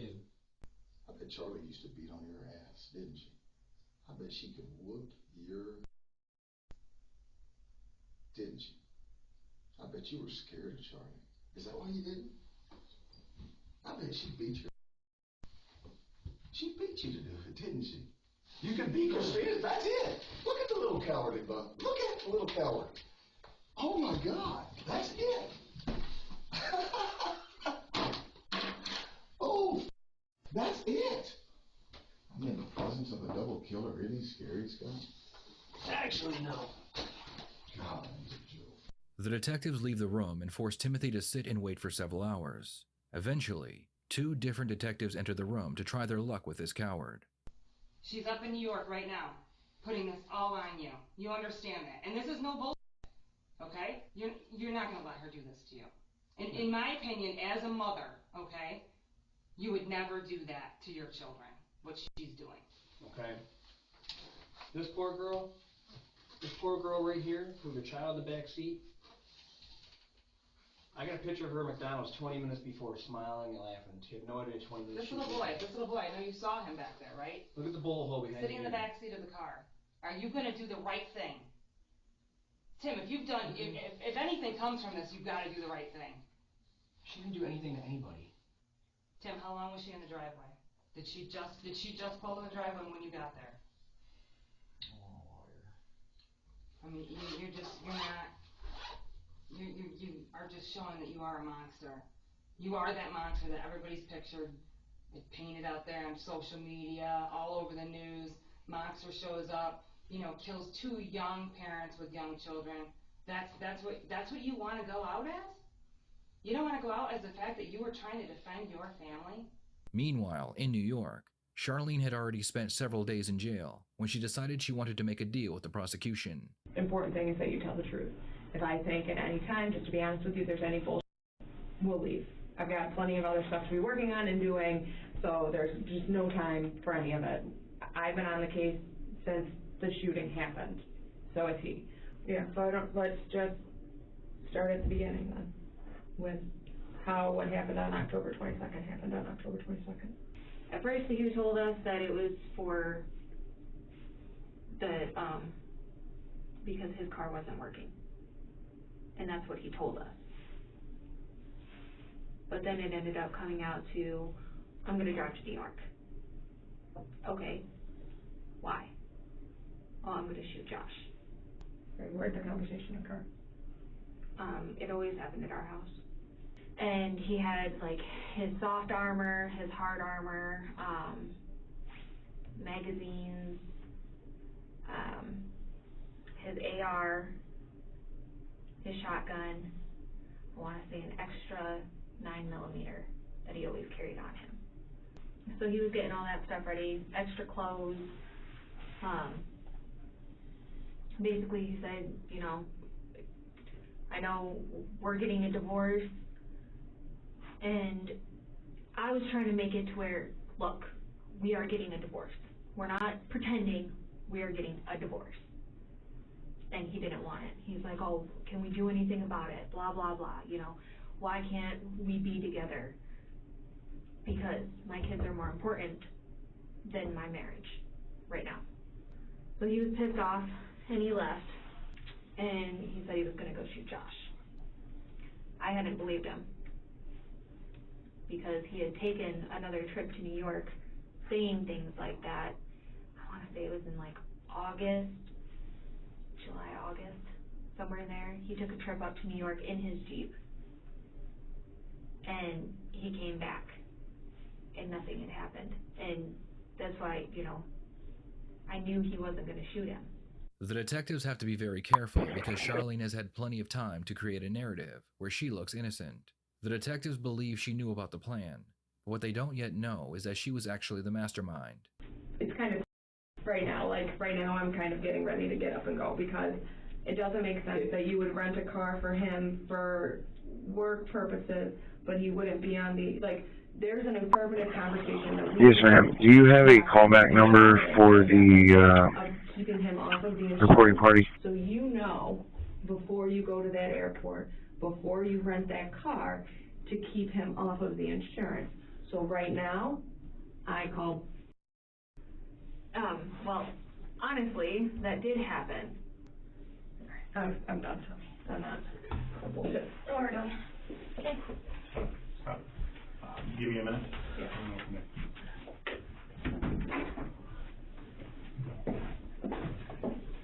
Charlene's lawyer spends several minutes explaining that she needs to be honest if she wants to make a deal. There are parts of this, obviously, they think you're the ultimate part. We're looking for a plea on the ultimate part as an accomplice, right? So we go in there tomorrow, and this thing falls apart. We go in there tomorrow, obviously we don't have a deal anyway, but you will have to admit to being an accomplice to the murders. You will have to admit to that. So, that's obviously part of this, if you want that.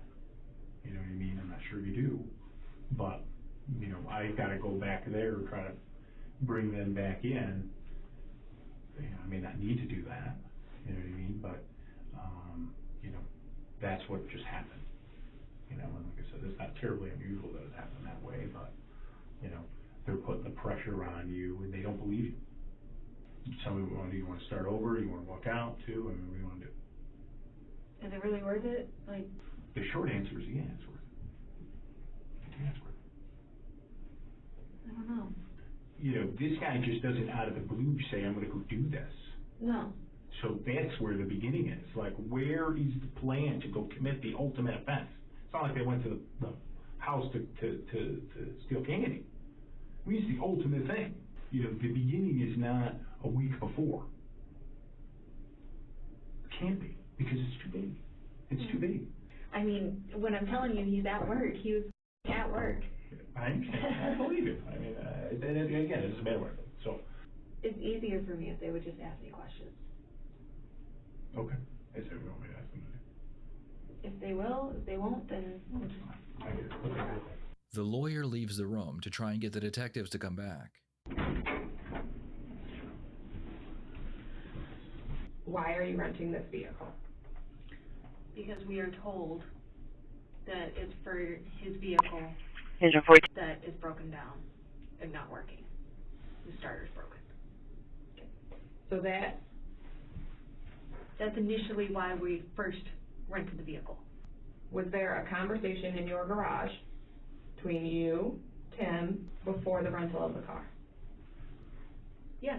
Okay. And you're telling me that during that conversation, it wasn't that the story was going to be it was for him for work, but that the plan was for him to come to New York. Is that what you're telling me? No.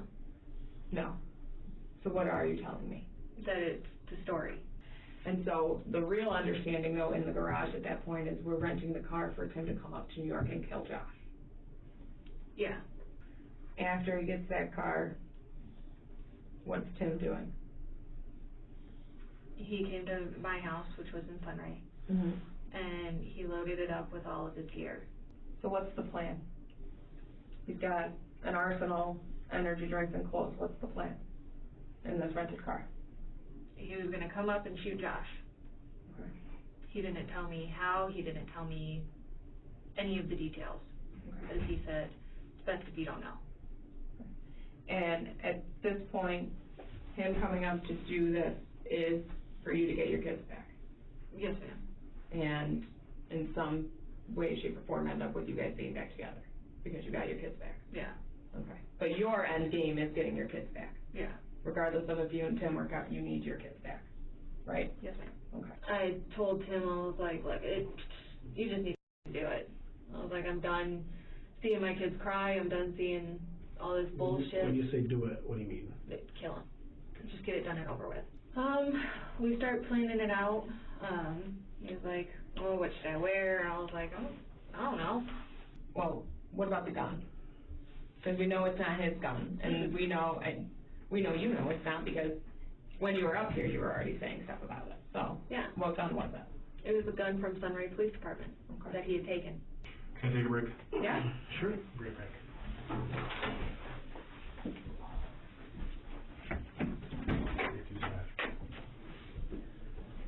Do you need to use the restroom or anything?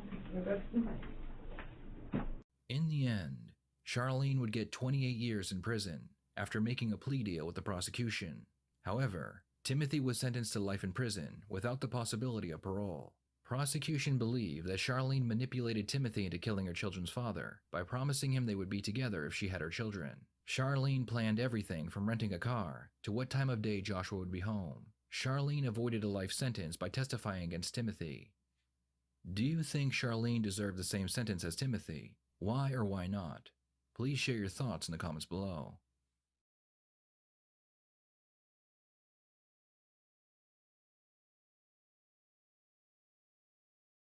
She got a little too drunk and yes, she wanted to start a fight. That mother punched me in my face before any of this happened. She threw more stuff and then come on top of me. I hope and pray to God that this ends up on YouTube. She been believing heck out of me. I hope you choke on a donut, you. Y'all better hope and pray to God nothing happens to my baby girl while this is going on, because I'm gonna sue every one of you. Arkansas police respond to a quiet neighborhood after a couple's argument turns physical. But what begins as a simple domestic disturbance quickly spirals into something far more unsettling. As tensions simmer behind closed doors, a child becomes the quiet center of a full-blown nightmare that no one saw coming until it was far too late. I was running down the road and he had me and he was dragging me down the road. The following is based on official police records, and the footage has never been seen before until now. On the evening of August 11th, 2023, officers from the Jonesboro Police Department are dispatched after a 911 call from a 17-year-old boy reporting that his mother and her fiancé are in the middle of a heated argument that has turned physical. What's going on? Who called? Me. What's happening? She's going absolutely crazy. Who? My mother. Okay. So what's got her all worked up? I think she's drunk. Okay. But I don't know. I come here and she's just acting crazy. So you were here when... I got a phone call. From who? From him. He's down there staying away from her. She tried hitting him with a skillet, I guess, and he's trying to stay away from her. Who's he? That's her fiance, I would say. Okay. Hold tight right here. The officer approaches the man involved, later identified as 33-year-old James Mansfield, hoping to get more details about the family dispute. What's going on? She got a little too drunk. Okay. And I guess sorry. No, you're fine. So close. She got a little too drunk and I guess she wanted to start a fight and she threw something across the living room, blamed it on me. I said, no, you're lying. You threw it. And she threw more stuff and then come on top of me. She been believing the heck out of me. I said, look, dude, I swear to God, I didn't lay a hand on her. What's her name? Christi, okay? Okay. So we've had our few fights before. Cops have been called like a few times. Nothing really drastic has happened. But this time he showed up and she really lost it. So I don't know. With one side of the story, the officer heads toward the house, where 35-year-old Christi Cloquet waits outside on the porch. What he doesn't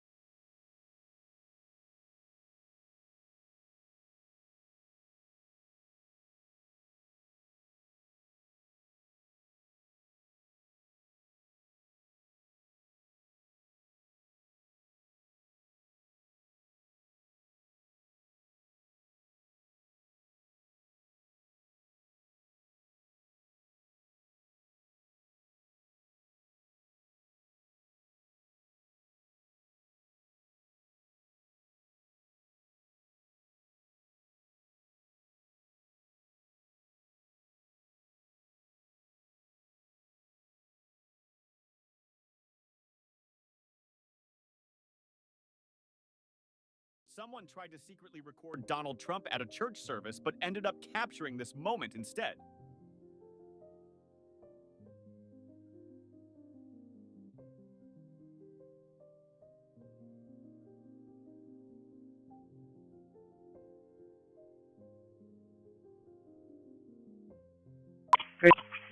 Call for medic 3 for a sick call. USD 3301 at 621 Francesca. 621 Francesca, crossing the Marianne route. Recall fire dispatch 1260. Capturing this moment instead.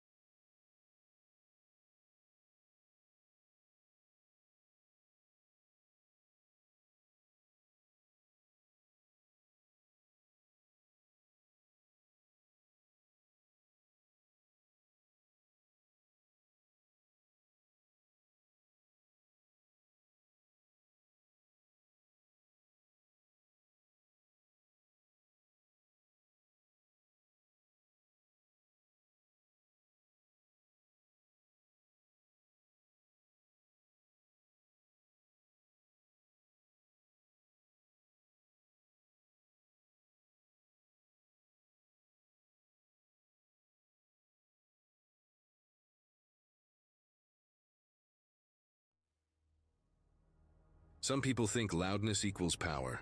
Then they meet someone trained to stay calm while defusing explosives. In Meadowbrook Commons, a small subdivision 30 miles outside Fort Bragg, a violation notice is taped to Darius Coleman's door at 4:03 a.m. The notice printed on expensive HOA letterhead with an embossed seal demands immediate removal of unauthorized exterior, modifications visible from the street. The modifications in question?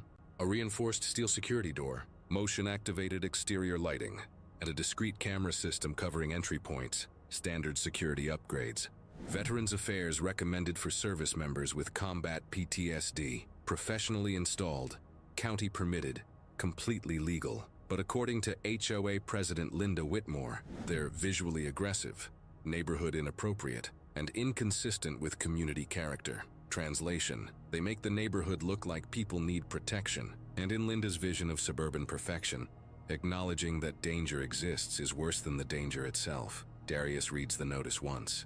Then he does what 15 years as an explosive ordnance disposal technician taught him: assess the threat, gather intelligence, identify the target, plan the approach. Because defusing bombs isn't about strength.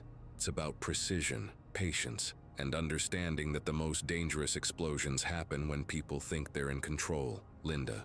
Whitmore is about to learn what happens when you pick a fight with someone trained to operate under pressure. Have you ever watched someone confuse volume with authority? Stay with me. This is the story of a veteran who learned to dismantle threats one wire at a time. An HOA that was about to discover they'd built their power on a foundation more unstable than any. Duty Master Sergeant Darius Coleman had spent 15 years making life or death decisions in fractions of seconds. Fallujah, Kandahar, Mosul, places where one wrong cut, one miscalculation, one moment of panic meant you didn't come home. EOD, explosive ordnance disposal, isn't a job for people who need adrenaline. It's a job for people who can suppress it, who can look at a device designed to kill them and methodically, calmly take it apart piece by piece. Darius had cleared over 300 IEDs during his career, had been decorated 3 times, had trained 2 generations of EOD techs, and he'd come home with what everyone who does that job long enough comes home with: hypervigilance, sleep disruption, and an acute awareness of environmental threats that civilian life couldn't quite turn off. What the VA therapist called it PTSD. Darius called it a survival instinct that had no off switch. When he'd retired at 38 and moved to Meadowbrook Commons with his wife Angela and their daughter Zoe, he'd done his research. Low crime rate, good schools. Proximity to Fort Bragg meant a community that was particularly veteran-friendly. Affordable, but affordable in ways he should have questioned. The house needed work.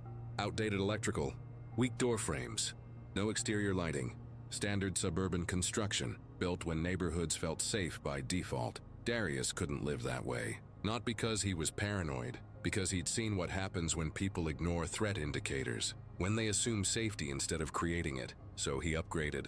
Reinforced exterior doors, solid core, steel frame, deadbolts rated for forced entry resistance, motion-activated lighting, triggered by movement in blind spots, illuminating approaches before threat materializes.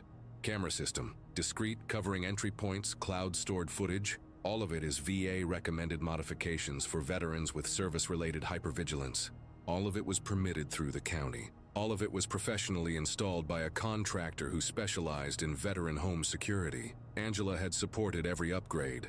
She'd seen Darius wake from nightmares, scan rooms before entering, and position himself with his back to the walls. She understood these modifications weren't paranoia. They were medical accommodations helping her husband feel safe in his own home. For 8 months, nobody complained. Neighbors waved. Darius helped elderly Mr. Chen with yard work.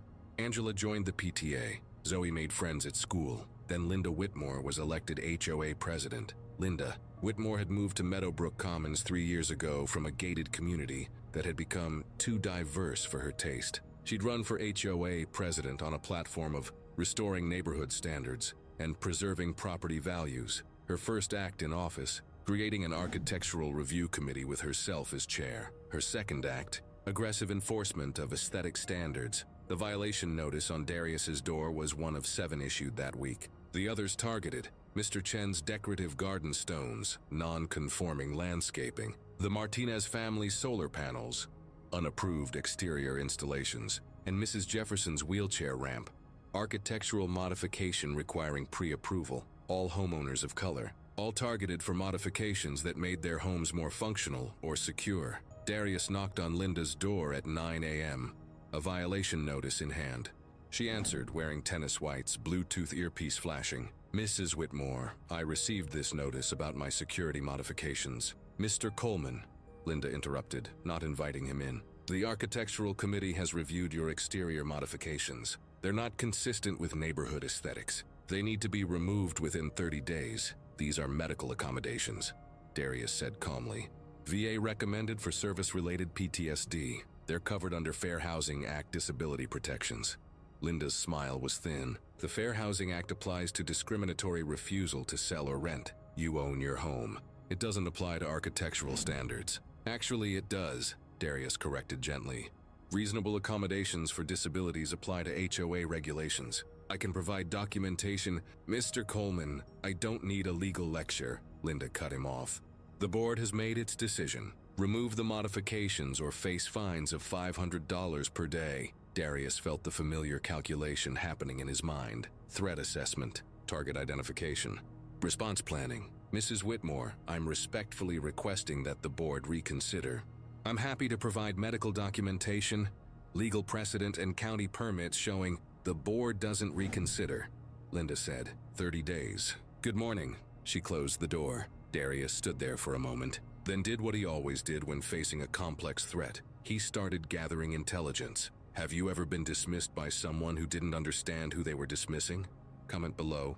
Darius spent the next week documenting everything. He researched Linda's background, discovered she'd been involved in 3 previous HOA disputes at her old community, all involving homeowners of color. He pulled county records showing his permits were properly approved. He contacted the VA and obtained official documentation of his PTSD diagnosis and recommended home modifications. He also did something else. He reached out to the other 6 homeowners who'd received violations. They met at Mr. Chen's house. Darius, Mr. Chen, the Martinez family, Mrs. Jefferson, and 3 other non-white homeowners who'd been cited for minor violations. Anyone notice a pattern? Darius asked. We all got targeted, Mrs. Jefferson said quietly. Me for my wheelchair ramp, Mr. Chen for his garden, the Martinezes for solar panels, you for security equipment. And in every case, Darius noted, the modifications serve functional purposes, accessibility, cultural expression, energy efficiency, safety, but Linda's framing them as aesthetic violations. Mr. Martinez leaned forward. My brother-in-law is an attorney. He says what she's doing is textbook discriminatory enforcement, but fighting it requires money and time most of us don't have. What if we fight it together? Darius suggested. Collective evidence, shared legal costs, united front against the HOA.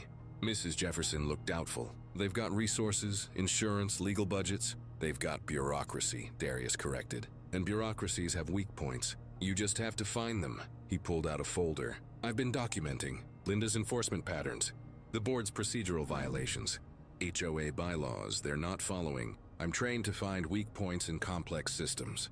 This isn't that different, Mr. Chen smiled. You're saying we treat this like a bomb to defuse? Exactly, Darius said. Systematic, methodical, precise, and most importantly, documented. Because the thing about explosives is they follow predictable patterns. So does corruption. Where are you watching from? Let's see how many people understand strategic resistance. The HOA meeting was scheduled for the following Thursday. Darius prepared the way he'd prepared for every high-stakes operation. Checklist, contingencies, and emotional regulation. Angela watched him lay out documents the night before. You okay? I'm good, Darius said. This is familiar territory. High stakes. Opposition that thinks they're in control. Needing to stay calm when everyone around you is emotional. You defused bombs, Angela said. Now you're defusing Karens. Darius smiled despite himself. Similar skill set. Both require patience and precision. What's the plan? Let them make mistakes, Darius said simply. People who think they're winning get sloppy. They overreach. I'm going to give them room to do that while I document everything. The meeting room was packed. Linda sat at the head table with her board. Vice President Craig Morrison, Treasurer Patricia Webb, and Secretary Donald Harper. All white, all from the same social circle, all clearly unified against the problem homeowners. Darius sat in the front row with Mr. Chen, the Martinezes, Mrs. Jefferson, and 15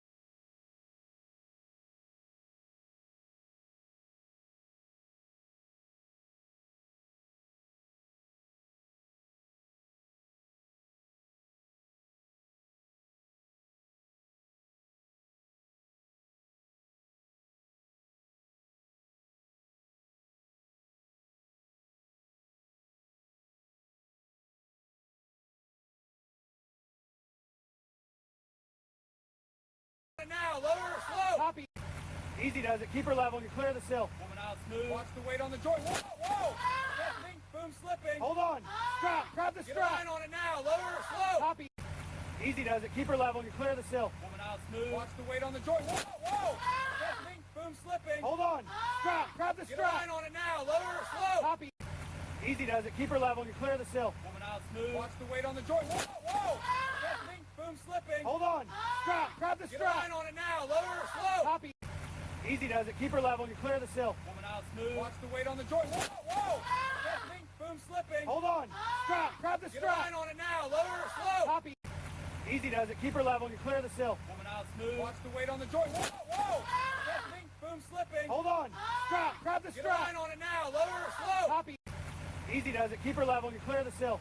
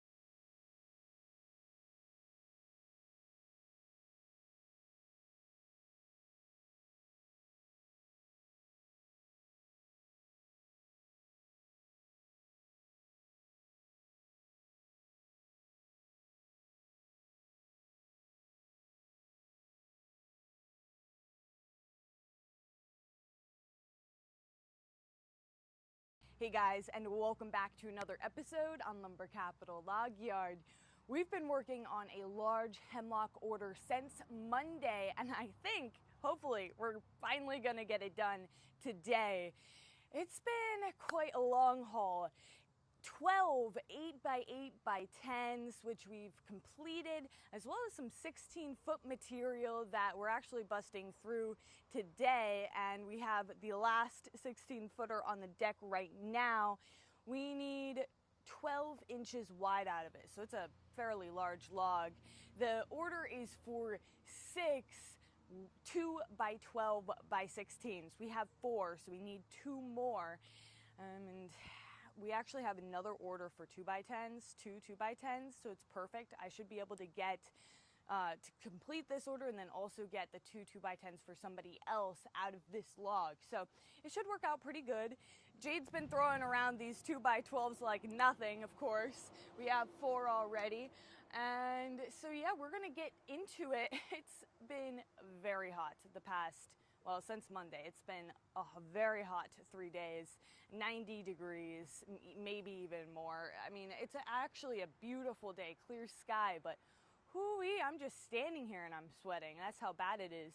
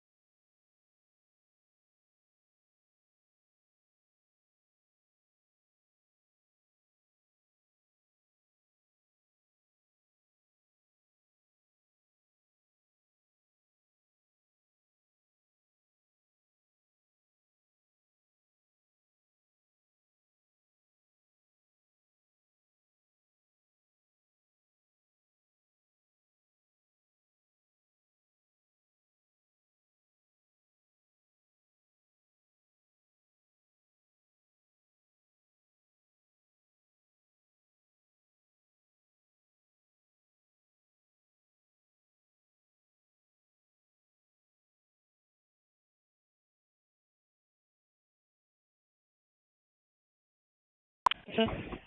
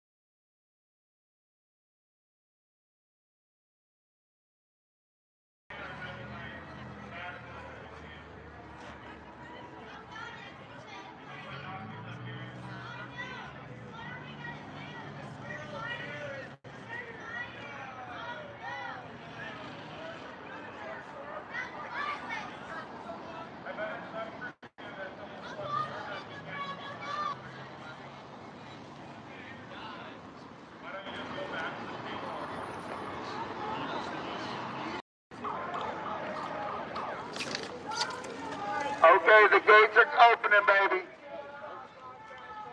Gates are opening. Here come the Nazis. Here come the Nazis. Here come the Nazis. Here come the Nazis. Come on, Shorty. Come on, Shorty. Let's go.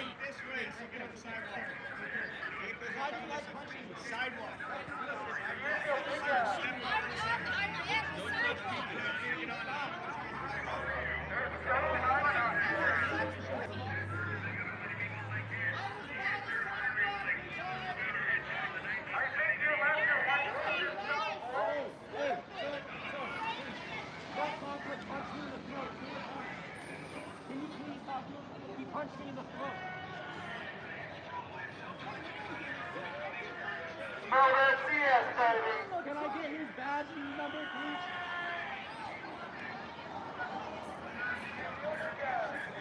Do you support your coworkers punching kids in the throat?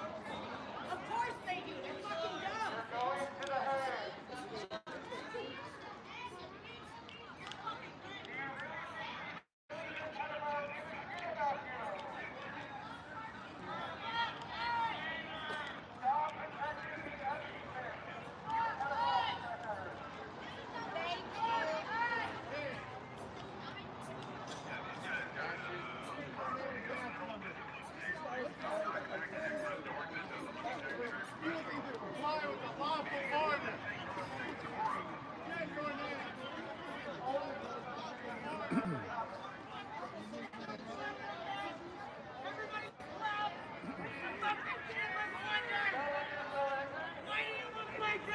What kind of asswipe brings a paintball gun to a costume party? Show me! Show me how you strap your helmet!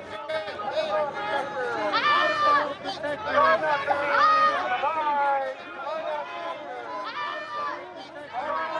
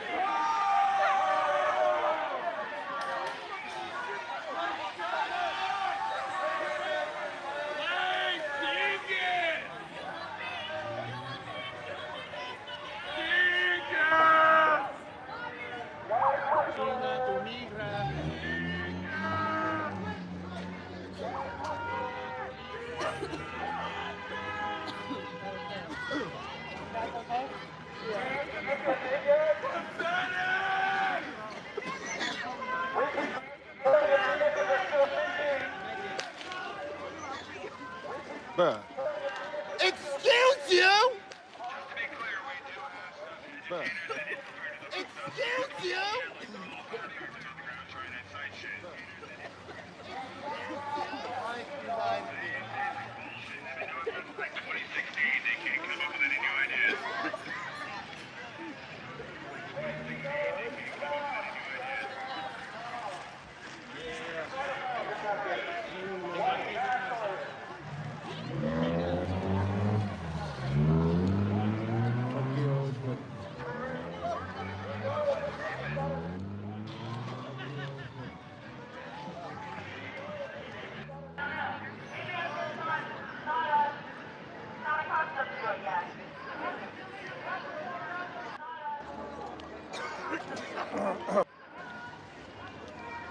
Here come the Nazis! Amiga! Fucking gringos!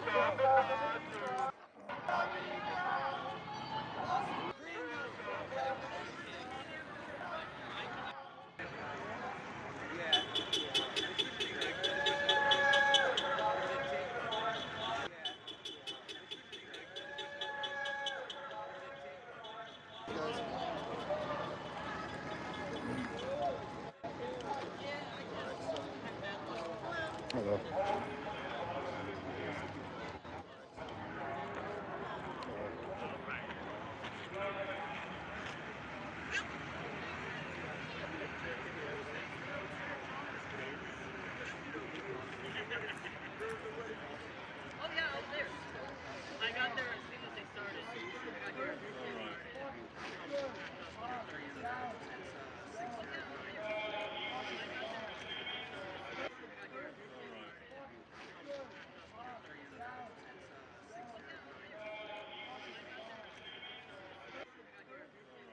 How does a simple steel bar transform in...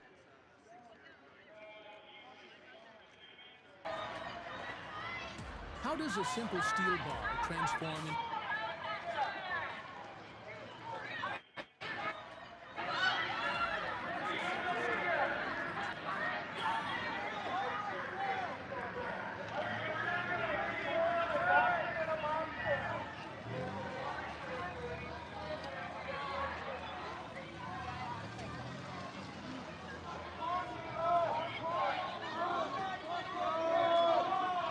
War zone Portland. Oh, who's making it a war zone now? Who has turned our city into a war zone? Who's turning our city into a war zone, huh? That would be you, fascist fuck!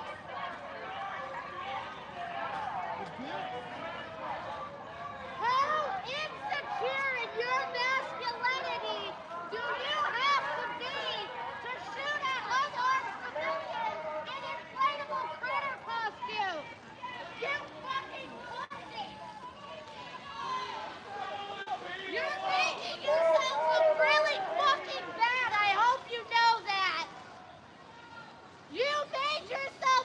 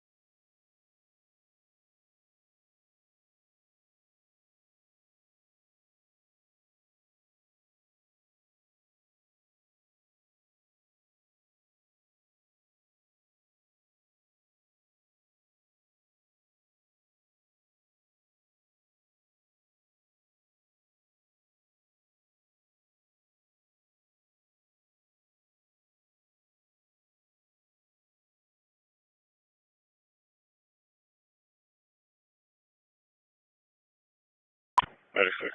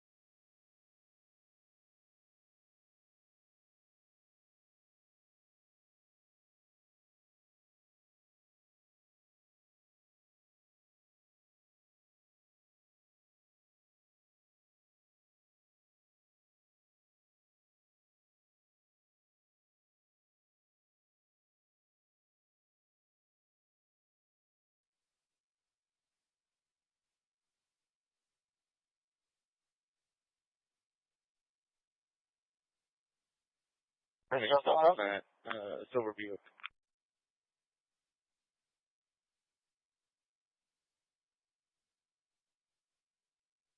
Medic 2, showing your route to 1801 Bosque Street at the American GI Forum Apartment, Apartment 72, for an 80-year-old female, abdominal pain.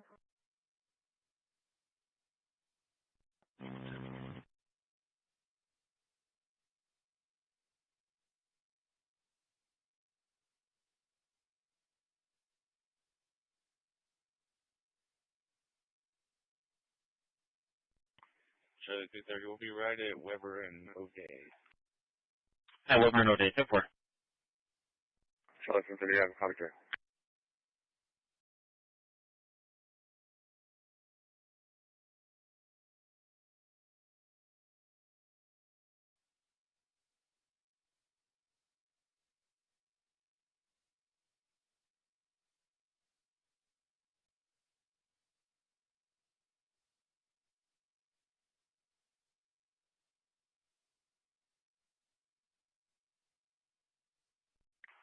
Dallas for 10 units over there in the bridge.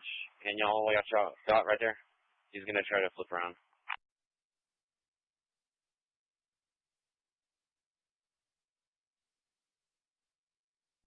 Ten four.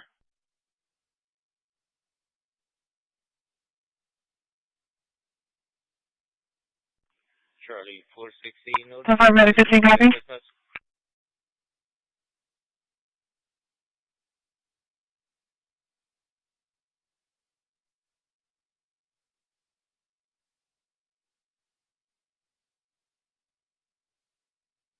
That's 36, I'm clear.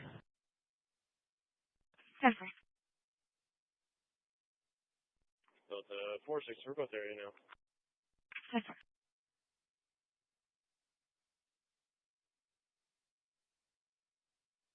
Worse. Okay.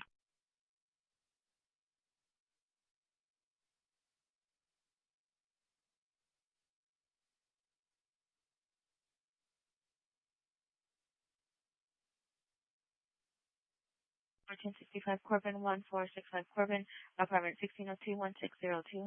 Contact Olga. Delta 480. My Delta 480 going to be clear 57. Give us that. 10-4, Delta 345, Delta 430, all clear.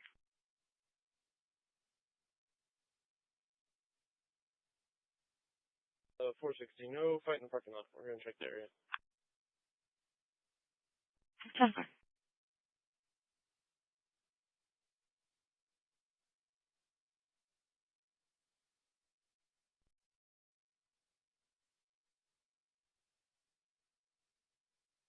$450, go to mobile. 370, give me the call, Riley, so I'm not too far. Oh.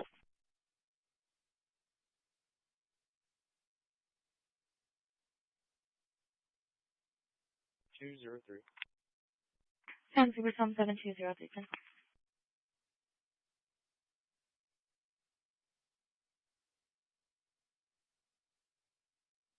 Charlie 390, I will Charlie 350. 4.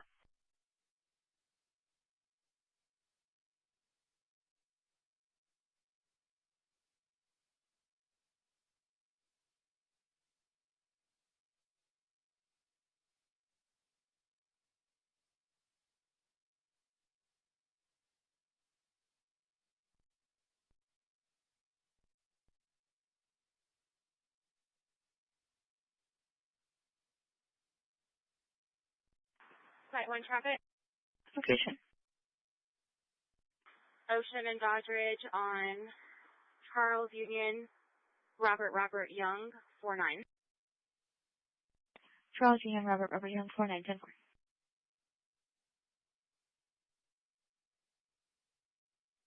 Where will be tonight?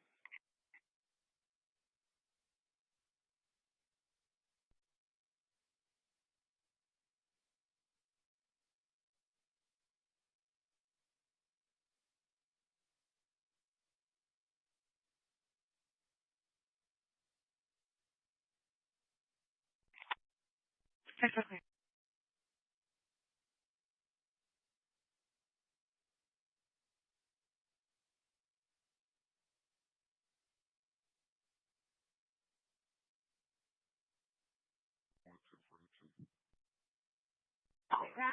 641, 10-9, you number 1. 1842. 641, 10-4. Same traffic. 10-4, Delta 416, Delta 430 for destructions which occurred at 910 Ohio, 910 Ohio, Unit 1. Contact John.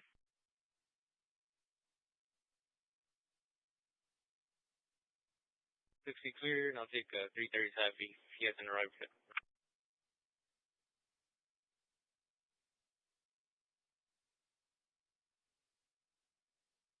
37 area. 37 area. 10-4, Delta 430, I'll stay clear. And Delta 360, Delta 460, repeat the pheasant on the girlfriend broke into the truck and stole the keys out of it. Girlfriend's going to be Caroline Johnson, resident 35-year-old female texting the RP. She left in a white passenger car. Is known to carry a pocket knife.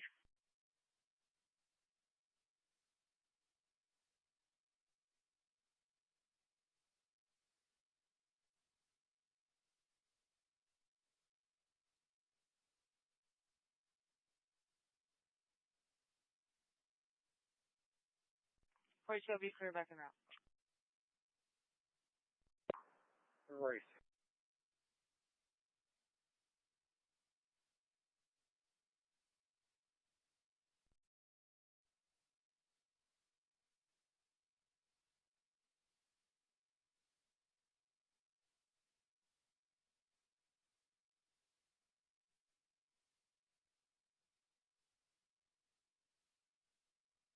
Any?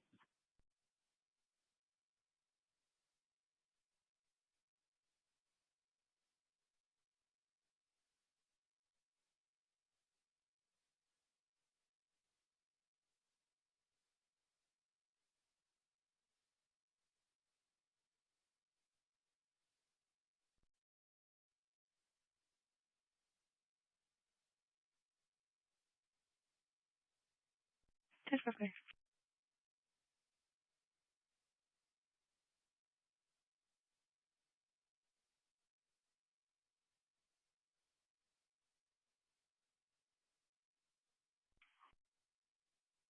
Round 420, I'll sit back on. 10-4, Walter and Purdue.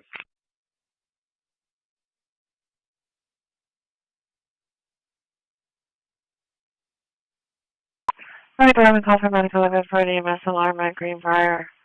Apartment 625 Gregory, 625 Gregory. It's going to be Unit 76. Here's 1105, Lincoln Alpha Dispatch, 121.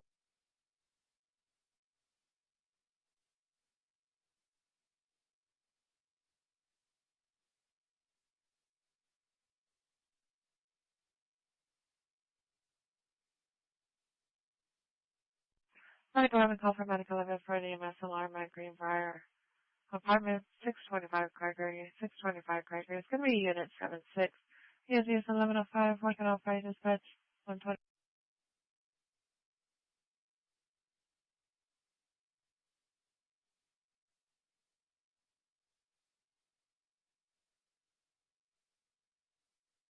Delta 425, Delta 430, Delta 385, verified and proper 1610, SPID 1610, SPID. Resident is going to be behind the old Johnny Carino's.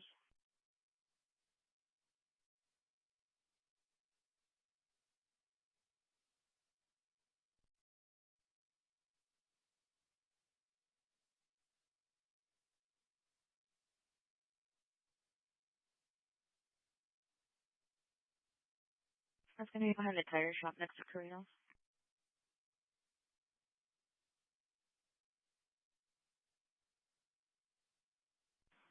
Dispatch, make 11.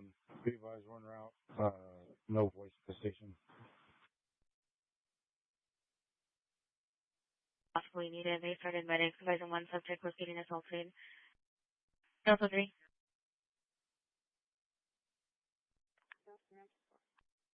MES clear for code.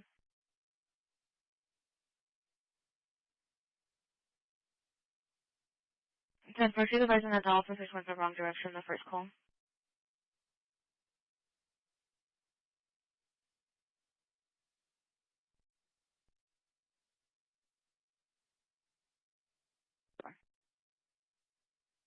Victor 10 traffic.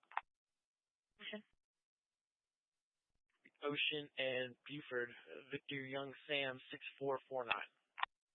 Victor Young Sam 6449, 10-4.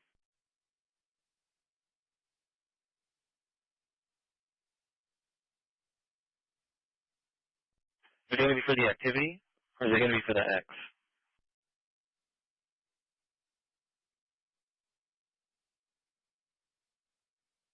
Motorcycle or something. You can just cross up into that one. Just cool. 10 and 4, I found it. I'll reference that one.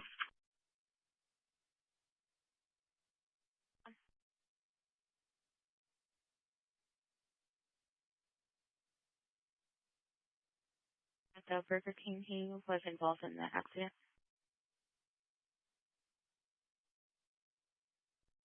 Sorry, ma'am, repeat. In reference to that accident, his vehicle was also hit. He's going to be at the Burger King on Horn Road. Did anyone make contact with him? He's calling back, checking status.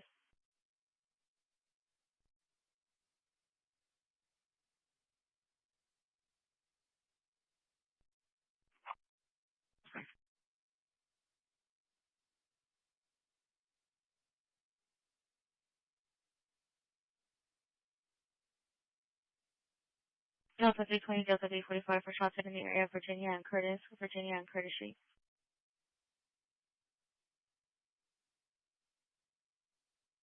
Oh, 36 area.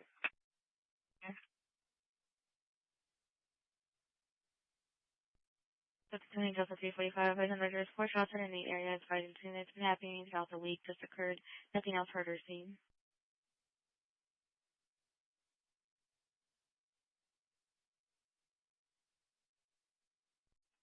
Where's Charles 206 going?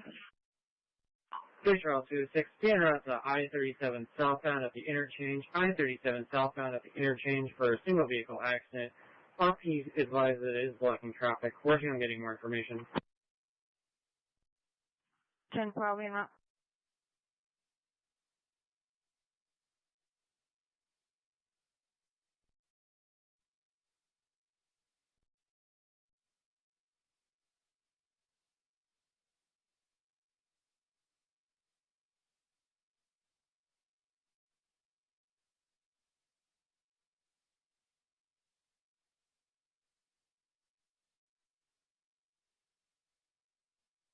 X-18, where you direct?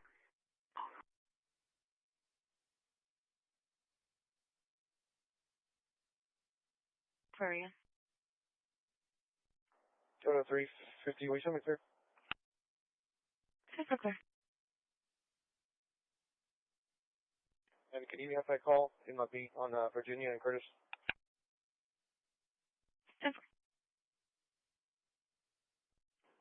Delta 430, 286 in Colorado.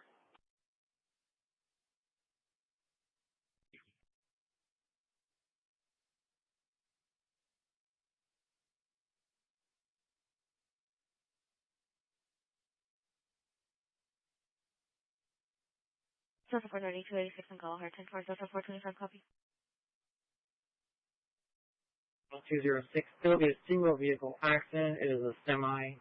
No injuries have been reported.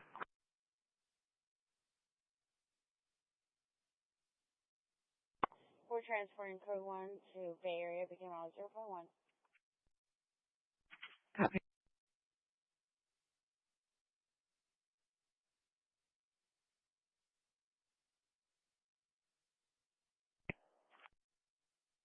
Delta 320, Delta 345, will transfer.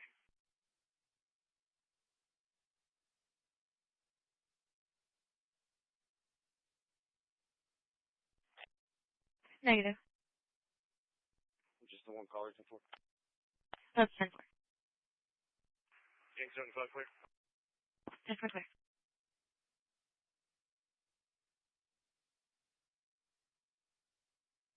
5 disturbance in progress at 1112 Manchester, 1112 Manchester.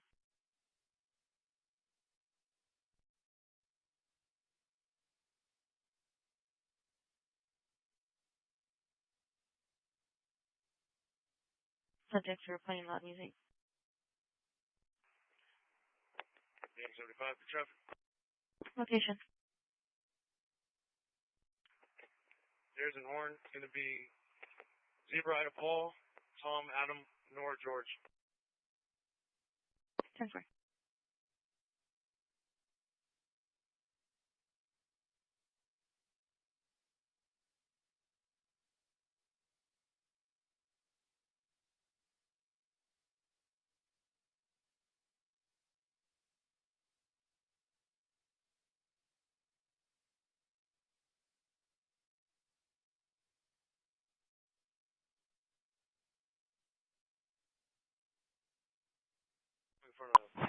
Dispatch 911. 911. Are you just for the traffic? We're at the apartment. It is locked. Could you do a callback and see 500 if we get a code to Chaparral, the keypad? Victor, Frank Lincoln, 3067.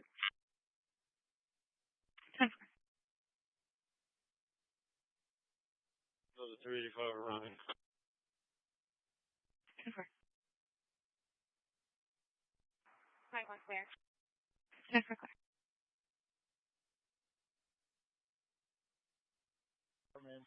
It is locked. Could you do a callback and see if we get a code to the keypad?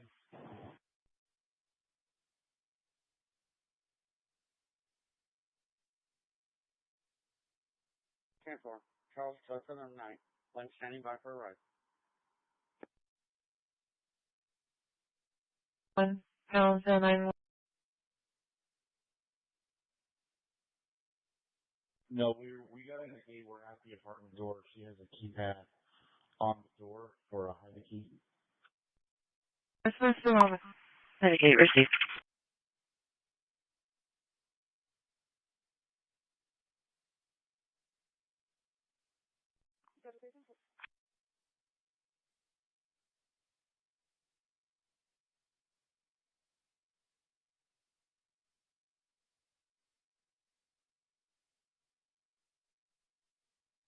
Turn 4 clear. Delta 425 is seen safe for medics or are they needed? Negative. You can 18 medics. 18 medics. 10-4.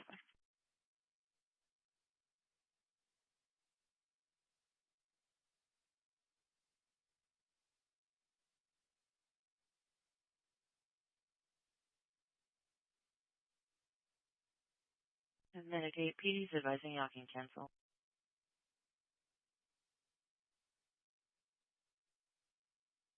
Almost at the RP. Los Austin going towards 286, Patrol 1 and 2 at 129.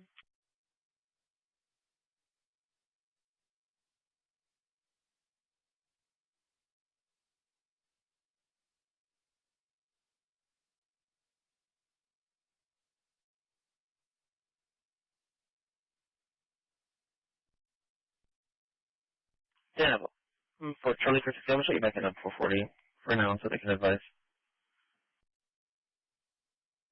Yeah, for now. I'm sorry.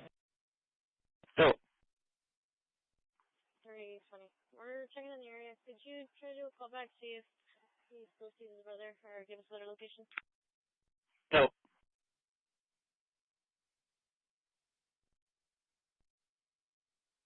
Rockstock 94.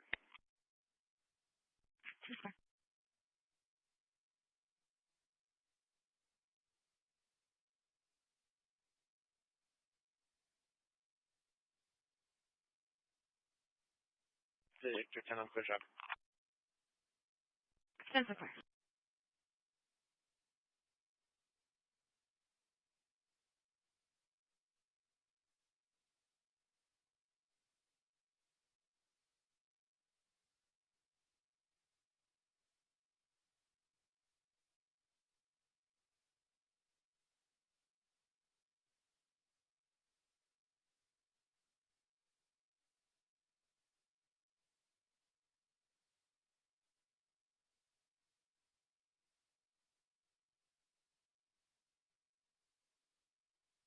Their location, they already left the location. They had to go somewhere else. She said they left after he had punched the RP's partner. We're arriving. Any miles 2.3. Delta 350, you can show me clear cross 7. 10-4 clear.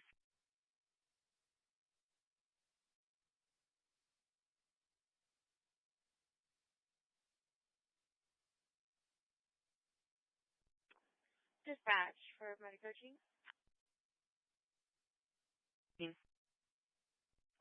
We're arriving. Any miles 2.3. 23 received.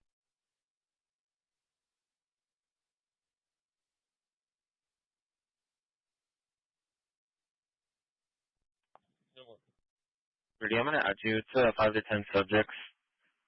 This is requesting officers back to the location. They're causing a problem. Try the 440 area. 430 route.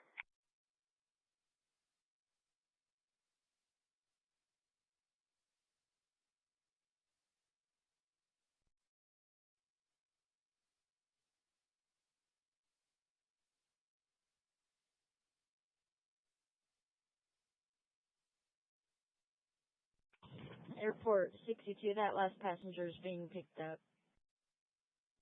10-4, last passenger being picked up.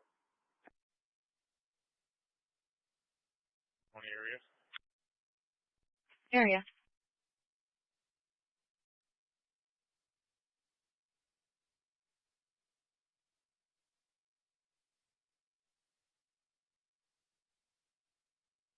Gang 51, you show me clear 57.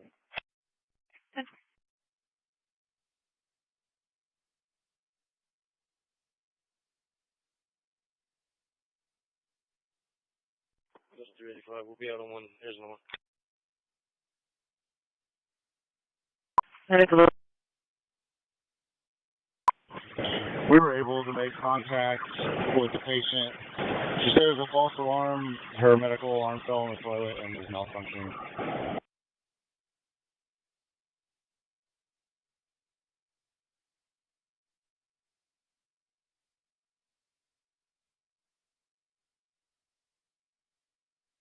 By Morgan Staples.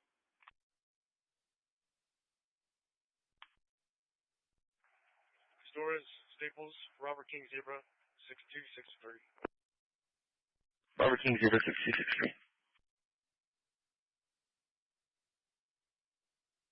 Medic 91 for trauma, ESV 1305, the 2230 Retta, 2230 Retta, Crushy to Fallow and Pine Hollow, work off fire, dispatch 134. Med 91 received.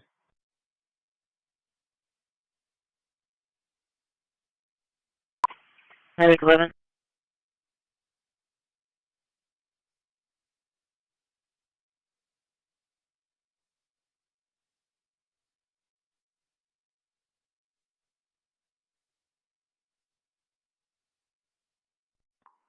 Frank and George, 134.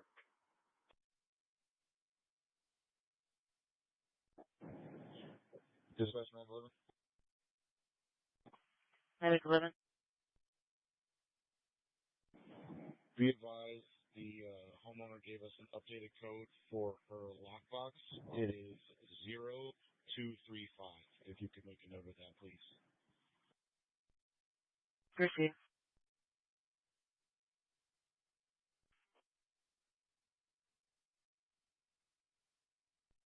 Paul Young Boy 1730.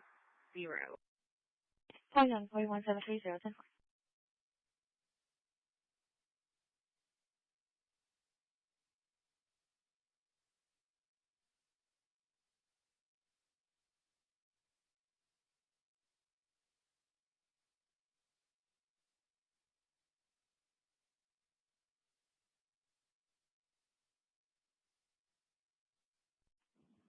Right one.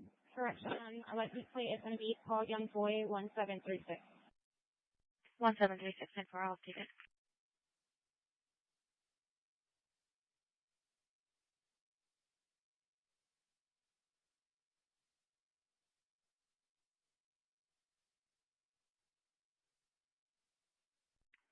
Adam 440, can you open up that bolo that was on County Road 73 and put me back on it? 10-4. Let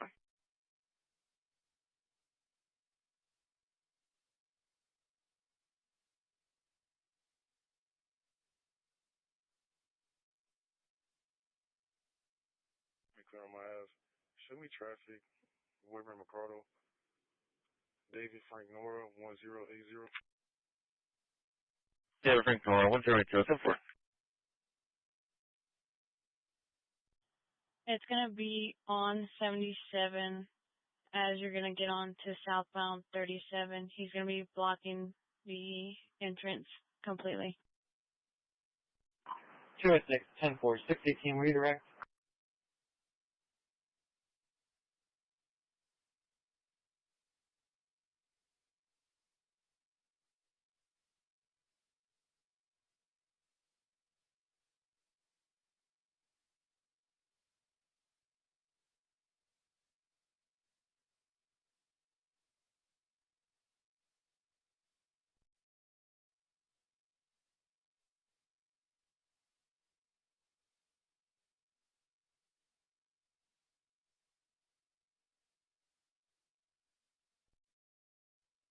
Mileage 6.6, 4 male, 1 female.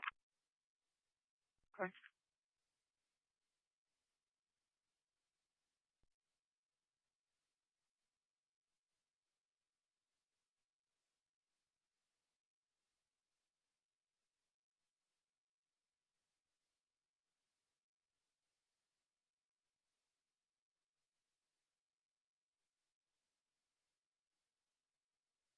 Two.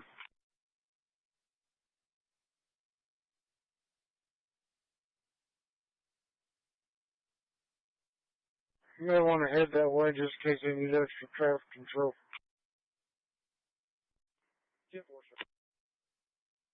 Dispatch back.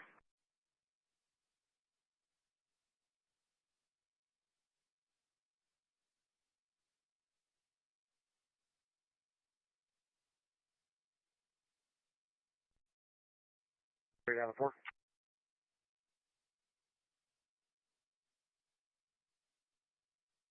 Location. To Everhart and Woolridge, Lincoln Victor King 4089.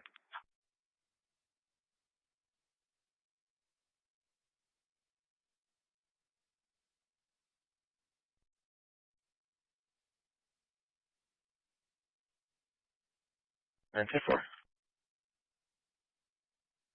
3 Charles 206 County.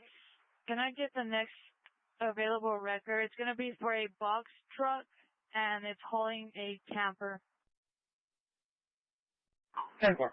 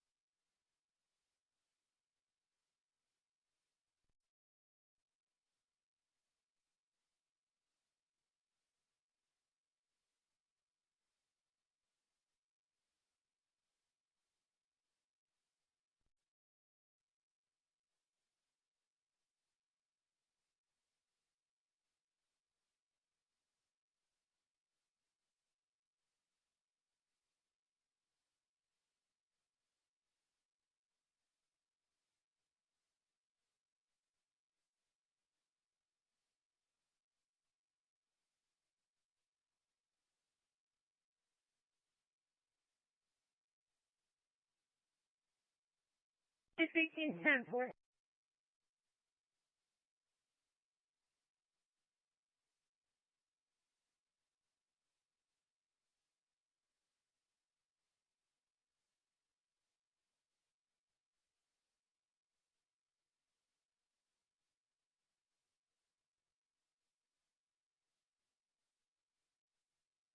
460, that's suspicious vehicle 4444 source.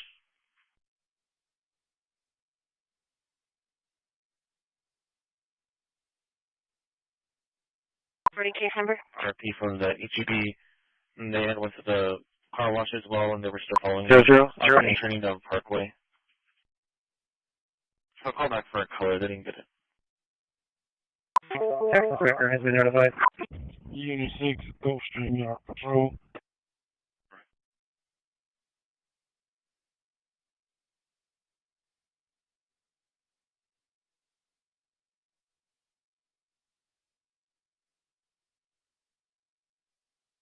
Four case number is going to be 80008.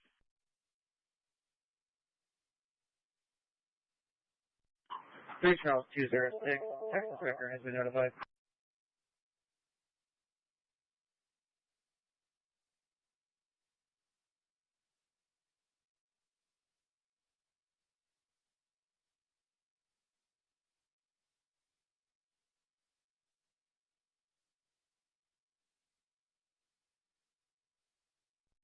That's 845, did the address verify?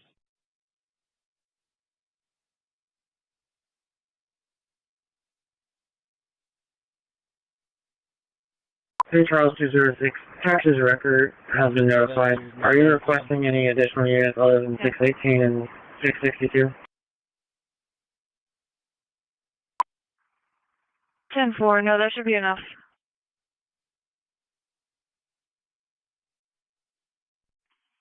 Offer intimidate Medicaid for a diabetic patient, ESC 8007, 4717 Easter, 4717 Easter, Crossita Franklin and Mansham, work off EMS 142. Help.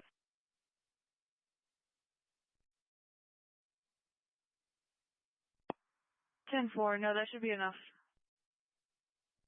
10-4.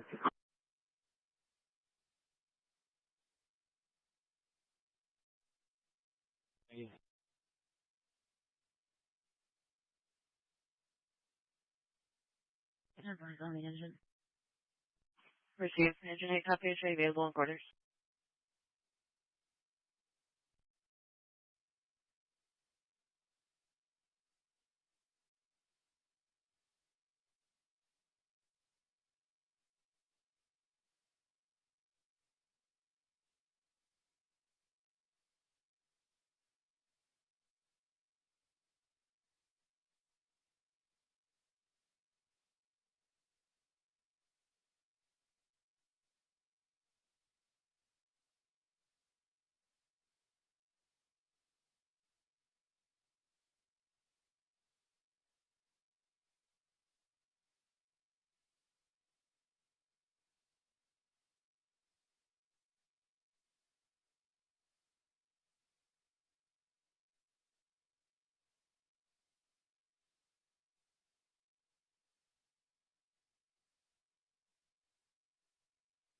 Clear.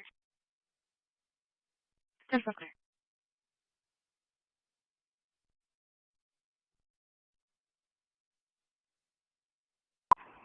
Go ahead.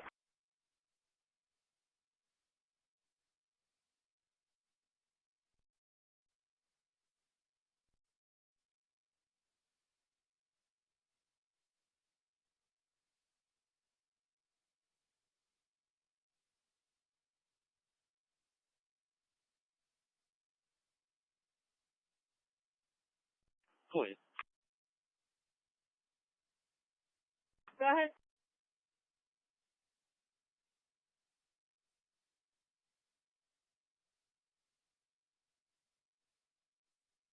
We clear. Can you show me out on 7? Yeah, 4, location. Go.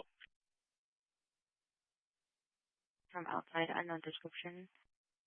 It's going to be Rico requesting contact.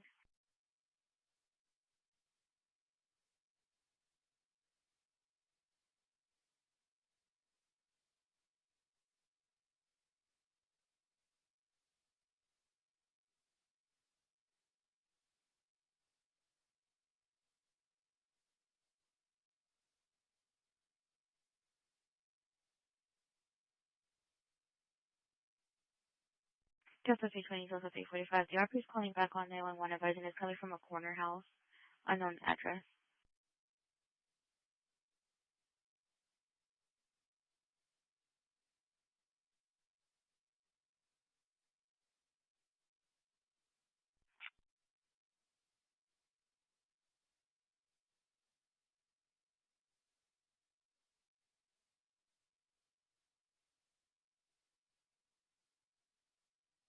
Herpes didn't want contact?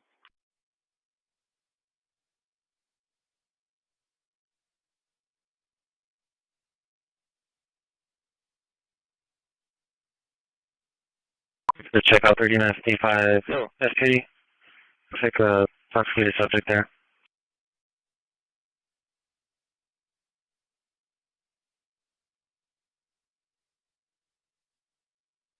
The town off from Park closed, car chapter out. 10-4.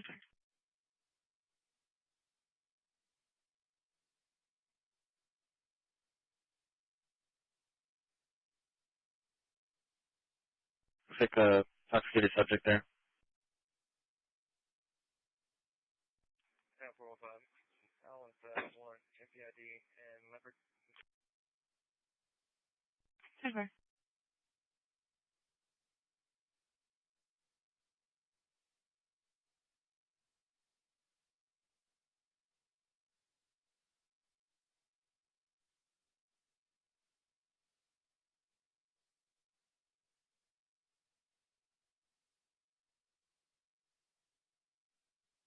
Progress, or is it already happened? Already happened, was the last seen running towards Walgreens.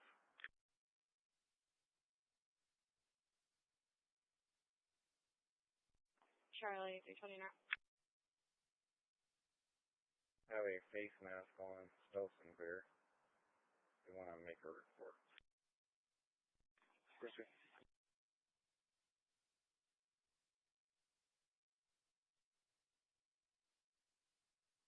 Negative, she's declining.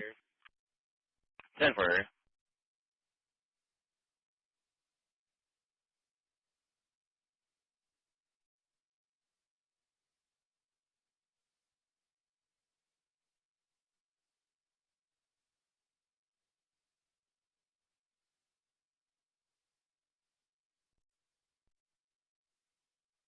What is that? 320 clear. Negative, she's declining. 320 and 10-4. Signal 4 for that warrant. 10-4. 612. 6-3-12. Route to 4021 Ramsey with a juvenile female, starting mileage 0. 149. Delta 460. Show me 58. Build us a new call at 910 Ohio, apartment 1. Signal 4 for that warrant. Okay. Delta 36, I'm with him. 10-4. Trim out the main tech. 10-4.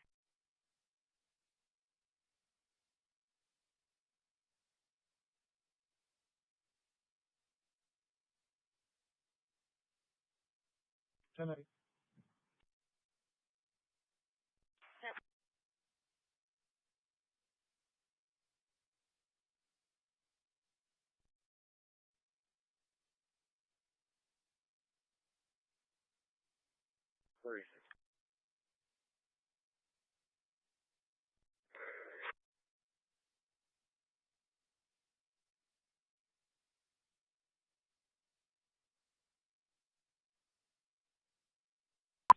Dispatch 9091.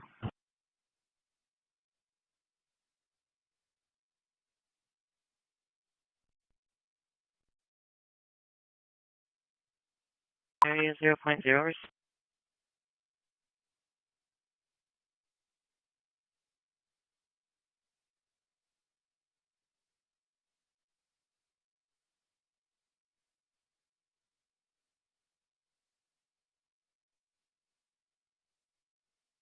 Medic 91. Yes, ma'am. We're going to be going code 1, dead area 0.0. Station. We'll be on Greenwood and Horn on a Victor X-ray John 1004. And we're pulling into the Circle K. I'm at the Circle K 10-4.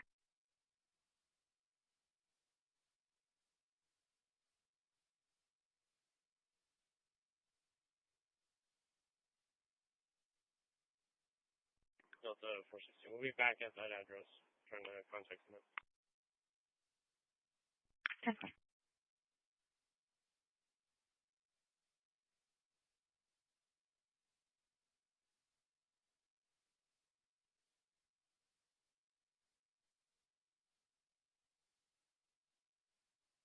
I'll be in the area.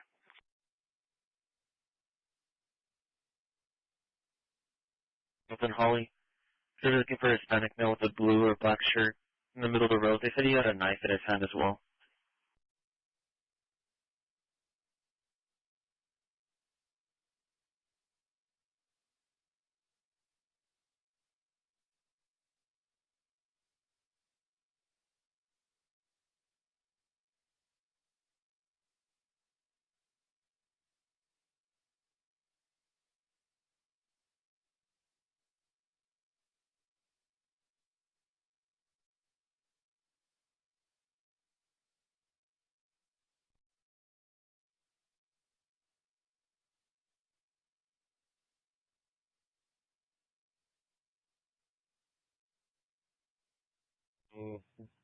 Bosques MJ.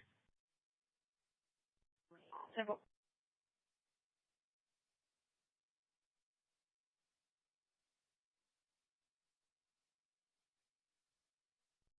Yeah, I mean,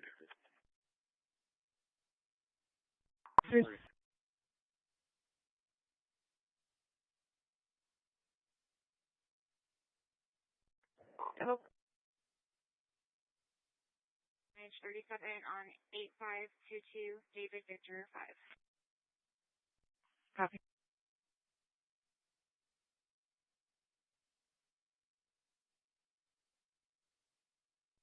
Simple.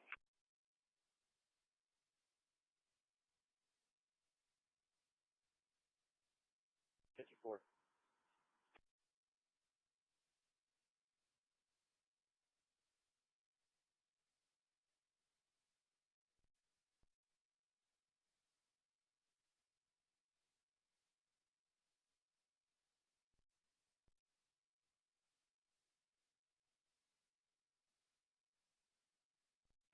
Right, one going info. Copy.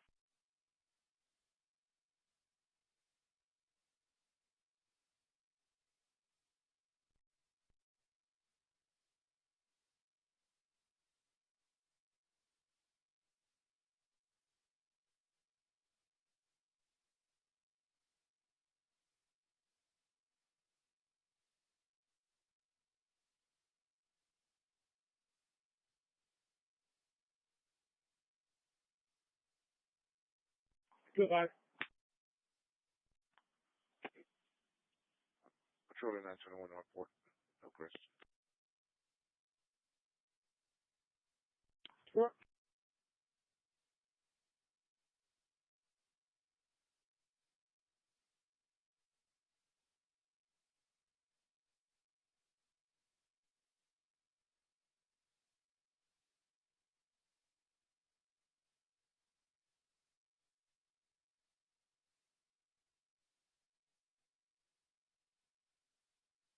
I don't know, can see.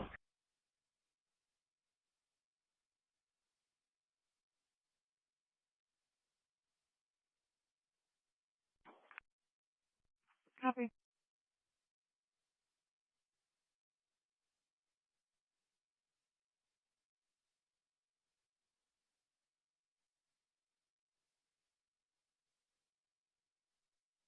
Area.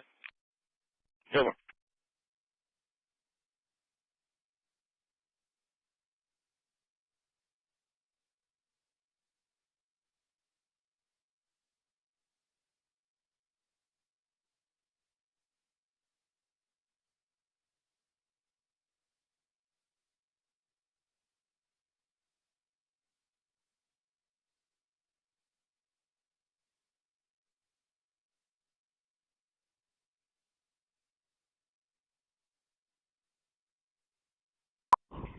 Here's Cookie. Delta 1058. 10-4. 5.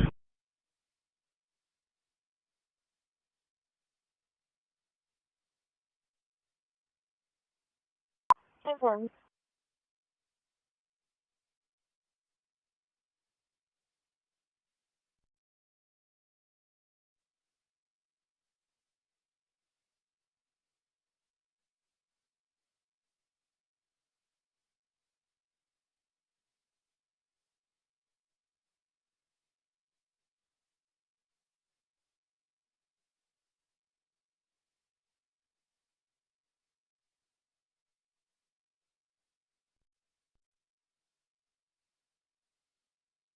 Sure. 6223. 10-4.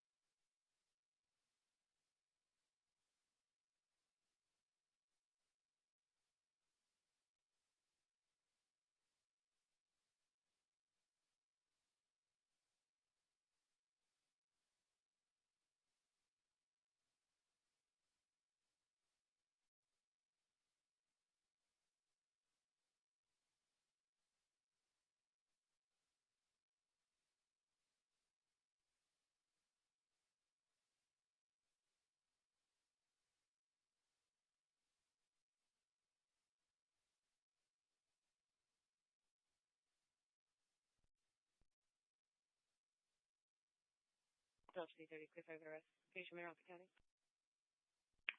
Route where? The county. Copy.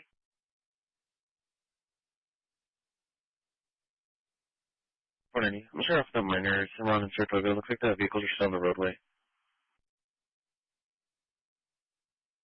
Point 320, same traffic. Copy.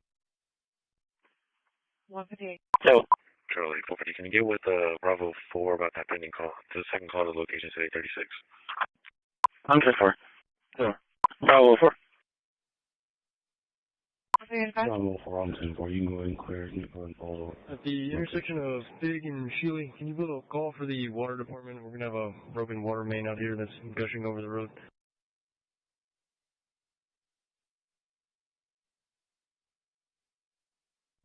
Charlie, 450, can you get with Bravo 4 about that pending call? To the second call to location city 36. I'm 4. Bravo 4. Bravo 4, I'm 10-4. 448, turn clear. Keep it open. Location, please. 4430, can you have me that miner at Cimarron, Saratoga? Yeah, 2410, DIC 24 red. Yeah, C24 red, 159.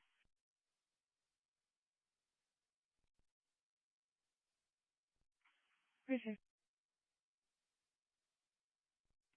440, turn clear. Keep it open. Out of 445.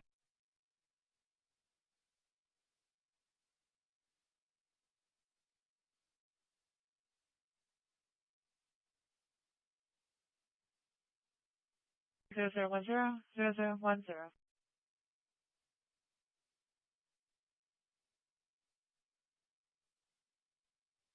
One Vehicle 20.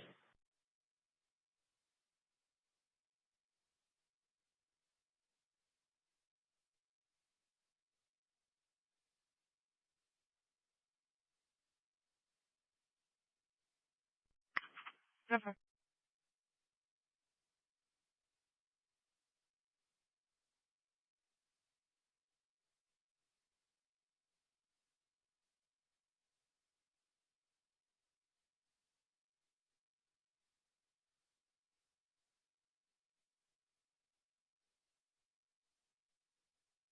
Check.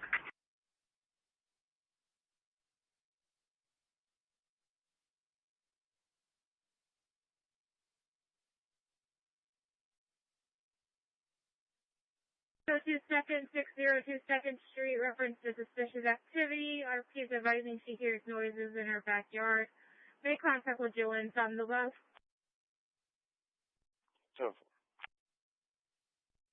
608 contact.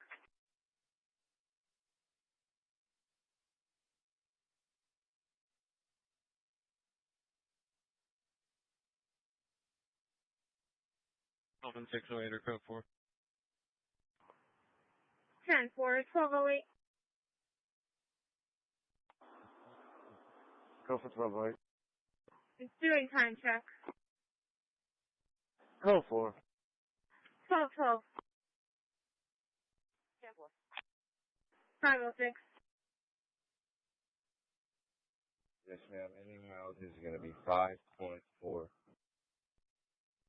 5.4.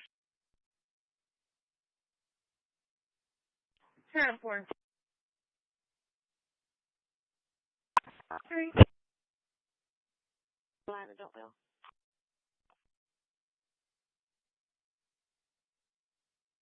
Myself and the fire department, we're going to be 23 here at that call on 607 North B. 23. Yeah, 4.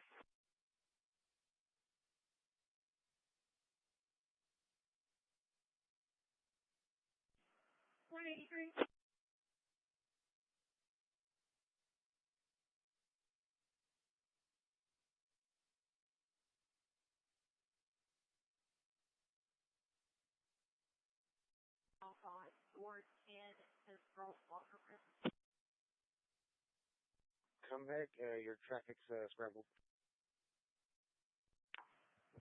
have an alarm going off at Lexington. It shows the door number 10, the girls' locker room, but I can't see anybody on camera yet.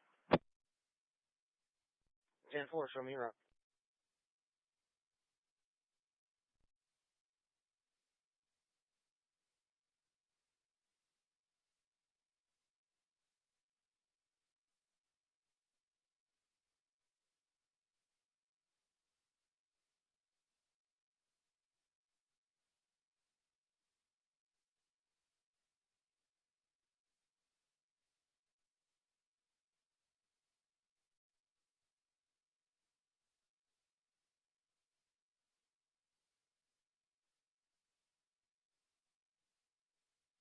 Typically.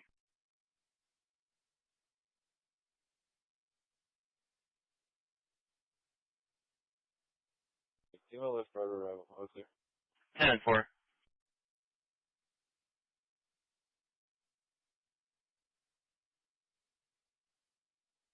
Delta 430 clear. Typically. 62 1 City.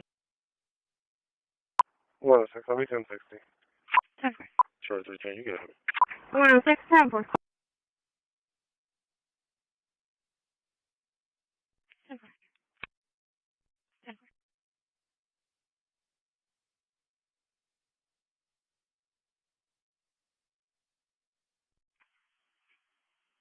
I'm trying to say 90 feet being wrong with them. It's going to be a trespass violation of 62 1 City. 106, 10-4.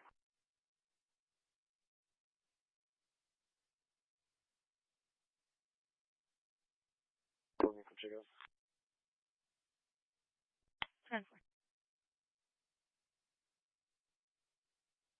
10-4. Kids knocking on random doors and running off. She also stated that they threw something towards her window. She doesn't want contact with an officer. She just wants someone to go out there and patrol the area.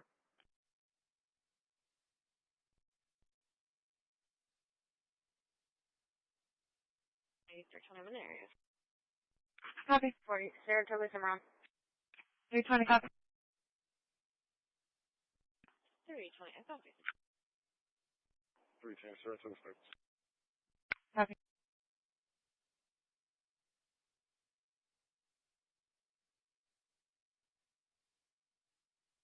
The hotel complex. That looks like it might be a little bit more than time. Copy. So far, it didn't look like a disturbance per se. 350 Edmund. Copy.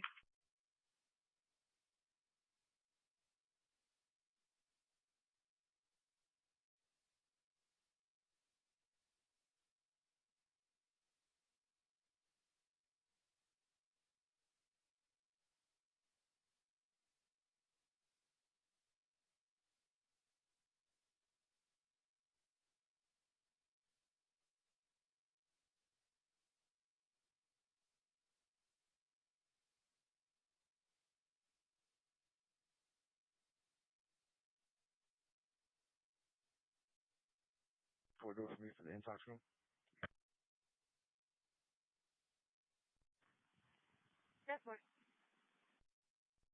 130, see I'm heading that way.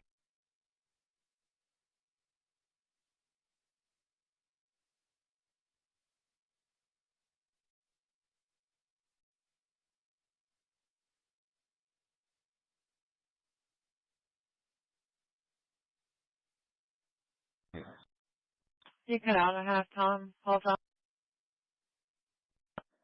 I'm Paul John, 4668. Copy.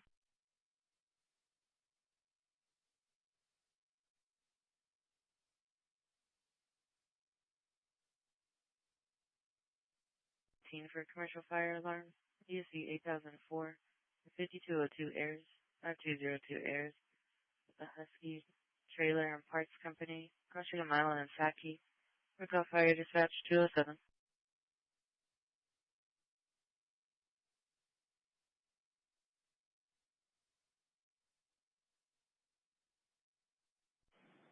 Seriously.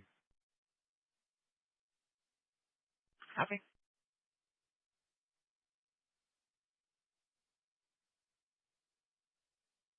Help.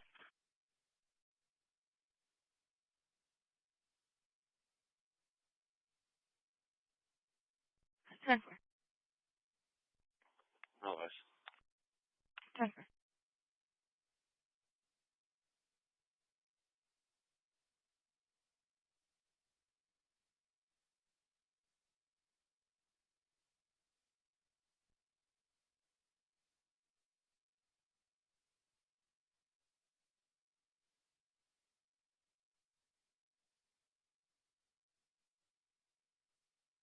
Four, three, 8, 9. Transfer. Decision 10, 4, 3, 8, 9. Transfer.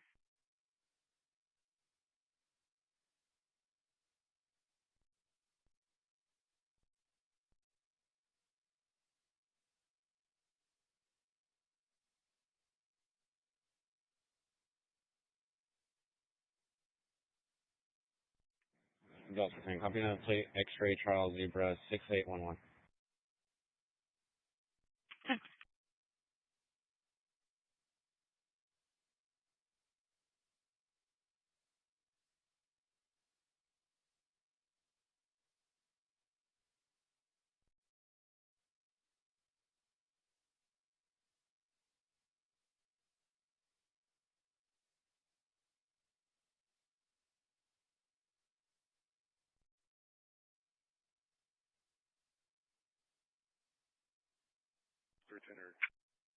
Over.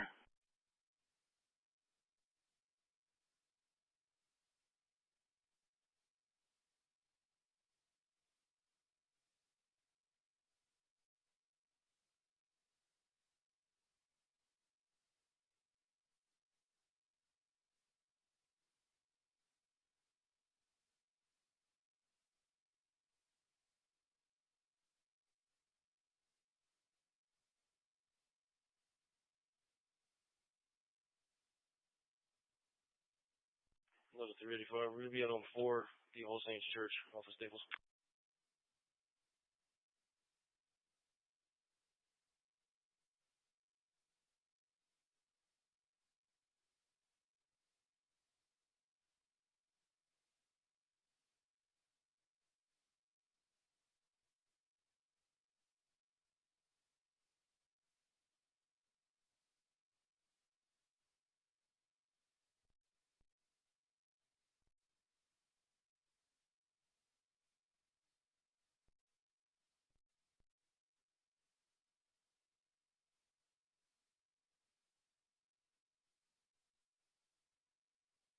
Victor, are you clear?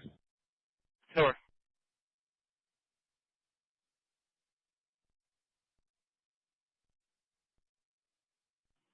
If you could, 25 West Nelly.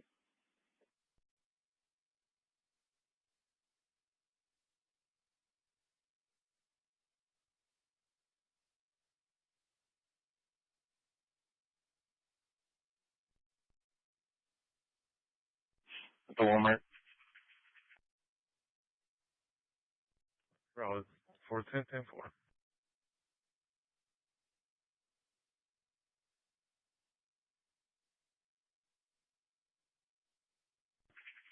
Gray shirt, white, black, picture with black shorts. Says he's trying to shop at the location. He's on a motorized scooter. They're telling him that they're closing. He's not leaving.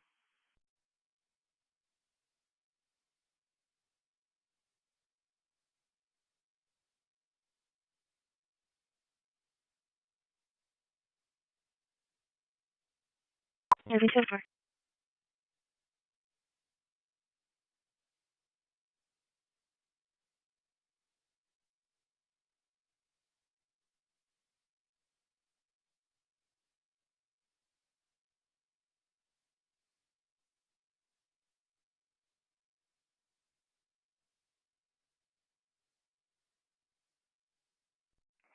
It's also 3060 arriving. Every transfer.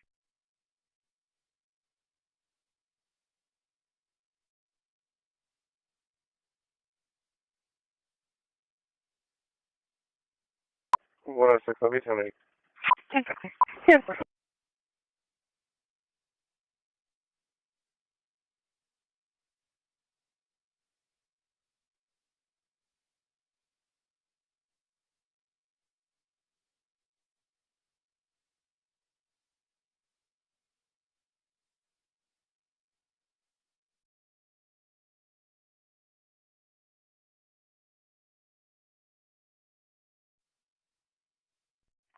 Delta 14 clear.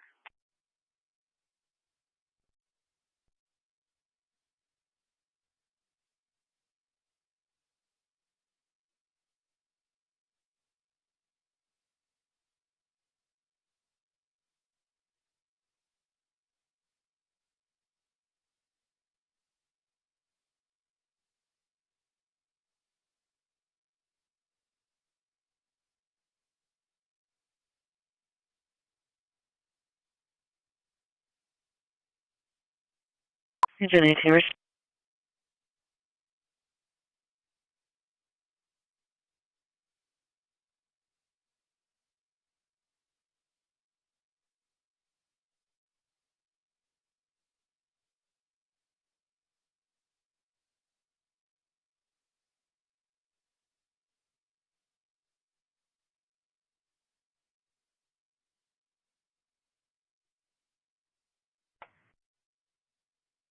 Yeah, what's spare? 10-4. So,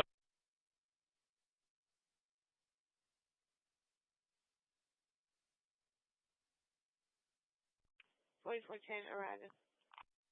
so,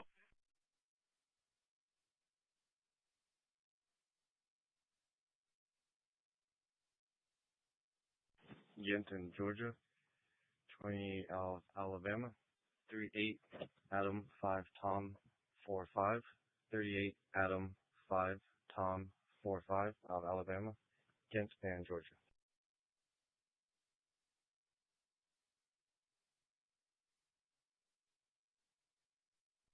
Charlie 4, nice and clear. 4 and clear.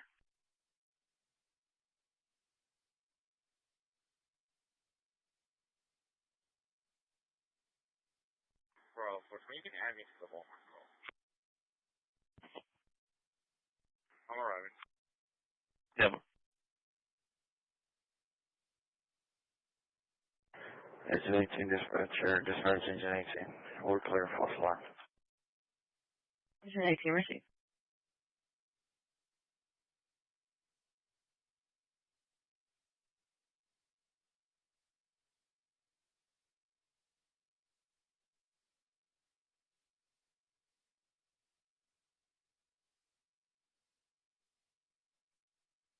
Charlie 330 clear.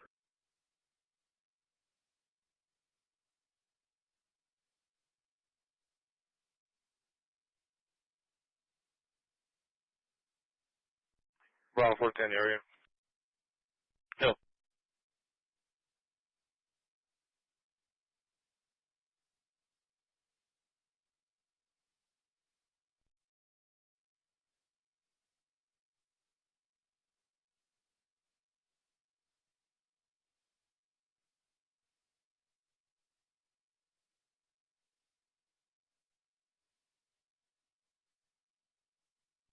They were running northbound on South Center. Lost visual once we did the turnaround, trying to locate right now.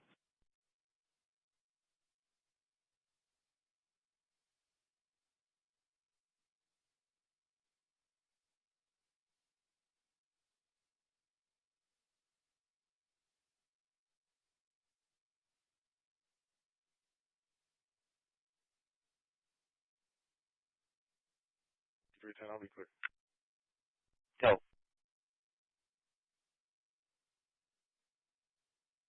Right, we're important to Cole Park. Call Park 10.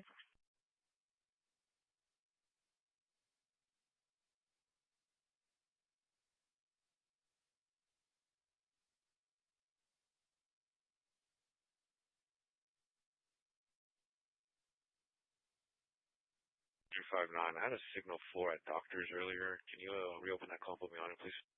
Yeah, 10-4, I'll reopen. Charlie 370, Charlie 420, disturbance, 5525, Curtis. Open line disturbance. Now they're advising it's going to be females fighting in the parking lot.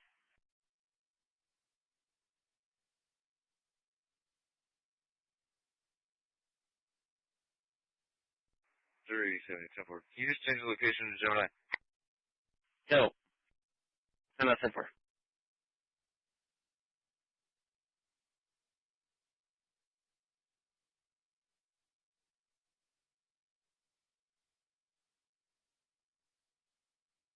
South 410 clear.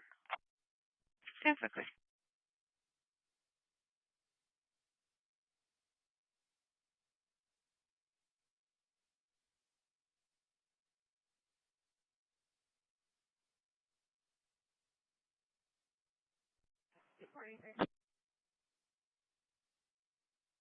Info.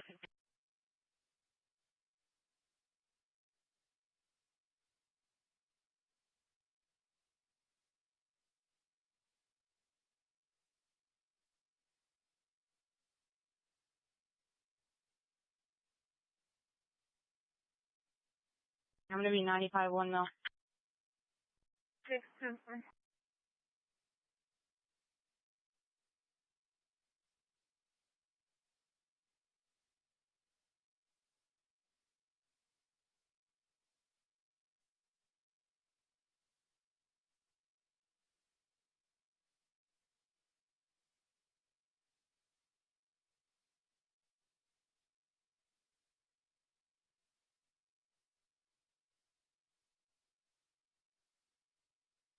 Third, I still did not ever see anybody on camera.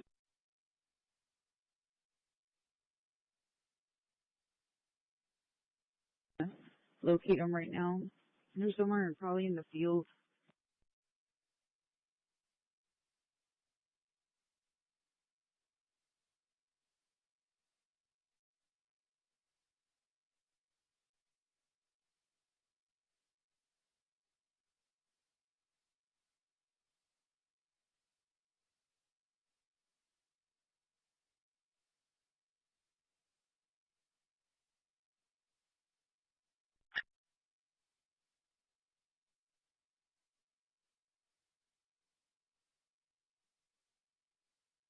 The south north.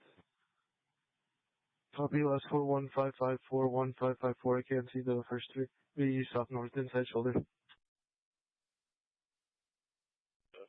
can you put me back on the destruction call at the same location? 10 4. And I'll be en route to main downloading photos. 10 4.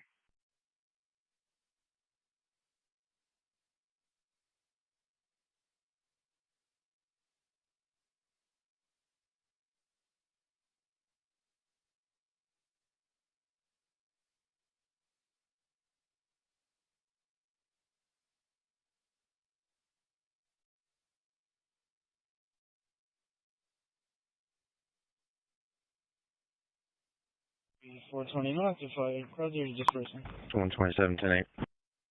10-4 occupied, cars dispersing.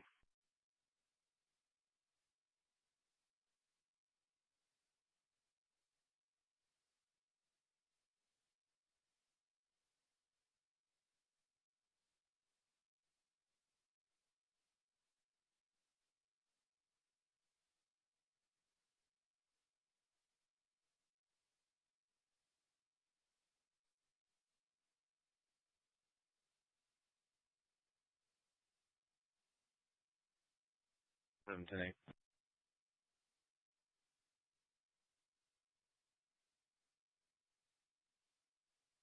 Hill 3, 221.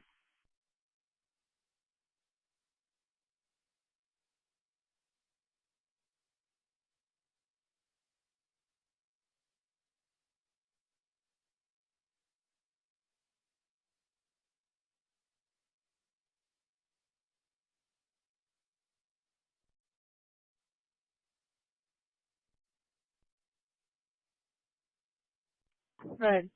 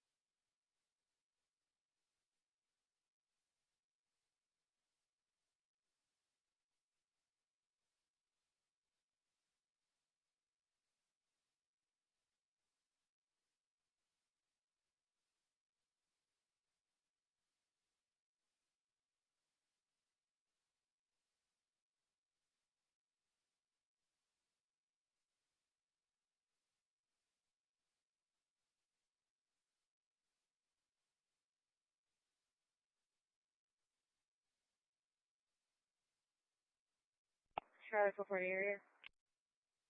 So,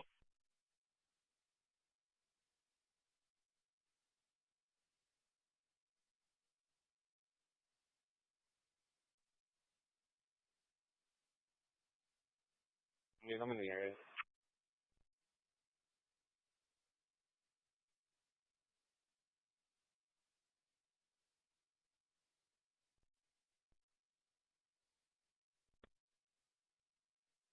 Testify.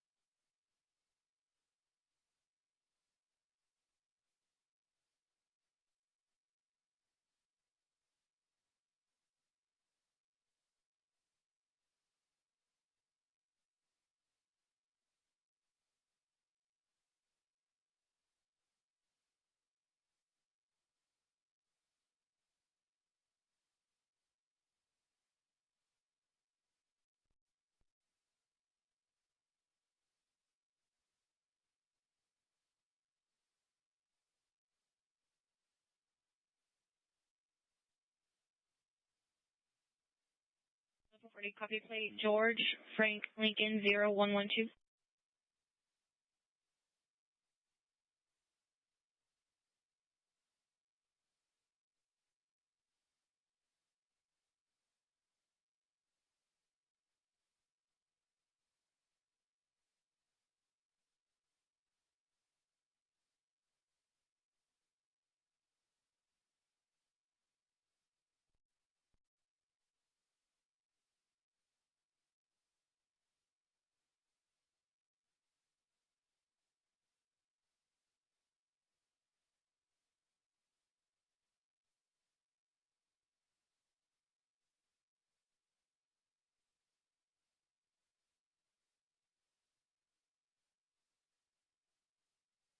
Victor 10 click.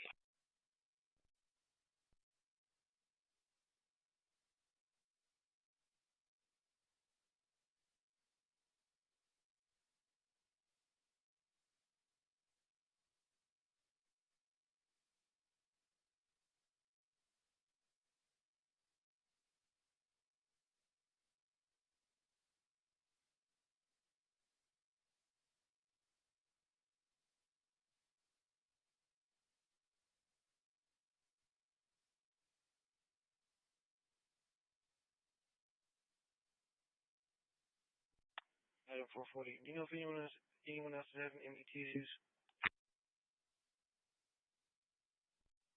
Any unit having MDT issues, acknowledge.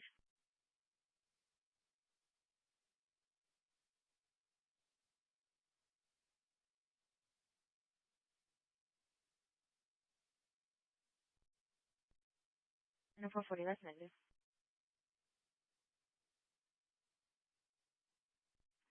Day in 4. Just try to reset my computer, but now I can't log in. Testify. I'll be out of service for a little bit, trying to get this to work. Testify. Victor 20, I'm clear. Testify.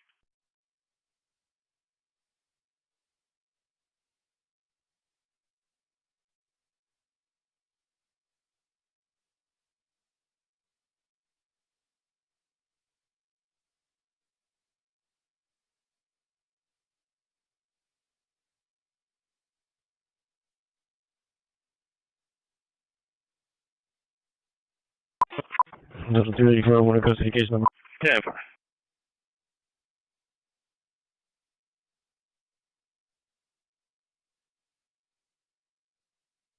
229, your system is going to be 110011.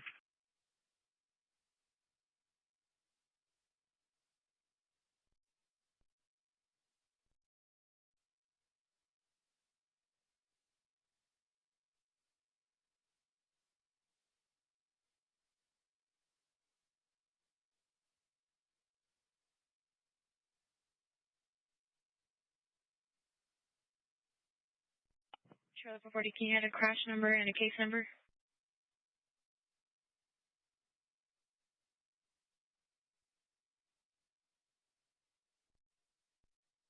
Traffic.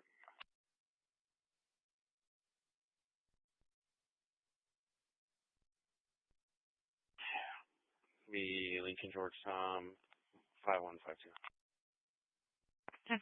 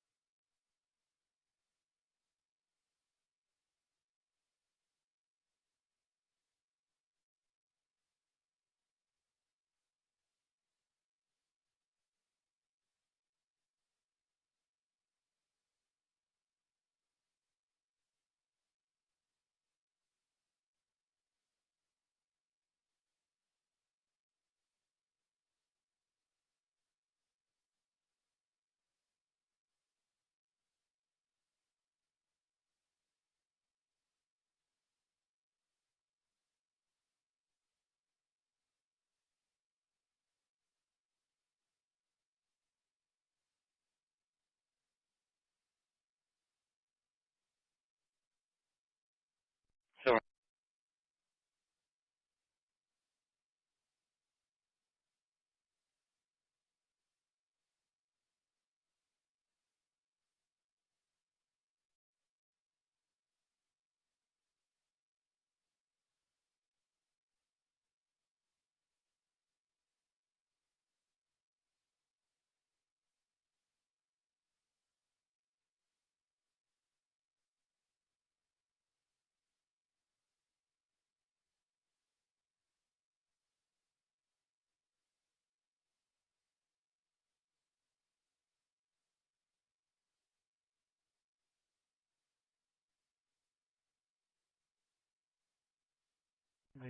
So they went back northbound?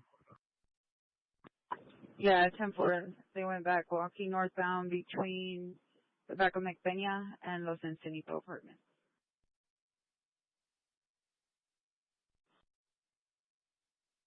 848, boy 47, so far. Can you give me the name on the return? So,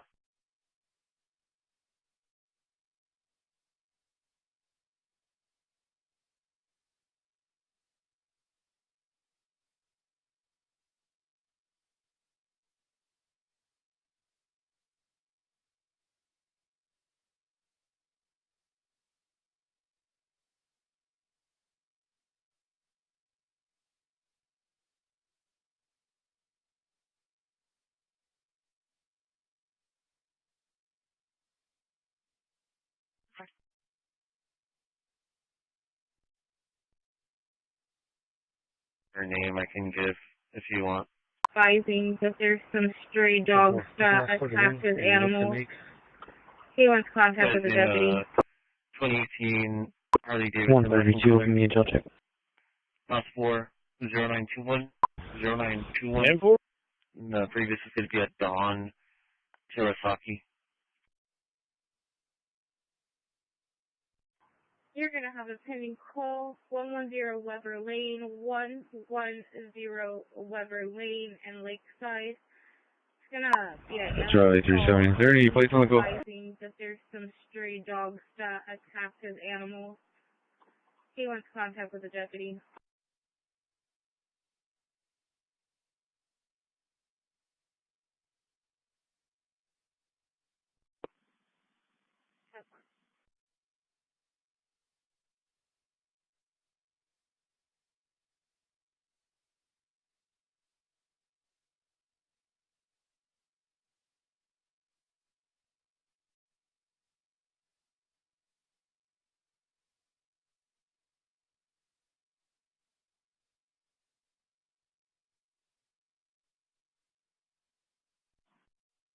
Go ahead. Tom Henry Charles 4113. And go ahead and assign a case number for hit and run. Go. Victor, you have info. No for info. Case number is 130013. Unit 7. road to CDC. All EAB floors patrol. Confirm. Can you be looking for a Melanie at the front desk? Over.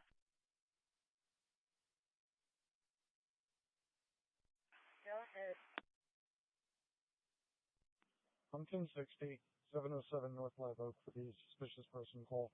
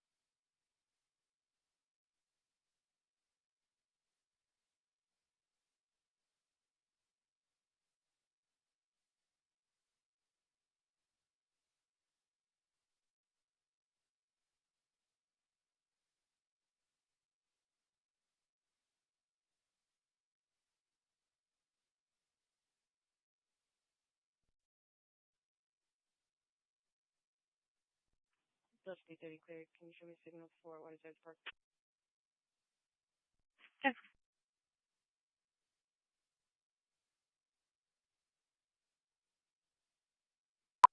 Showing you now to Ruben Chavez Road and Evelyn Avenue. Ruben Chavez and Evelyn Avenue for disturbance in progress. RP states families arguing and fighting, no weapons. Secure row. Yeah.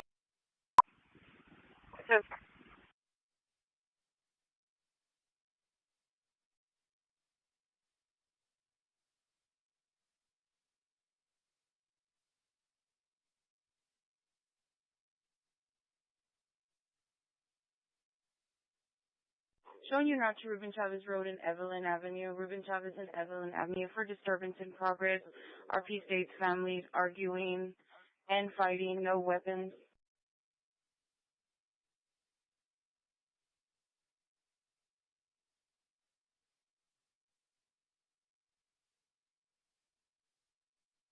On road.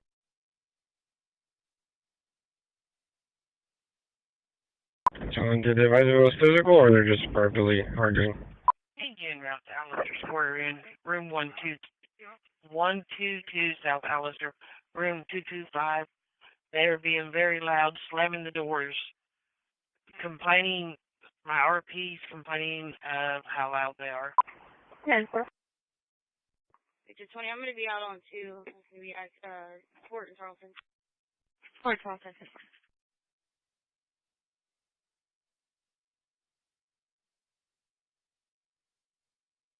Route to Alistair Square in room 122 South Alistair, room 225. They're being very loud, slamming the doors, complaining. My RP's complaining of how loud they are.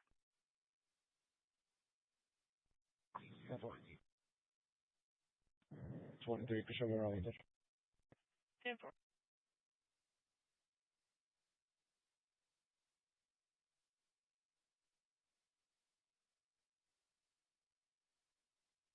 I'm supposed to be out on 2, Port and Charleston. Close looking for Patrol 1 and 2 at 2:38.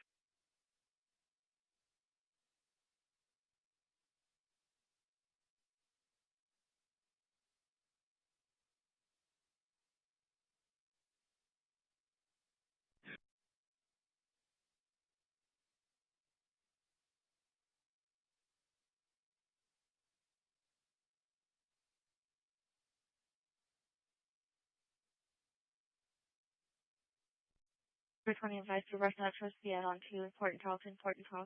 Close looking for Patrol 1 and 2 at 2:38.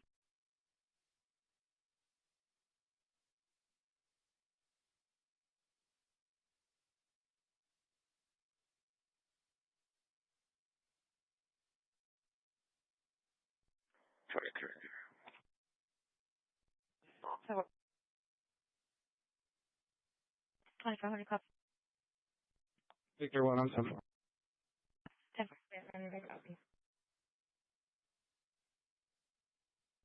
Nice, man.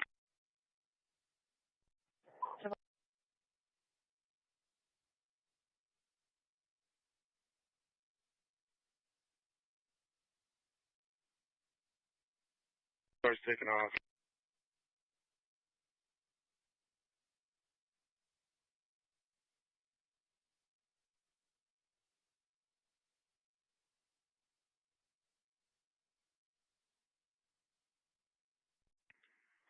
I'm gonna stop a car on Dakota and Dunn. 50 Young Sam 5544. They're taking off from the scene.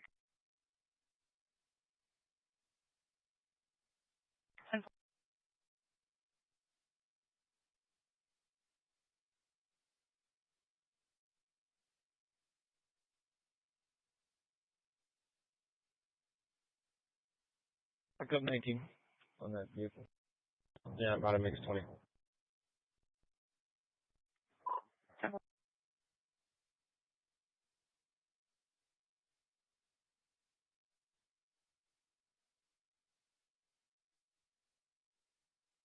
No injuries, 10-4, 2 cameras at 814, 0014.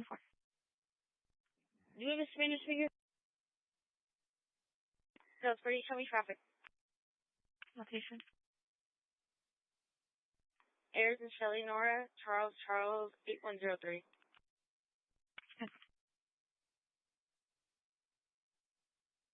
425 Bravo 40.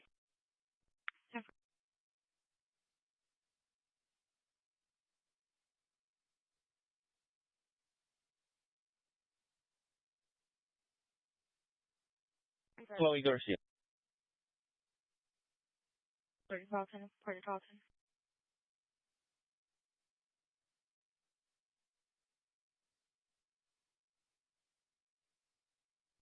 Delta, can you show me around? 10-4.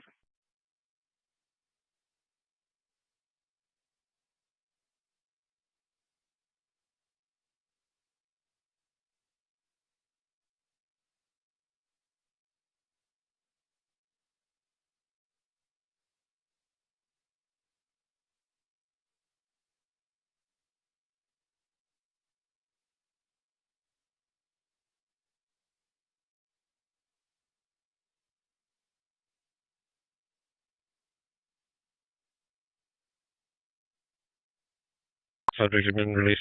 We're near the 19th location. Delta 320 route. 10-4. I'm telling you the cover from the bathroom. I'm fighting the center for breaking the Not passed being out. cooperative over here. Inside the bathroom still. And his back is slumped against the door. Yeah, he's not Delta going to 3. be involved. He was just Airport 62, boy. He's leaving already. The aggressor's in the house with the sister. Alright, so far, right now. I'm going to move. What is that room? What's clear, so try to come to the vehicle. No subject with the investigator stopping the no subject has been released. We're near the 19th location.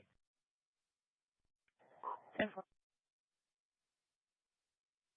It's passed out. Advising it's locked inside the bathroom still. And his back is slumped against the door. Delta 3. Delta 325.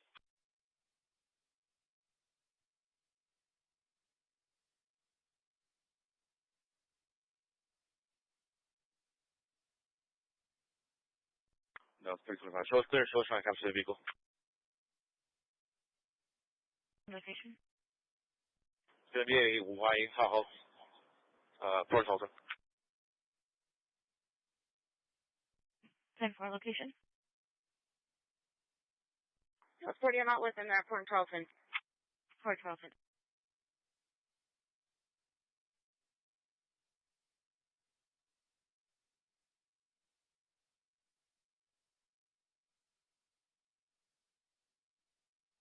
$327 out of Singapore. 434 East Austin. 10-4.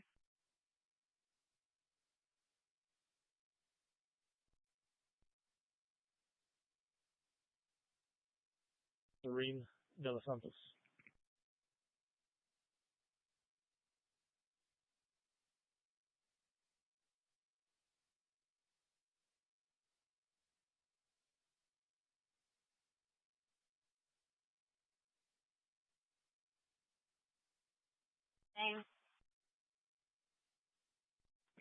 Last name De Los Santos.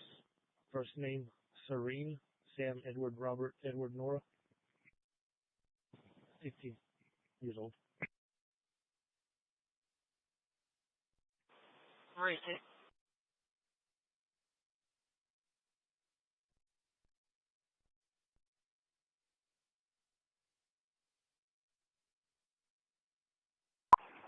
Del for catamaran. Ready.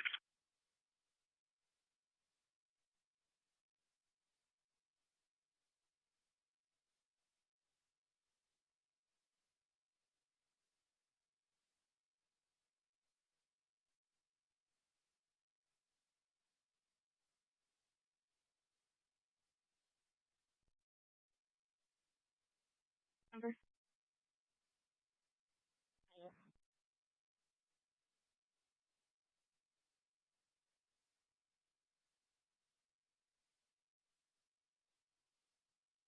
We're going to close up. Location.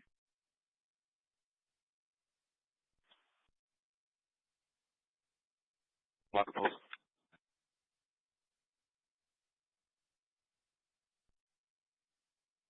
10-4. Post.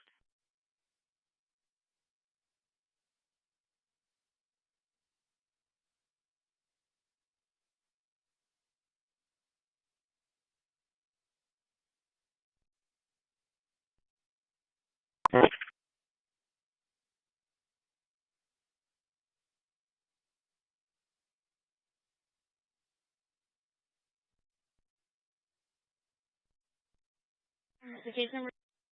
That's 10-4. 1-4. No dot images, no power cars. Water reading is 168,395. 10-4. Alright, your next rate, 960. North. First name Bryce.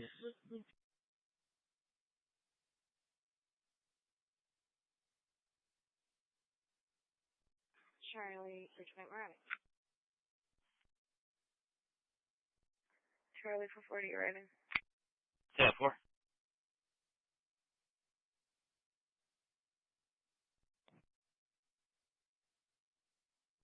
Ready, copy. Marion X-ray 8860.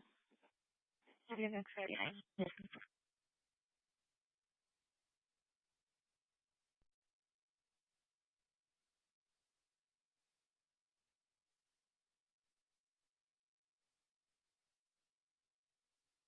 Delta 440 in that area.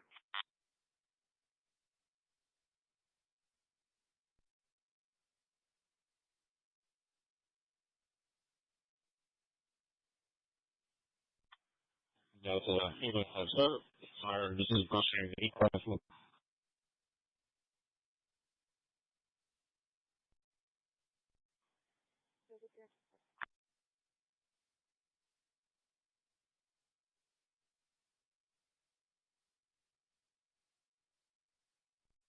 Delta 324, name okay.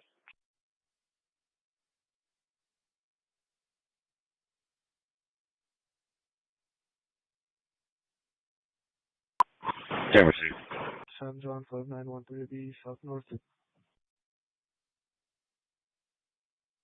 is Oman custody. Case number in starting off. Someone custody at 248. Your case number is going to be 15-001-510-4 and pound.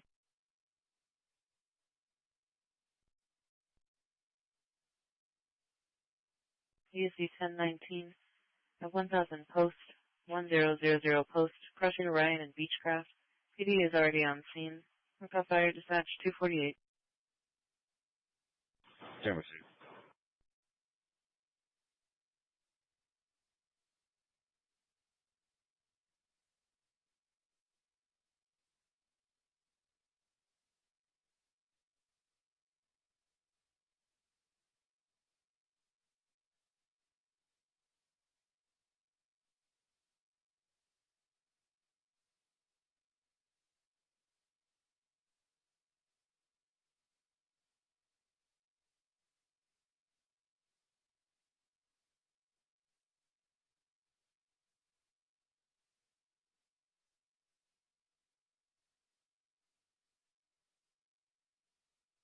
Anything for De Los Santos subject?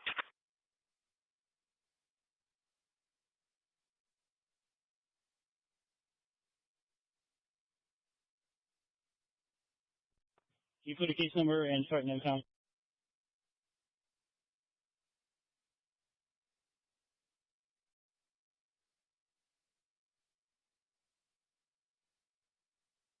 Edwards, Nora, Gaspar in our master file. Those subjects are clear. I'm not finding anything for De Los Santos subject. Yeah. What? Unavailable. I've got a report of a disturbance over at Portside Villas, apartment 2401. Reporting party advises hearing people screaming. Advises it sounds like 3 subjects, and he could hear a female crying. He refused to give his name or number.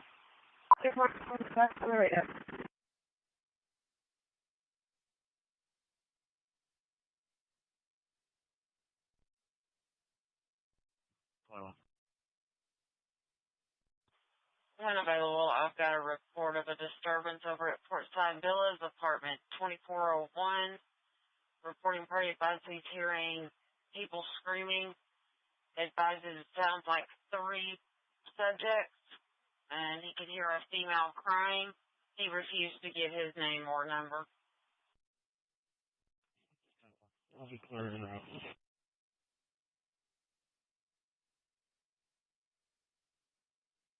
213, same traffic. 36.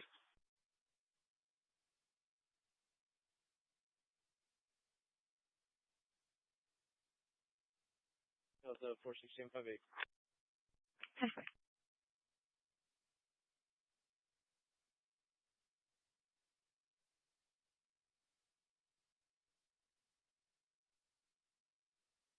There's Hispanic males, all black on a silver passenger car parked in front of the location.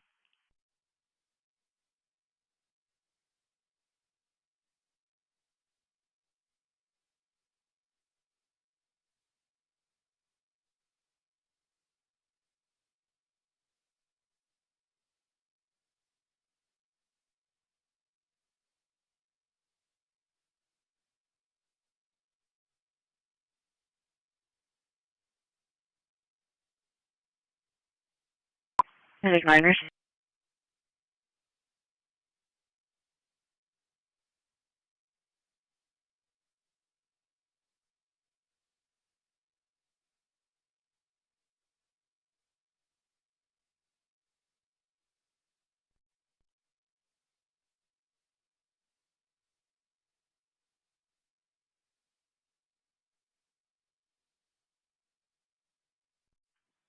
Dispatch, Medic 9. You're clear from the scene, no EMS needed. Back in service, returning. Heaths minors.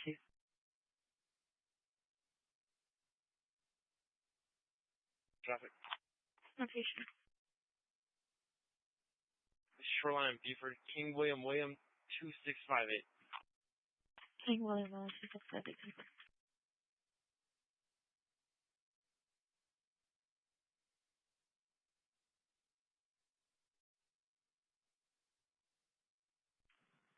Stand by.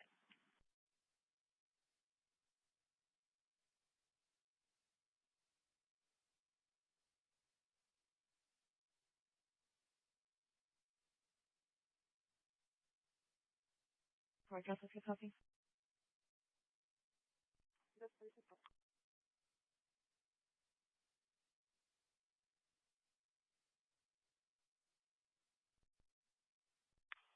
Christi, show you about something.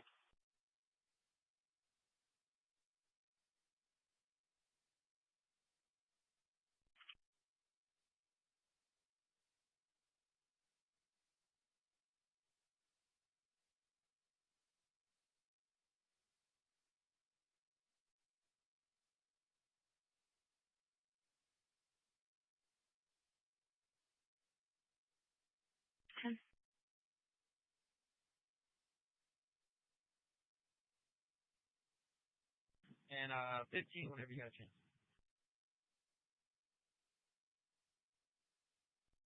10 for adult one custody and 254, case number 7016, serves at 16 and 4 inbound.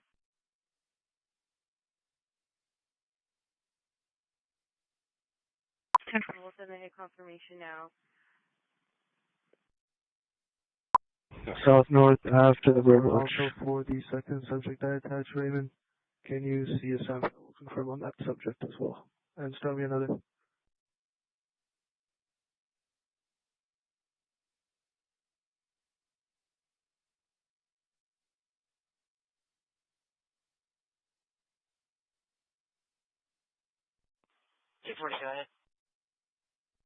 When you have a chance, give me a text. Charlie 460, Charlie 370, disturbance 2022 Trailway Lane. The Trailway Terrace using it can be Unit 76. Contact going to be at Geneva. Unattached, sir.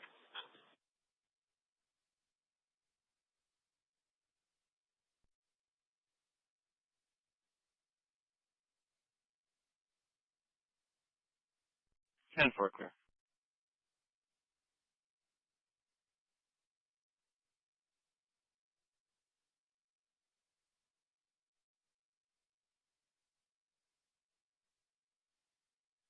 Disturbance 2022 Trailway Lane. The Trailway Terrace using it can be Unit 76. Contact going to be at Geneva.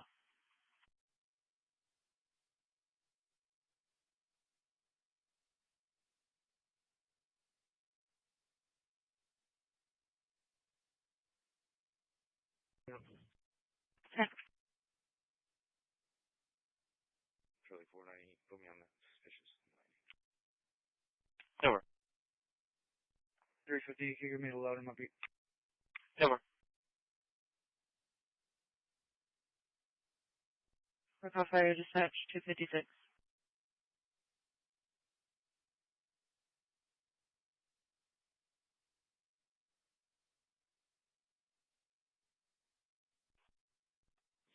First name is going to be Hinojosa, or last name, excuse me.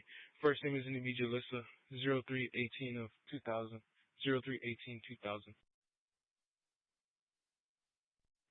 Can you spell that first and last name for me? Last name is Hinojosa, Henry, Ida, Nora, Ocean, John, Ocean, Sam, Adam.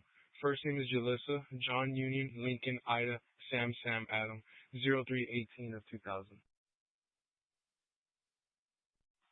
Go ahead with second.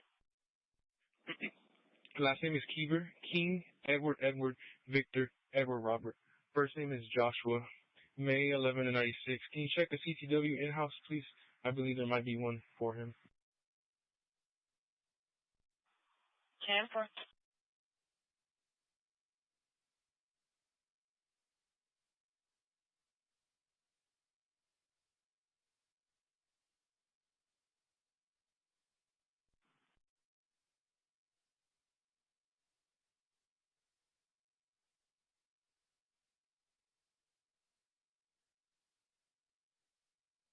The trooper's going to wait with them for the inventory.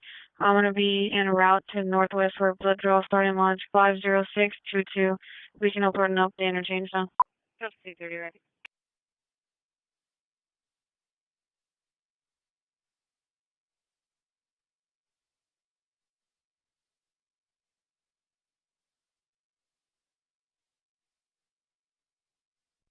You can take that on every. Directors have took possession of both vehicles. We're going to go down to Levante Park. The trooper's going to wait with them for the inventory. I'm going to be en route to northwest for blood draw starting launch 50622. We can open up the interchange now. Yeah.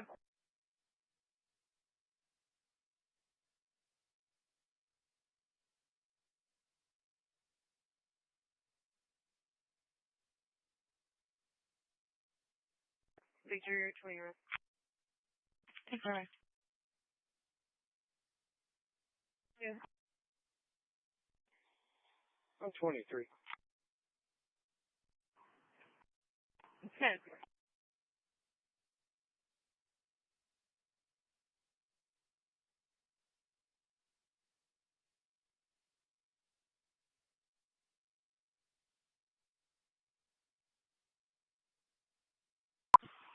Stand by, I'm going to look at that one.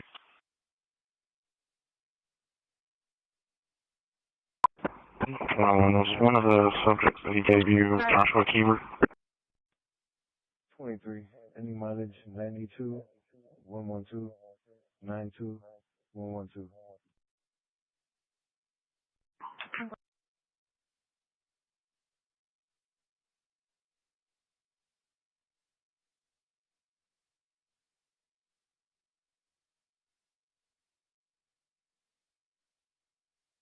What's that one?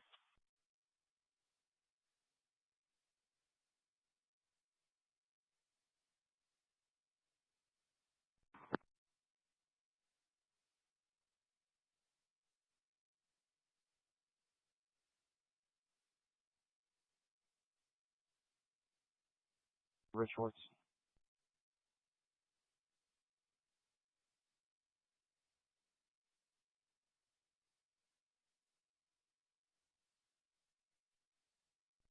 See the team 21, that's 10-4.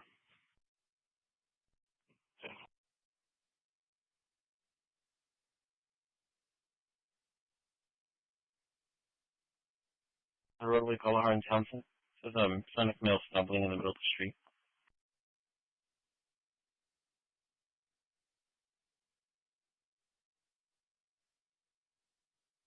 4. Joshua Keeper. 10-4.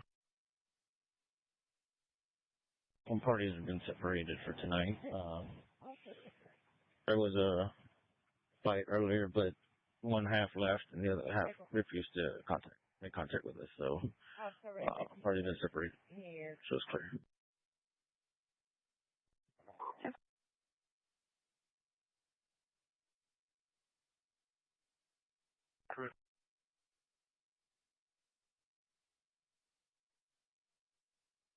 Paramount Park.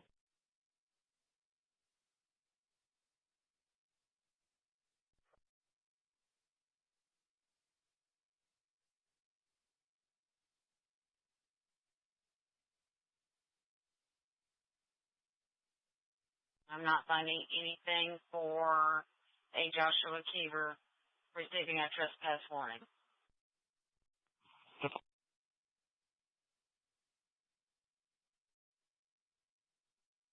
Yeah.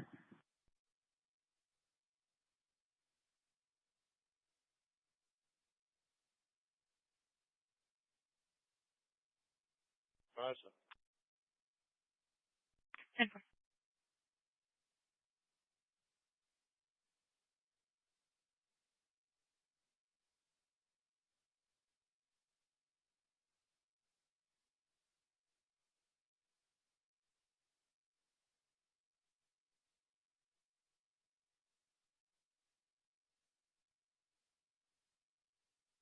Early message also confirmed. 10-4.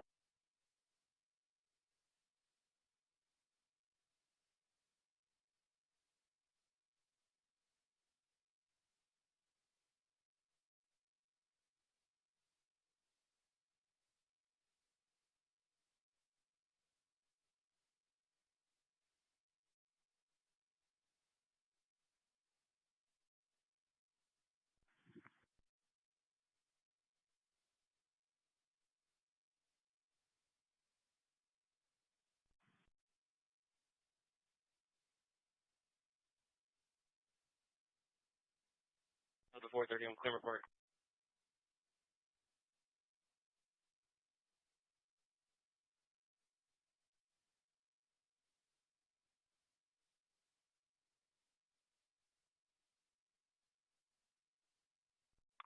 Total 36, clear 5-7. 10-4.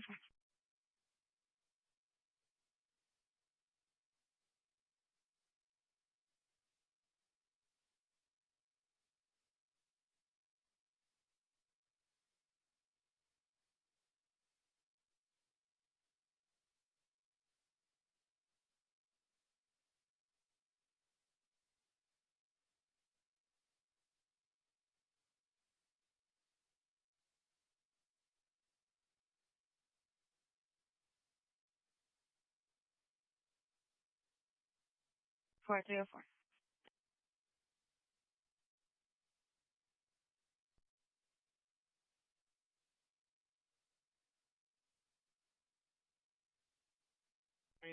Caller states that they are talking and yelling loudly and possibly smoking marijuana in the backyard.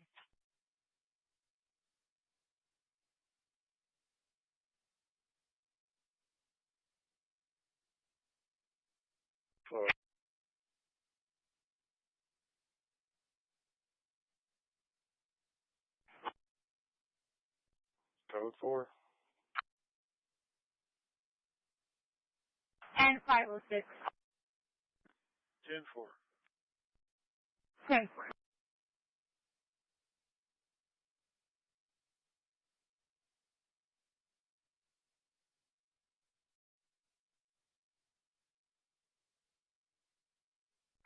Being route to Coaster, it's going to be aggressive driving, possible intoxicated subject.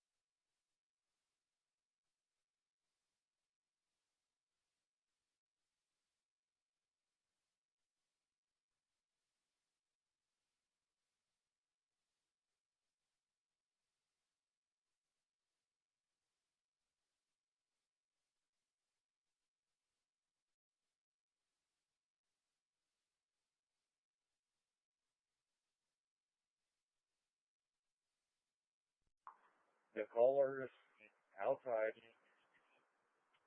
in his vehicle. The other vehicle went onto staff from us.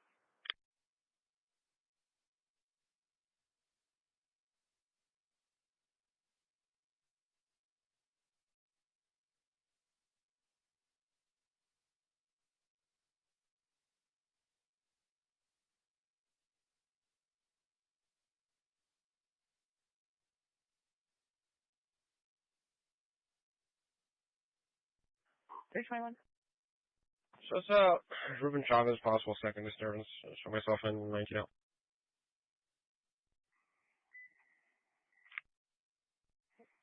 We're right by Jackson.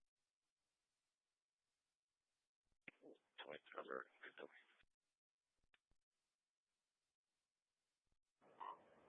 I only got 321's traffic in the one office. We're being at 300 block Ruben Chavez. We're close enough for now. It's related to the other disturbance. Seems like they're just trying to get the other intoxicated half inside the house. It's no offense, nothing at this time. It'll be at 311 Ruben Chavez. 10-4. 23 alert.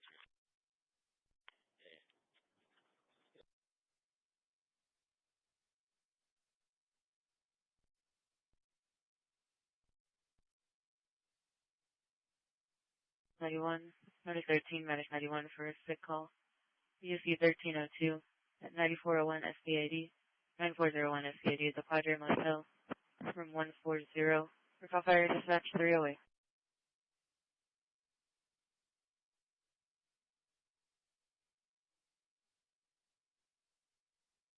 Delta 450, Dolphino CDC starter mileage 73. 10-4 308.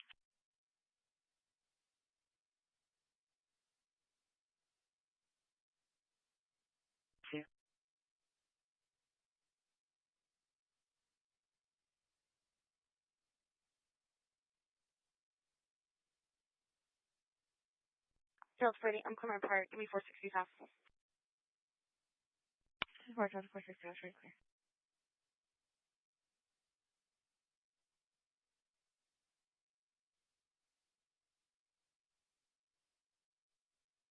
Need to call from the mother, Rachel. Father's going to be Nino.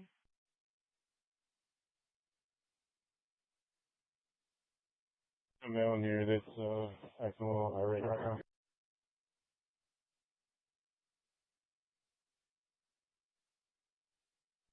I'm on dial now. Only thing I've seen is a raccoon, a possum, empty Whataburger cup and a Walmart bag.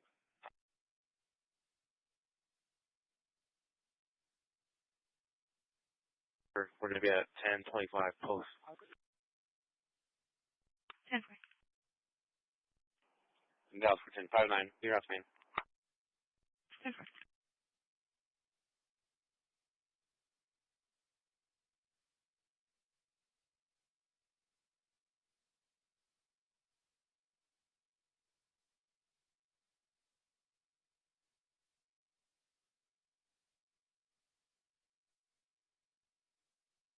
Go the other direction, maybe.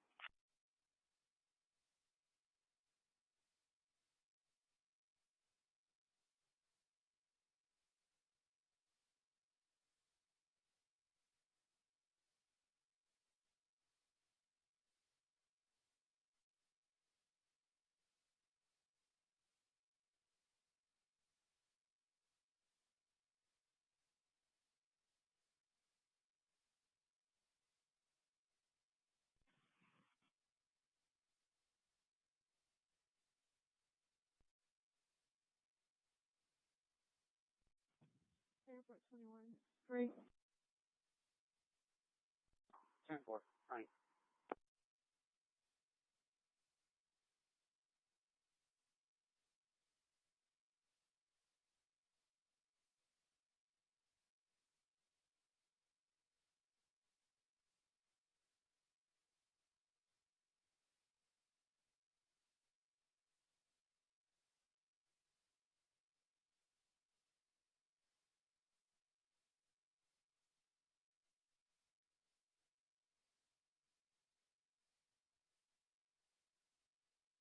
Five units, Tenant.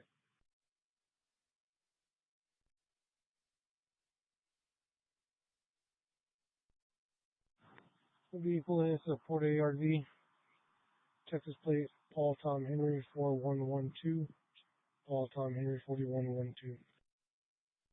10-4.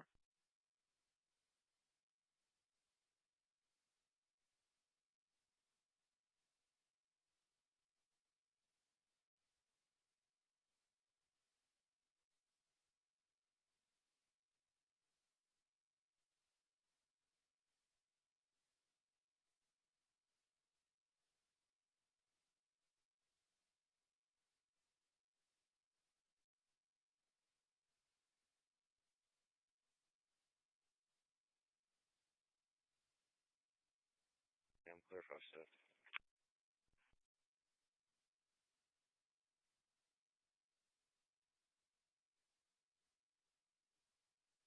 You can put me on that unknown in ID.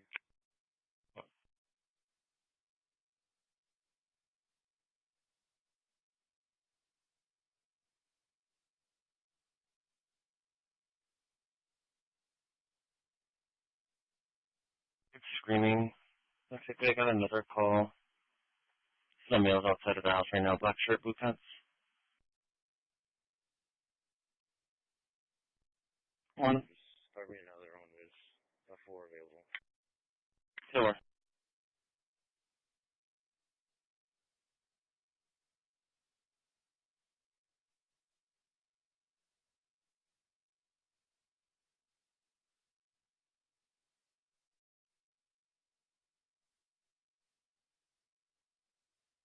Two 27 Texas.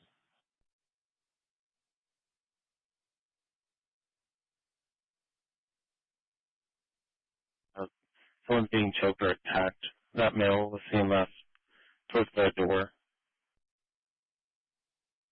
Christian towards the backyard. Come around.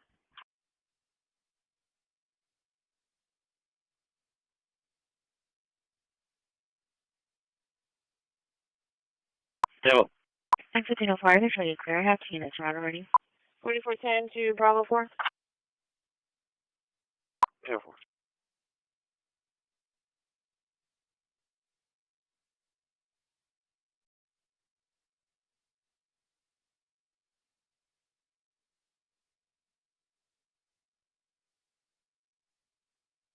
June 20th. Come around. 10-4. 4 counties en route. Gonna be route heath. Yeah. 4410 to Bravo 4. So 450 road CDC and mileage 77.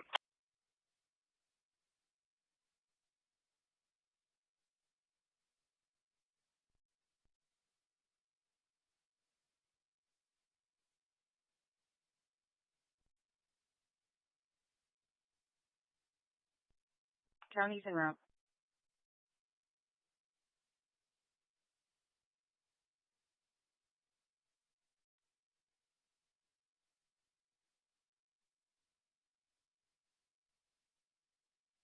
So 450 road CDC and mileage 77.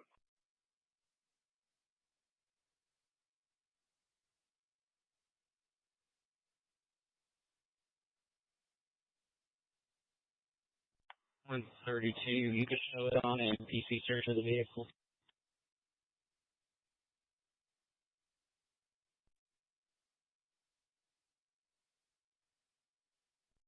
Copy play Paul Charles Frank 6518. We start me a Delta unit. 10-4, I'm letting him know.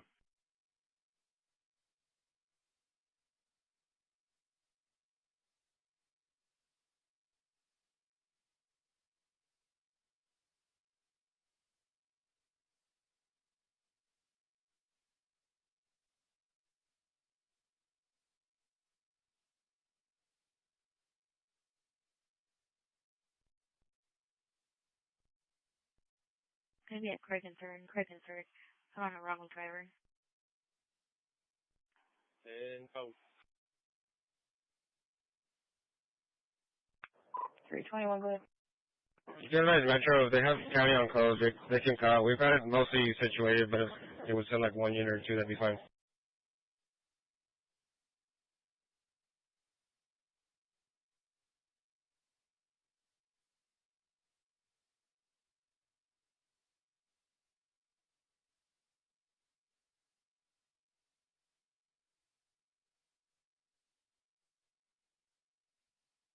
Forty-four ten on 2. 4410, I have Delta 416 on team. Yeah, Tim, we're getting a Spanish speaker, though.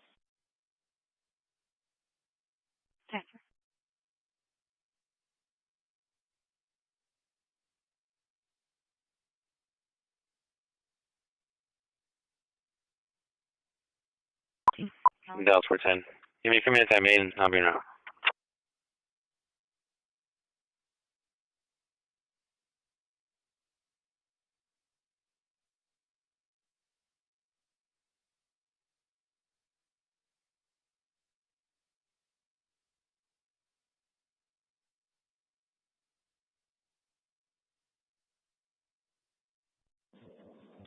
Notes added. I'm clear. All right, please. Give me a few minutes at main, I'll be around.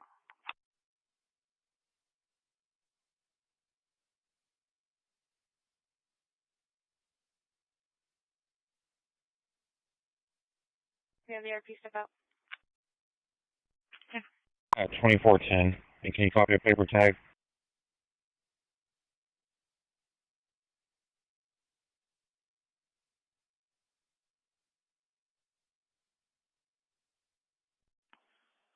Dispatch 5-1, cut 3, Troy on 0. 0 received.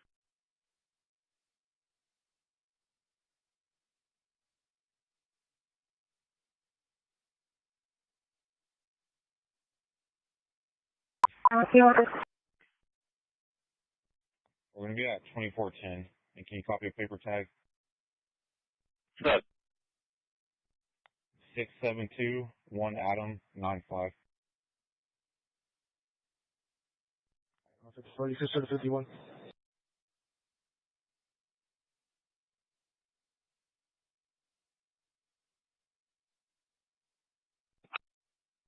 Being on to the passenger side reference to an alarm. It's going to be a fire alarm coming from the water flow motion negative pressure with the order.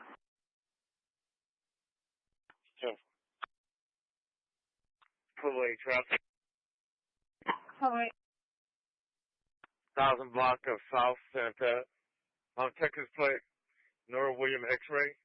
1479. Nora William X-ray. 1479.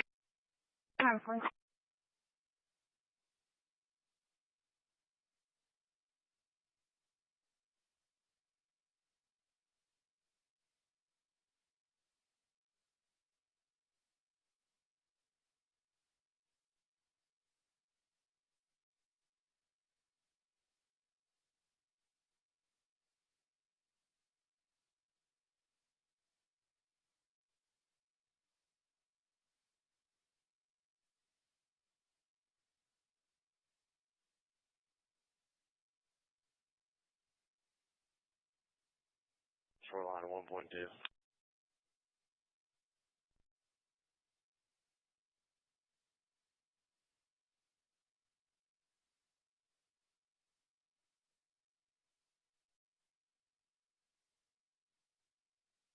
Show me out 4410. 10-4. Reconfirm main. From main 10-4, 4510 copy. Delta 425, Delta 4, you go to mobile.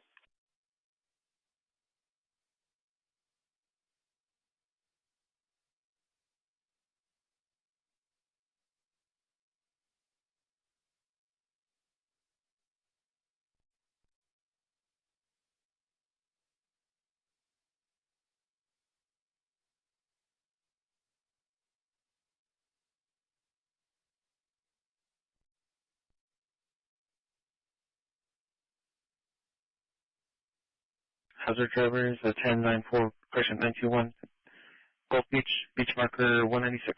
That's a loud party, people doing donuts. Oh, 440 route. Oh, that's what you're off.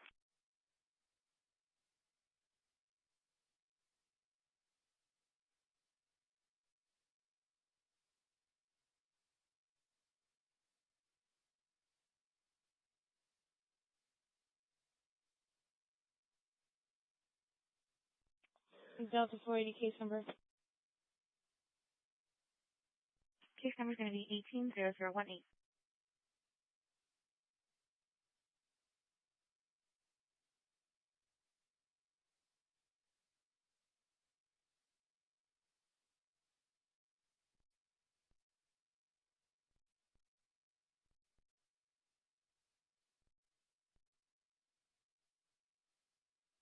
Anyone? Can you start medics over here? It's just a female who was injured previously. Just wanting, she's requesting medics. She's got a lower right ankle sprain, looks like, and then a cut finger.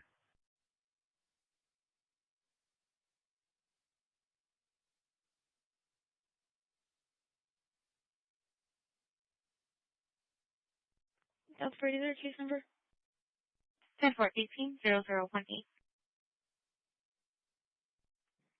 Yes, what's in her? All right, 10-4.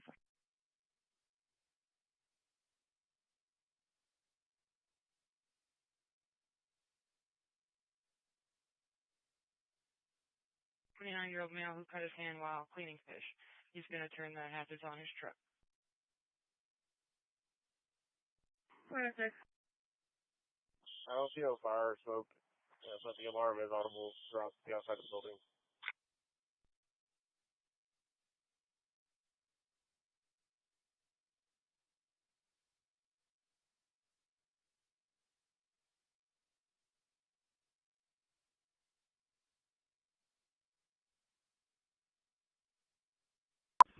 One 54. 10-4.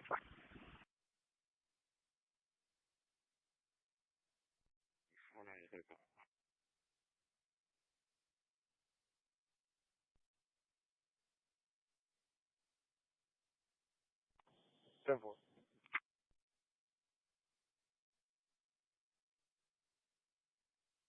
Toast. 55 in route 219 with the 2 mile 95s.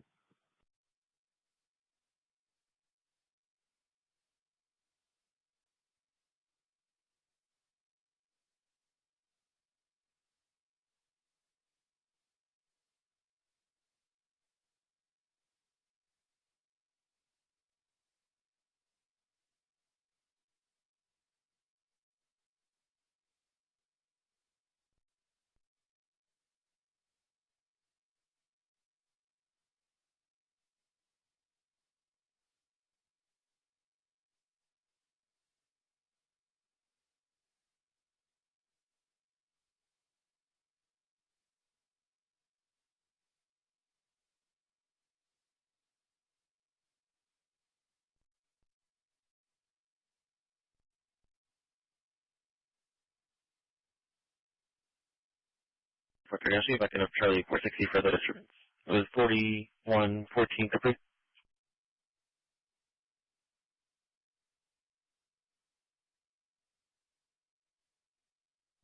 4430. Can you give me that traffic stop at 13 Craig? Okay.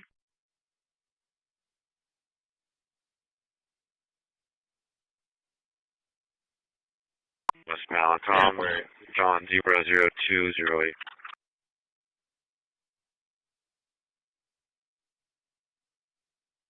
Bravo 430 area. Go for it. Charlie 480, can you call the RP back? I'm stuck outside. Oh, yeah, they're calling back out. It's easy. Let's have it open up at you. 10-4, thank you. 450, we'll just call for second RP traffic.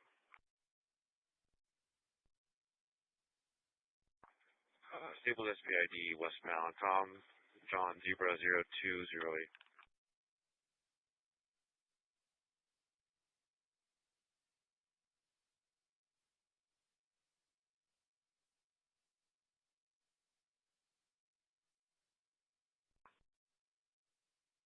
No.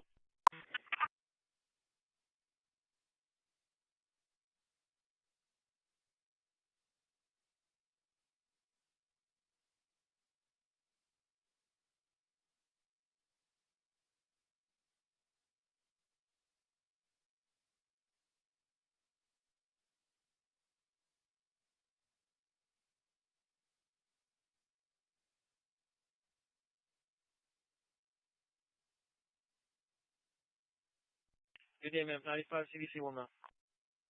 10-4.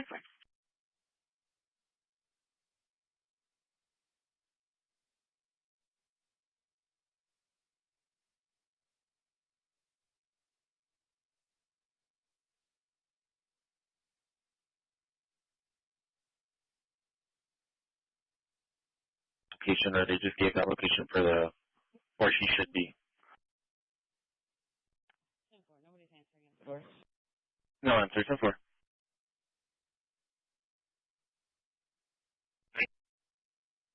Twelve 08, 10-4.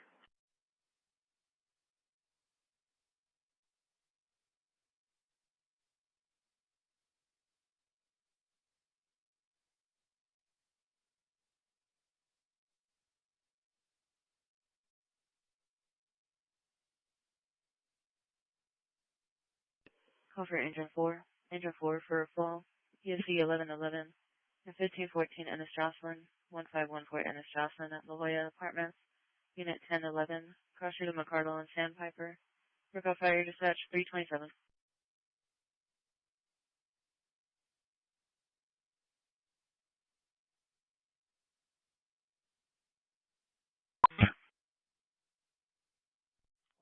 Bravo 430, show me out of the camper at 196. The camper, 10-4.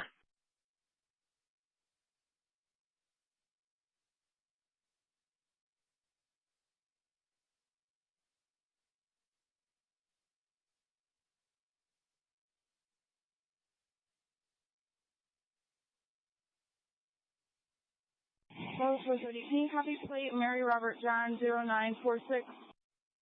Mary Robert John 0946, 10-4.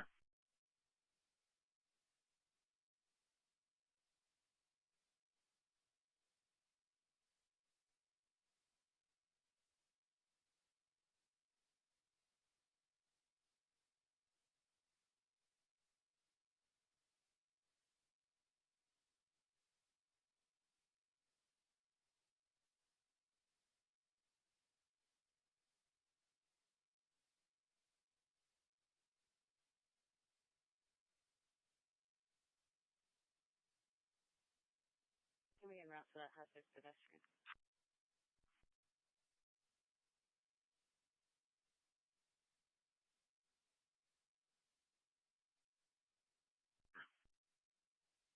Area. 10-4.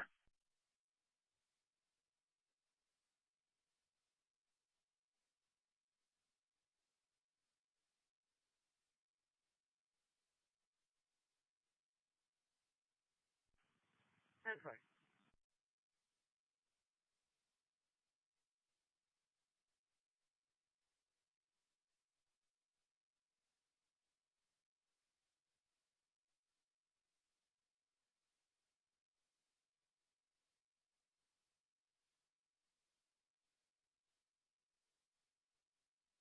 Charlie 460 cover plate, Tom William John 3784. Tom William John 3784, 10-4.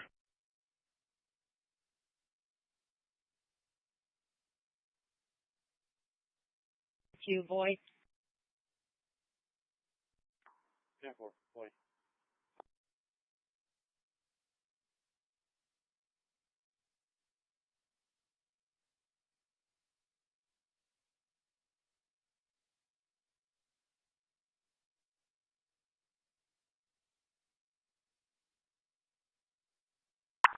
Still loud.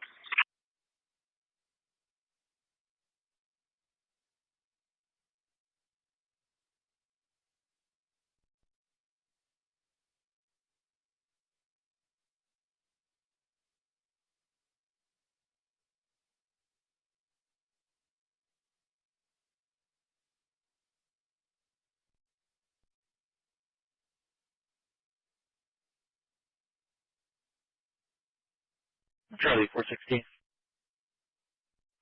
No disturbance. You can change it to loud.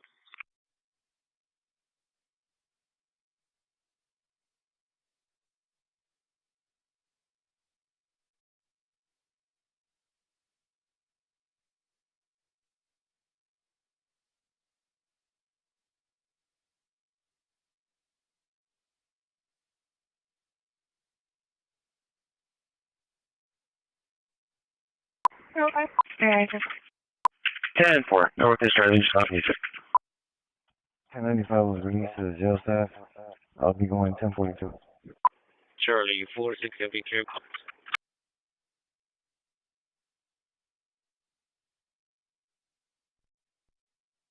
Sure.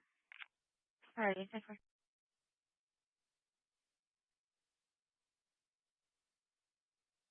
It was clear.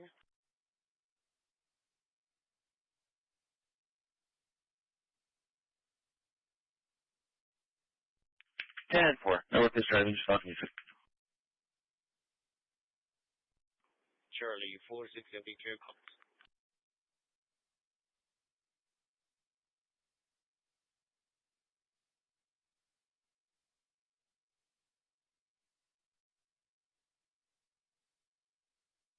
Over.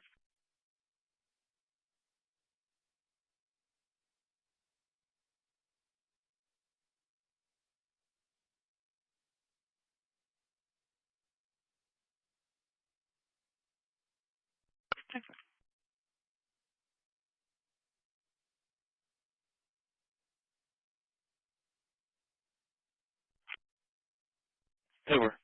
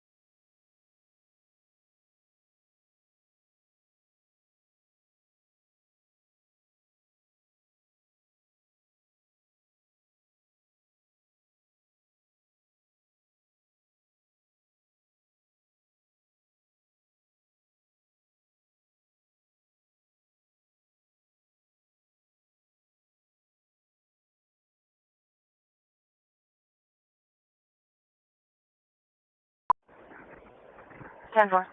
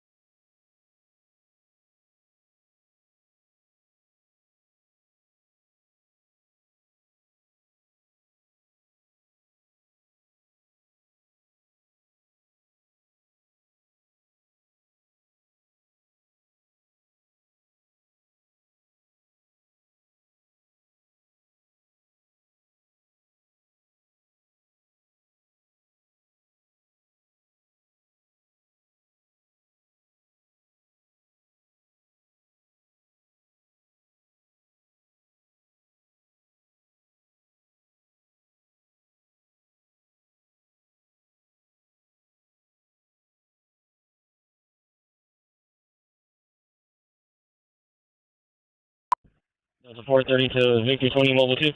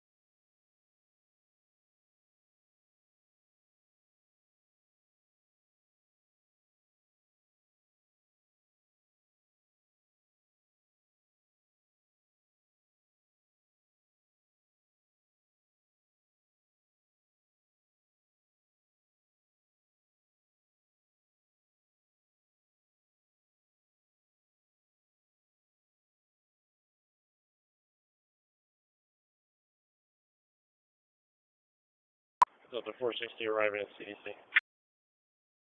Okay.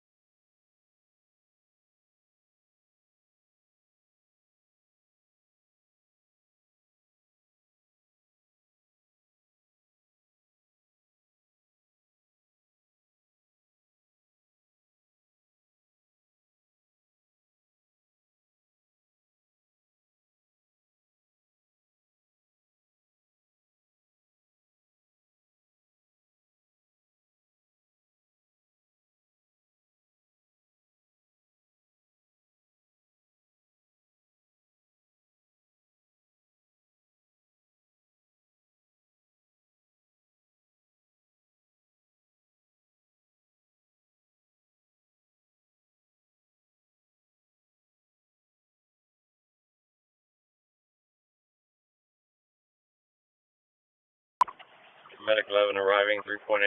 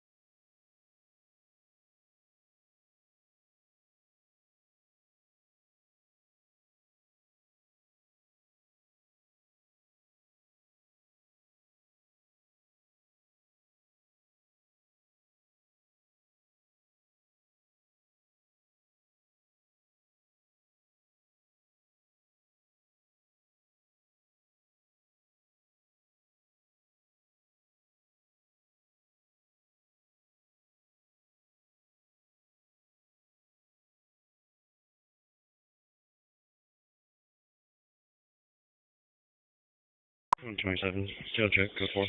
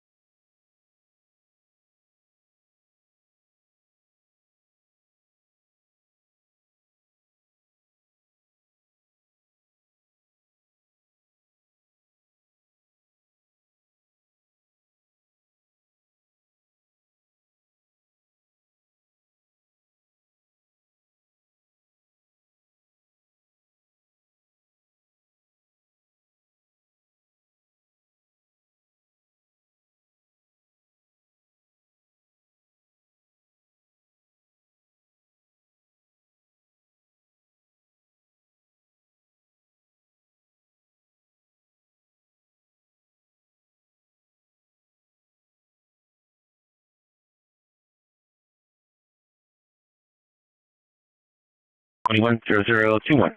What's into the bypass?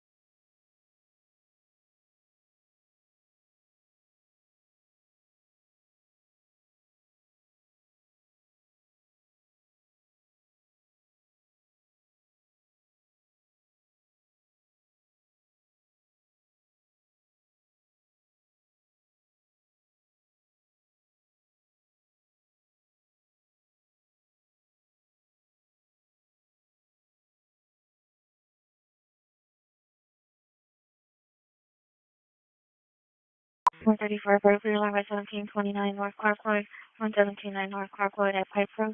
Sure.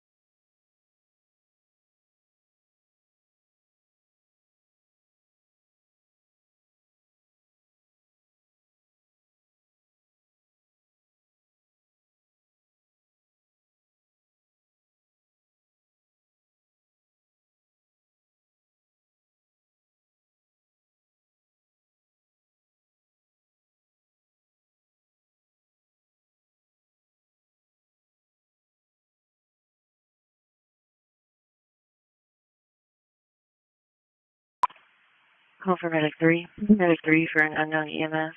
ESC 3310 at 1303 3rd Street, 1303 3rd Street, Stratford and Morgan. Report fire dispatch 418.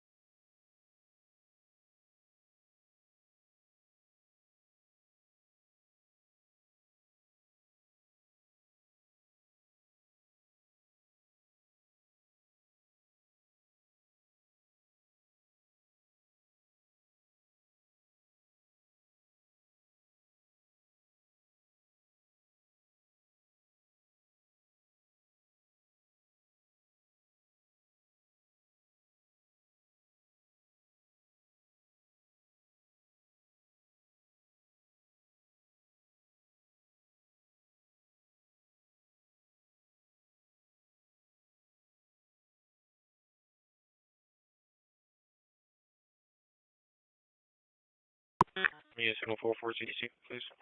A male on the call, the boyfriend.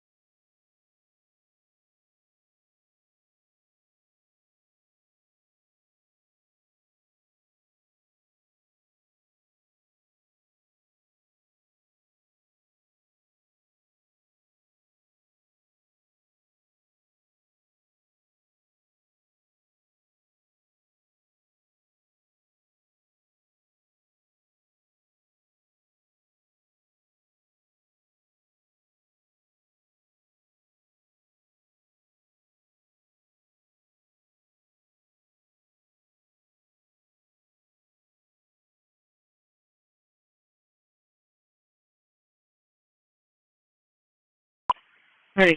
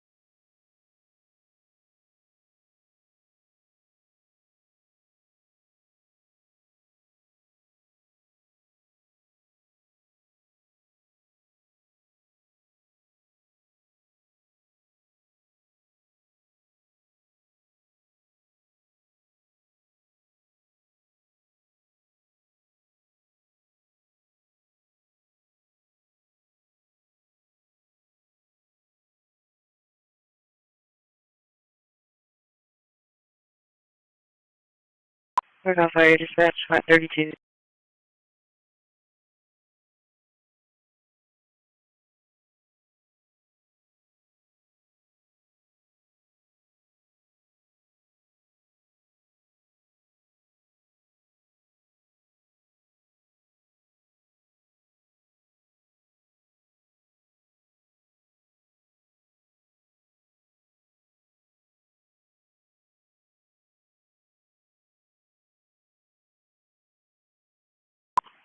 Call for engine 3. Engine 3 for retirement facility fire alarm. UC 3309. 1101 South Alameda. 1101 South Alameda, Alameda Oaks Nursing Center. We're call fire dispatch 530.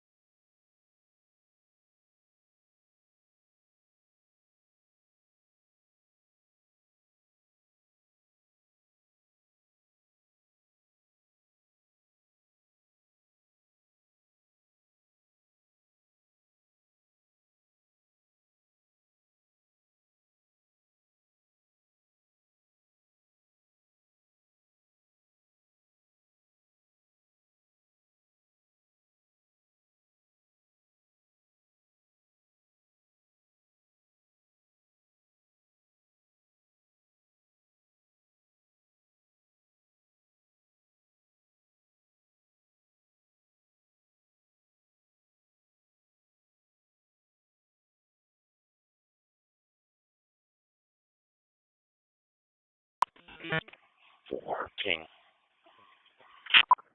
1022 makes you 61010.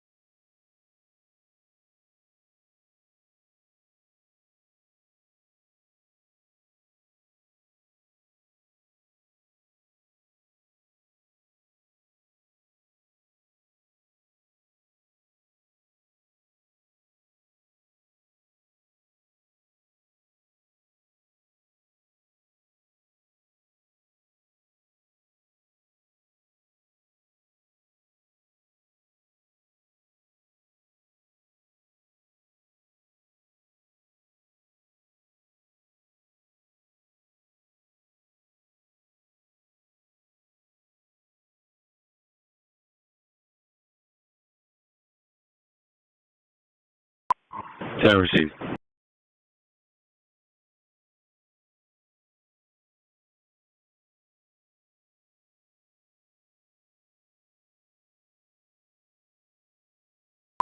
Engine 11 Medic 11, Engine 11 Medic 11 for GPS activation in the area of 358 eastbound at Nile. It's going to be 358 eastbound at Nile. PD will be en route. Working off your left, hold at 550.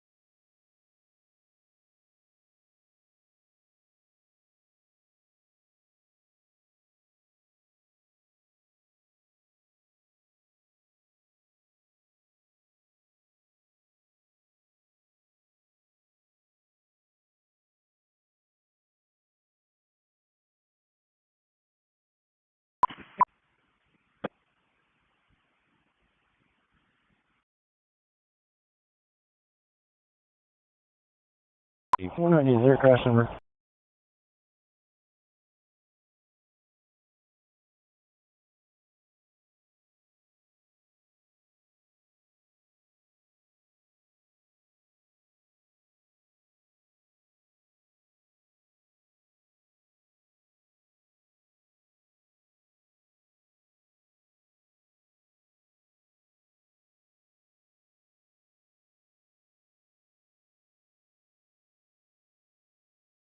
Dispatch medic 6 on scene.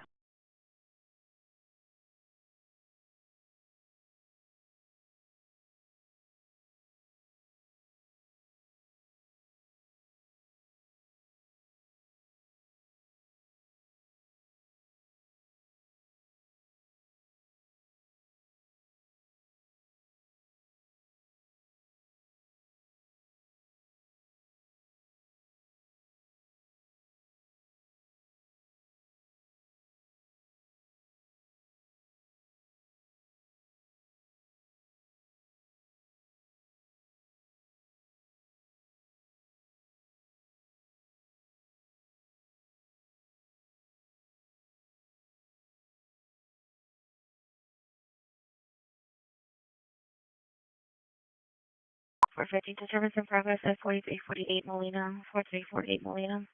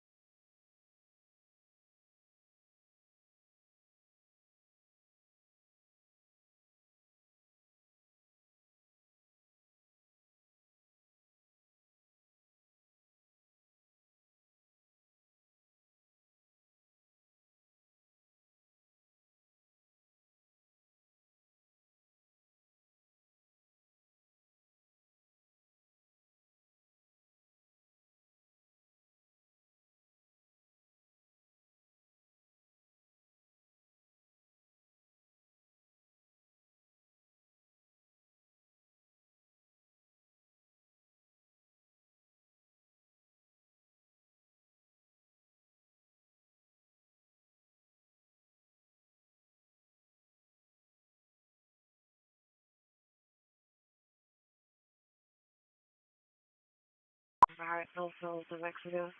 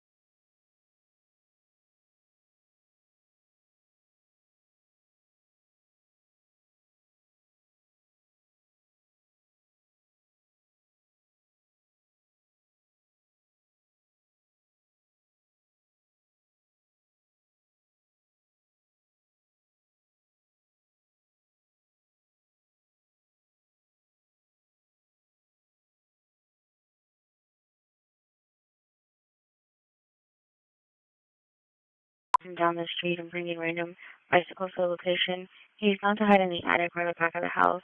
He's not supposed to be there. Off 22, GTA.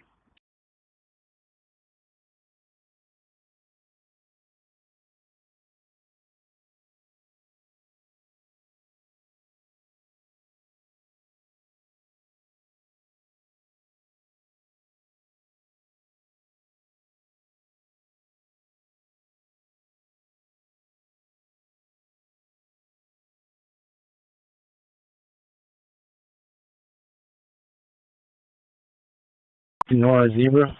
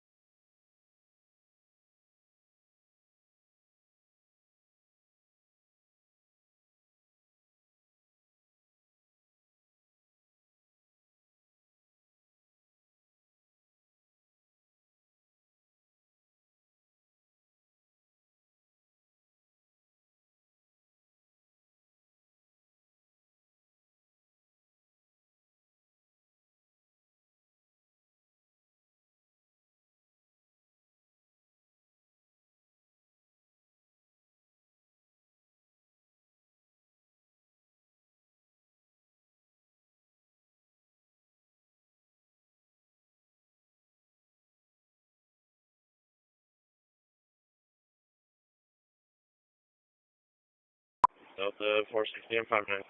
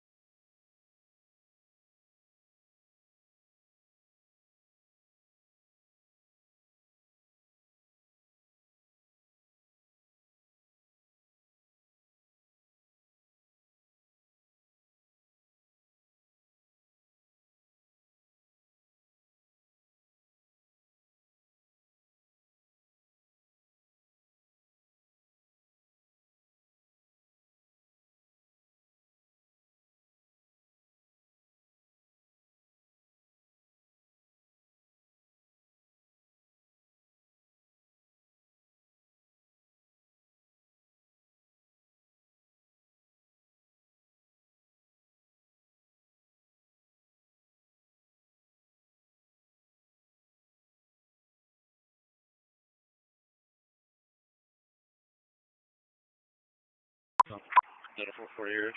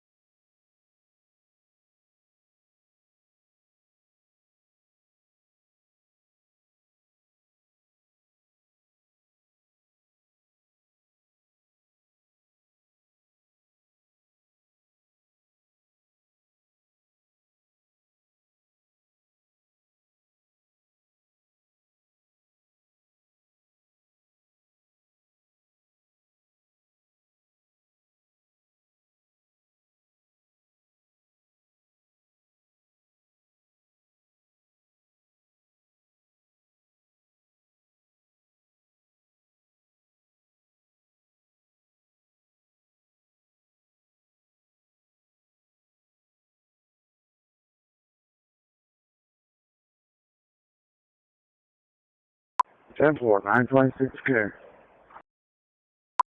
338.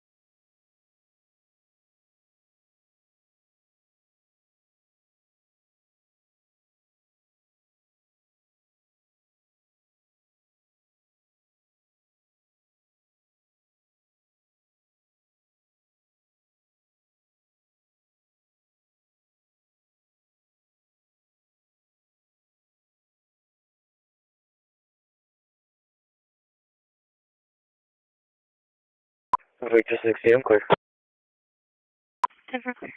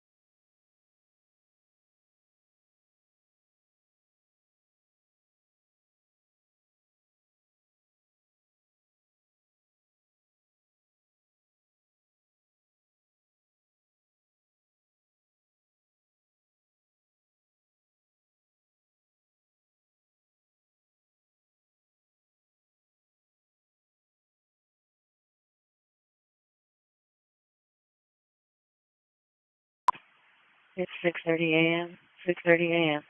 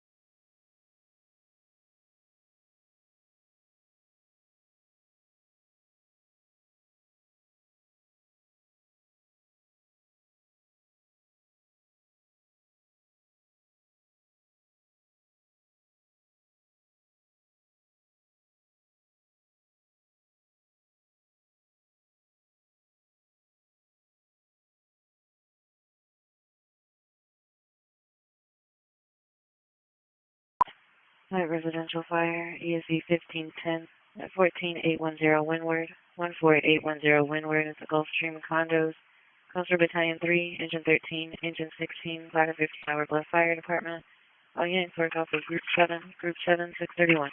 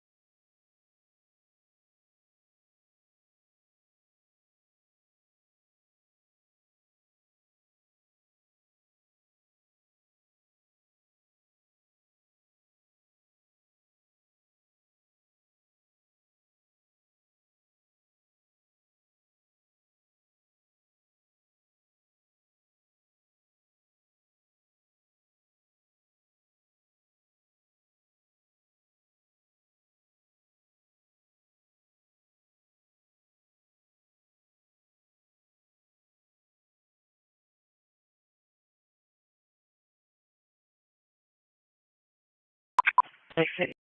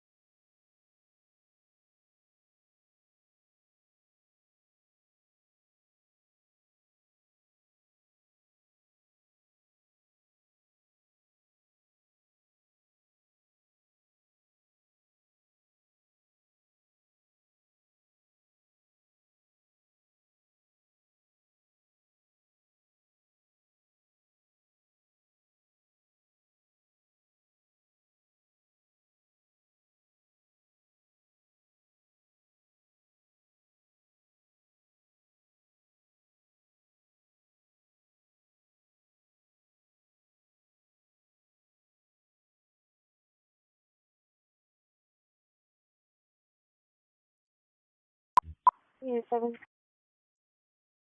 Bernie, on duty, panel 600. Okay, 10 more.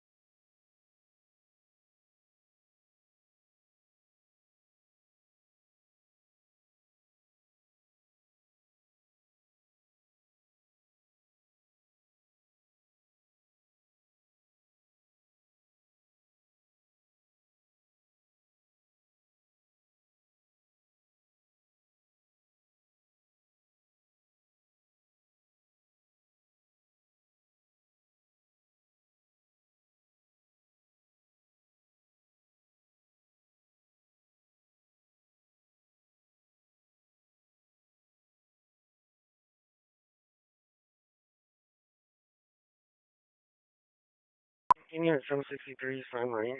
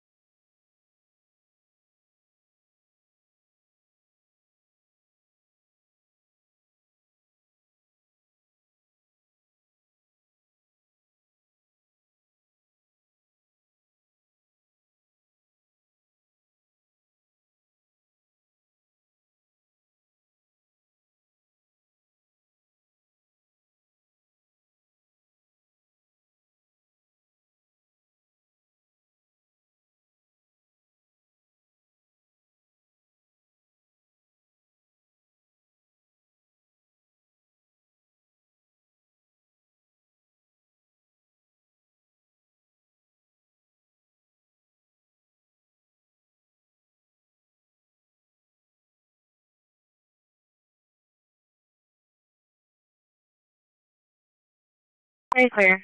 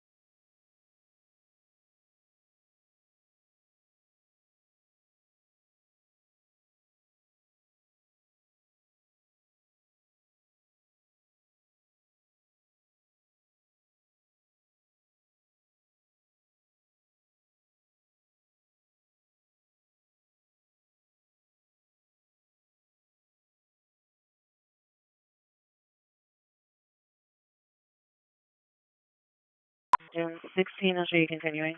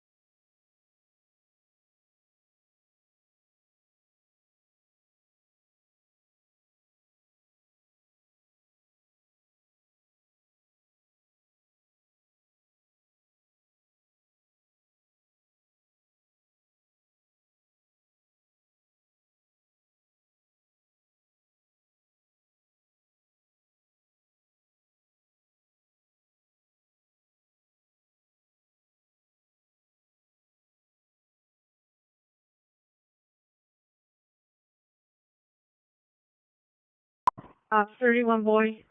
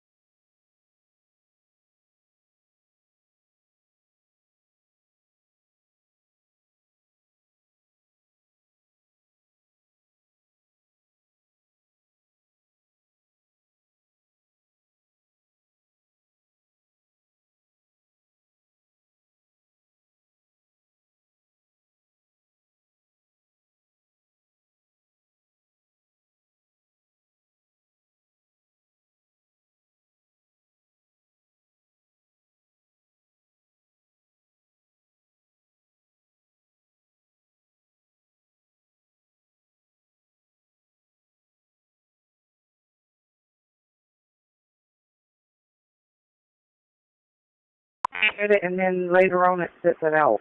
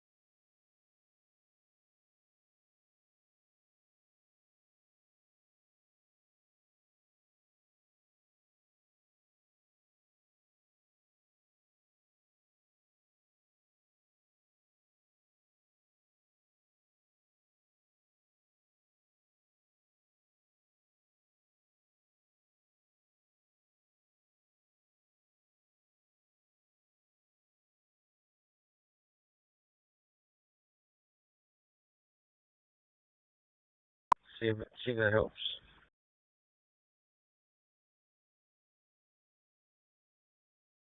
Residential light agriculture condominium.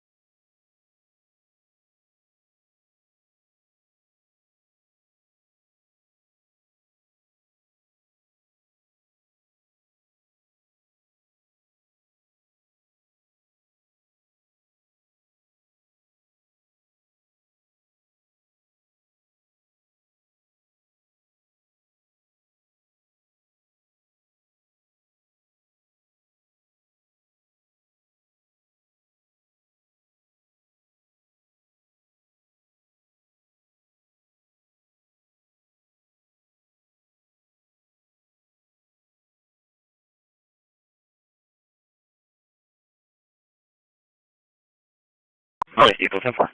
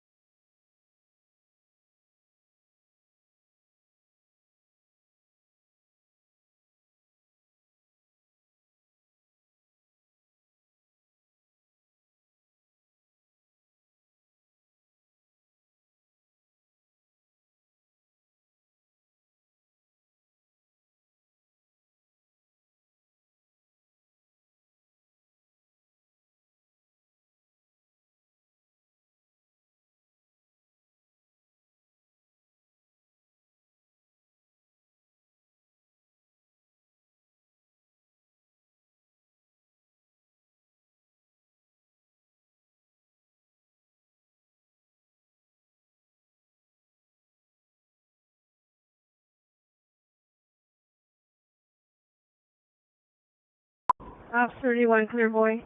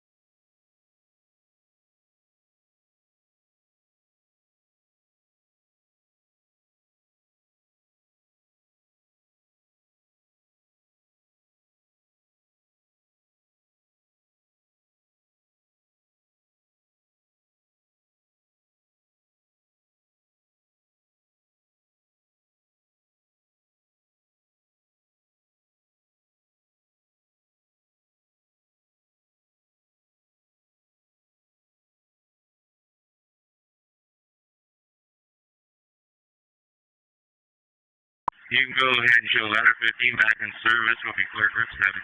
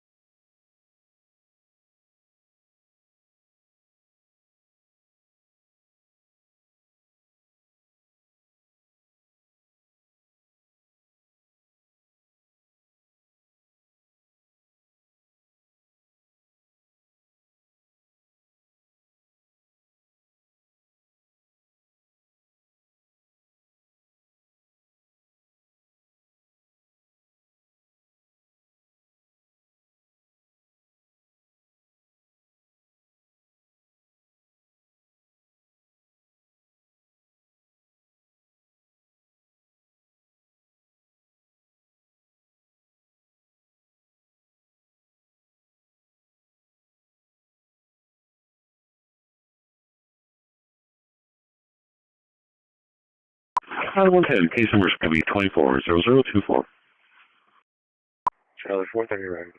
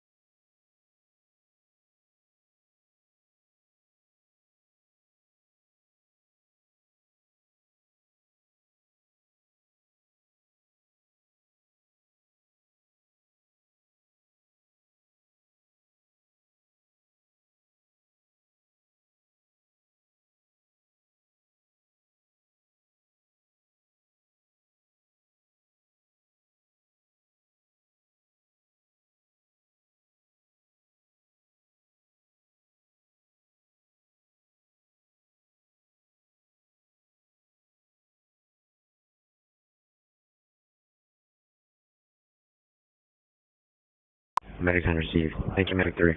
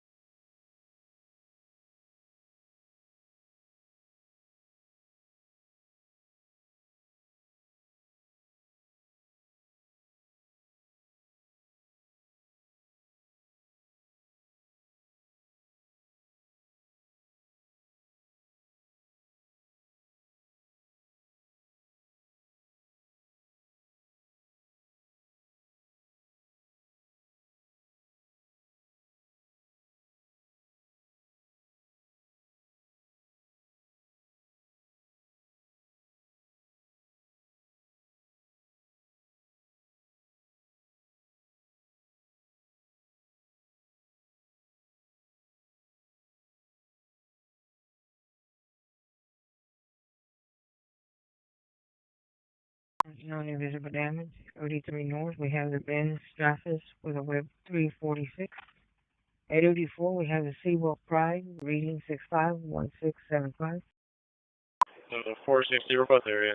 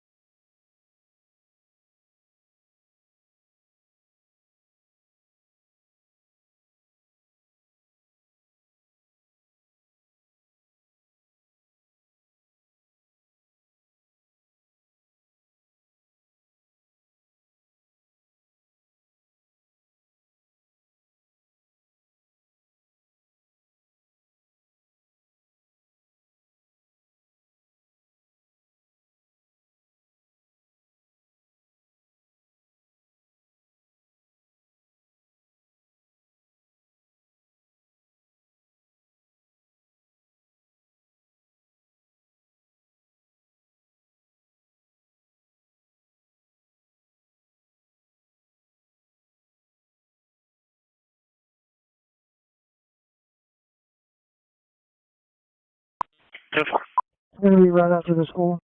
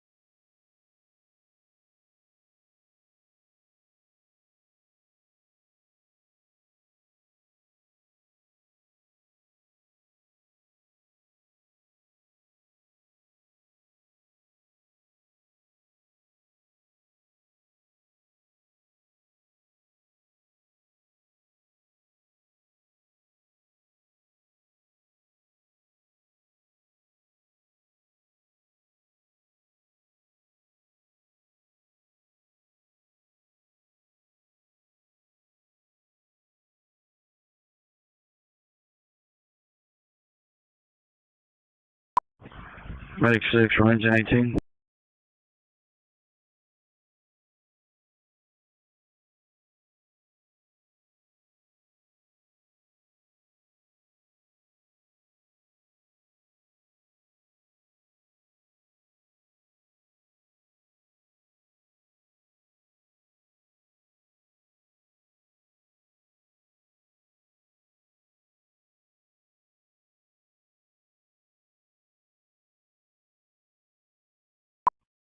Yeah, still weren't able to get a street address or exact location on the callback. Stand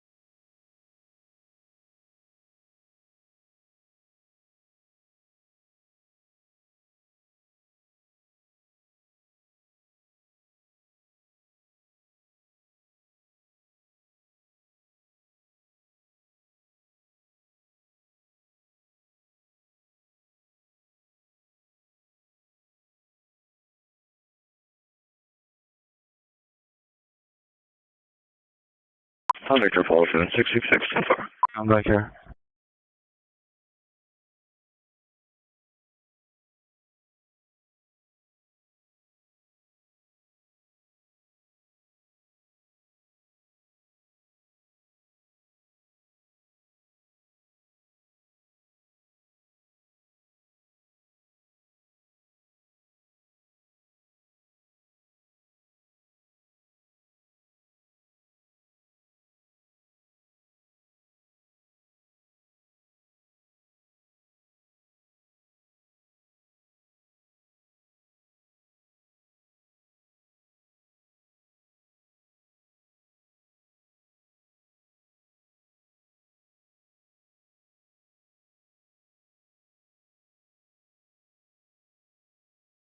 I'm traffic.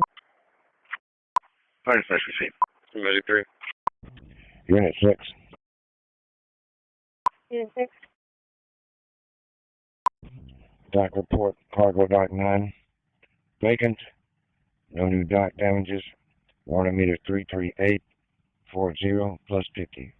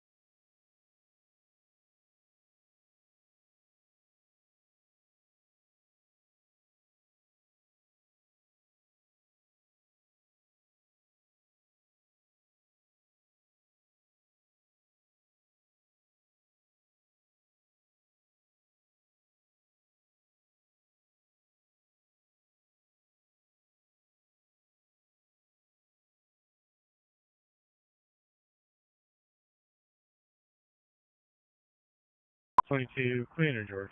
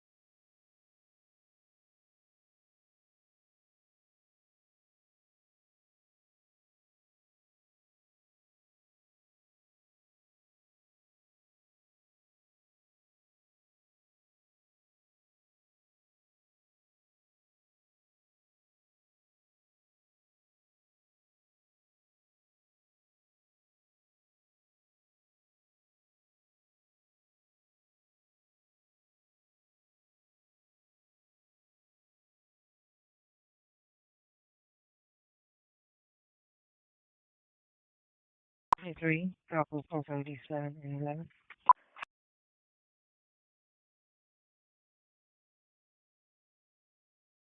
919035. At OD 11, we have the SM Falcon reading 1021980.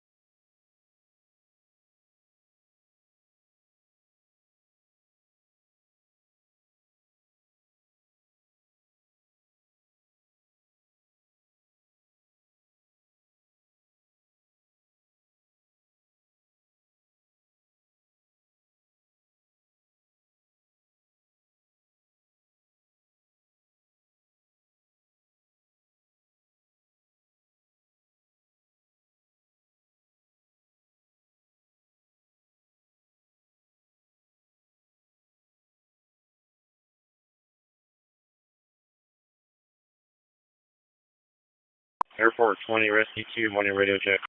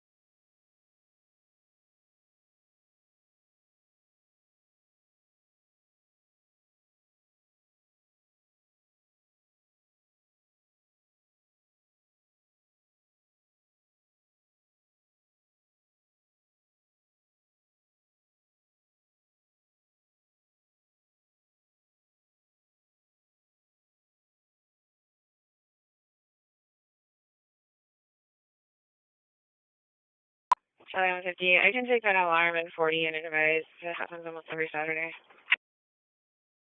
10-4.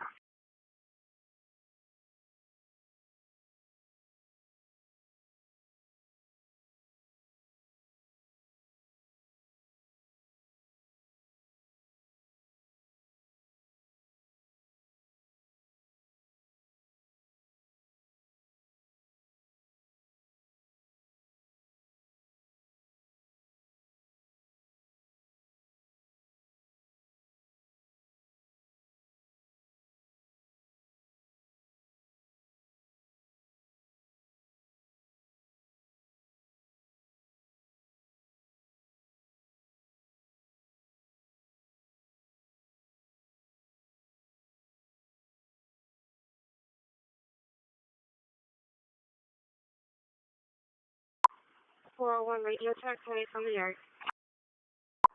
Line clear, be safe.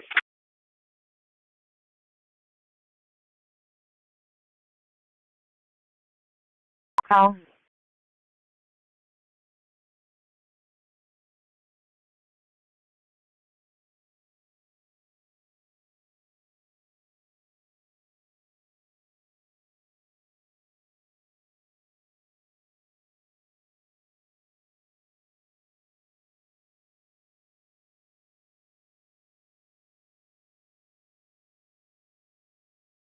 Yeah, 6.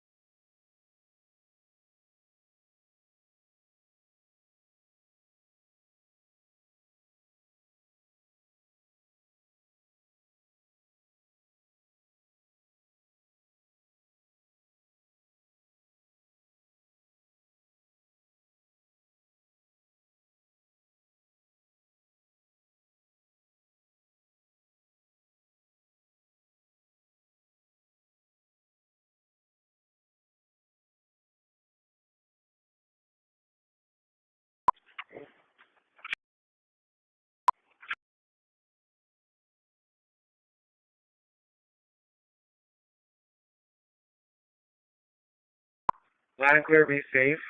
6501, you are going to have a flex from Whataburger going to Port A. Pick up at Whataburger, 6501.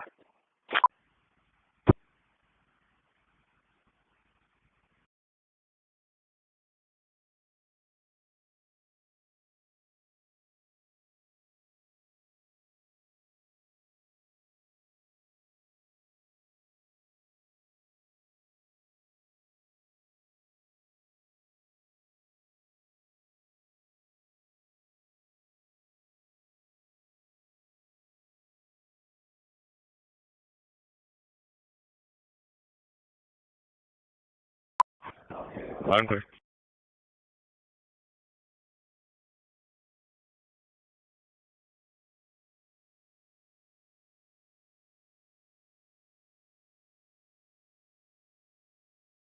Charlie 150 right. Charlie 150 right, testify.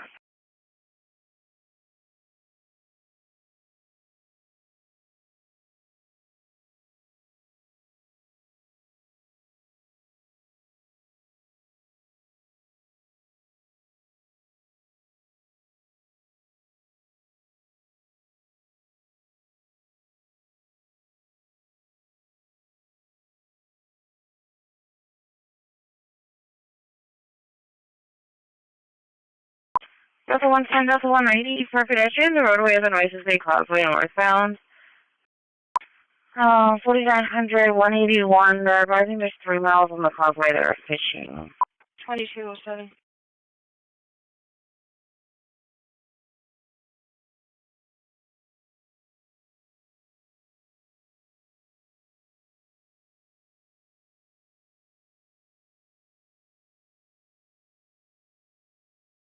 Charlie 158, over.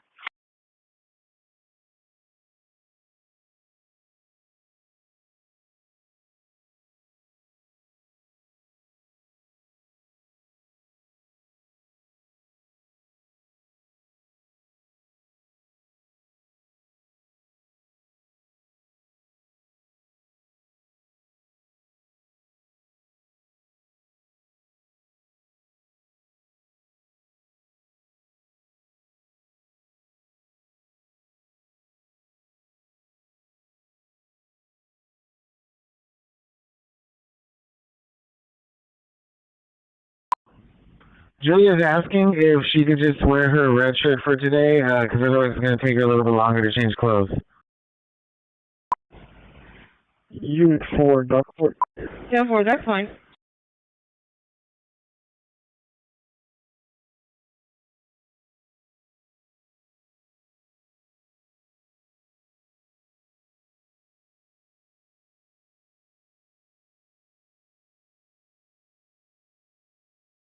Route 1201 is 10-8, radio check.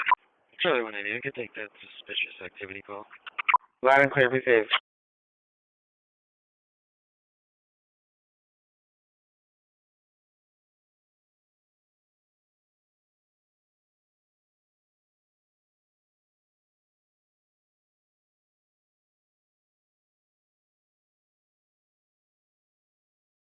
And 4, are you aware of any calls that took place there last night?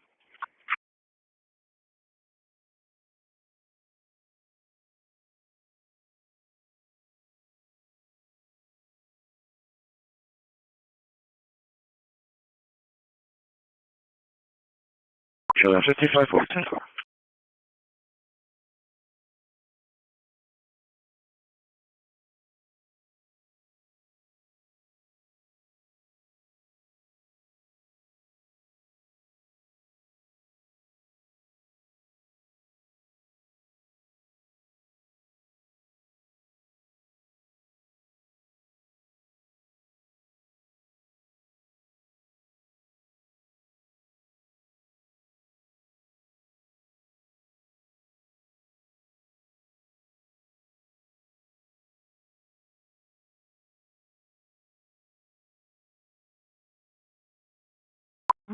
Unit 7.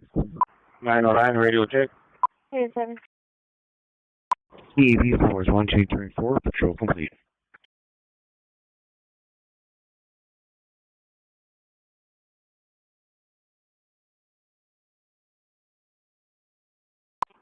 Service transporting code 1 to Doctors Regional, starting mile 0.0. Receive.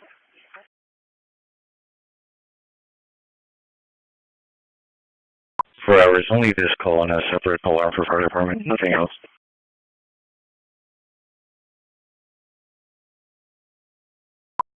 $338.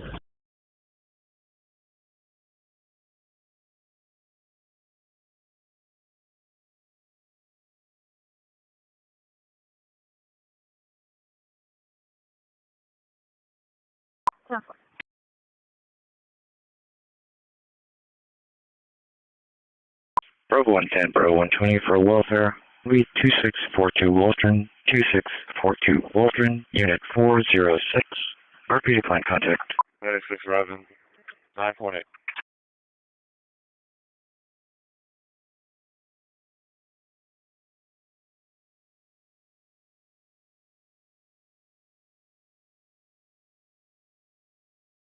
Advising there's children at the location, 15 and 17 years of age, with residents at the location possibly using drugs. No history in CAD for the apartment number or address.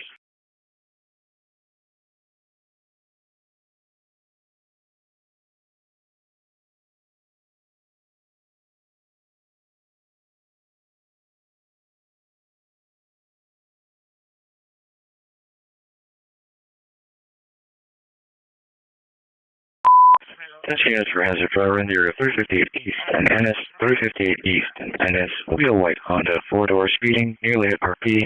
Direction of travel towards the island, nearly 90 to 100 miles per hour. 113. No driver license. Visual 3 and 4 at 749. Yes, it's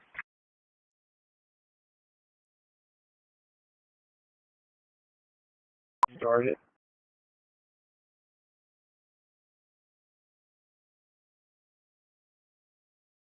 One 23. 23.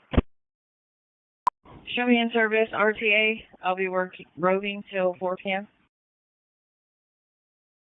2.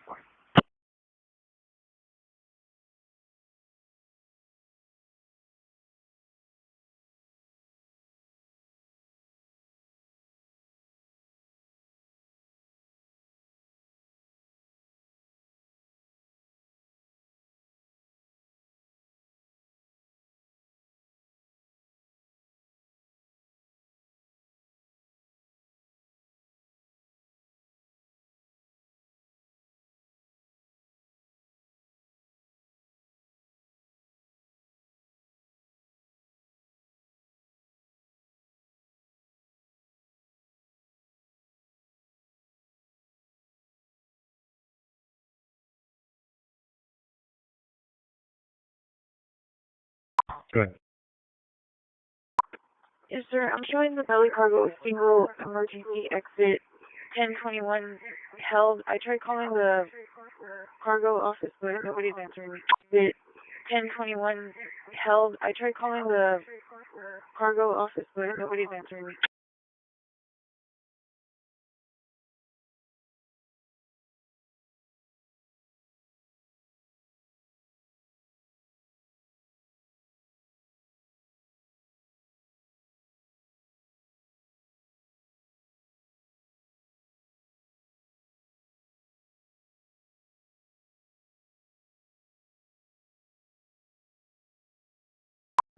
Unit 7.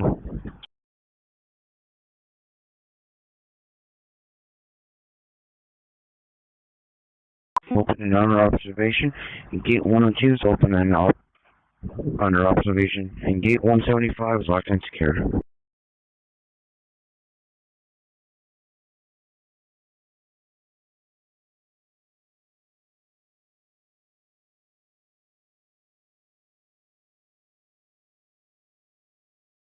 Charlie 170, Charlie 190 for burglary alarm.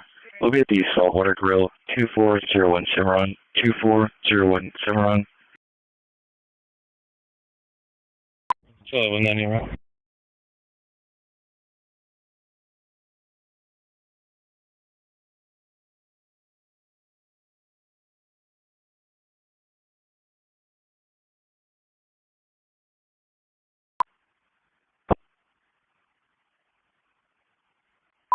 Charlie 180, you're off.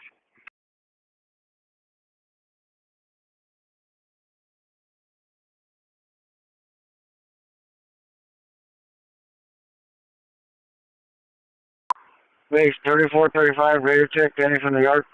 That's one thing you can't be.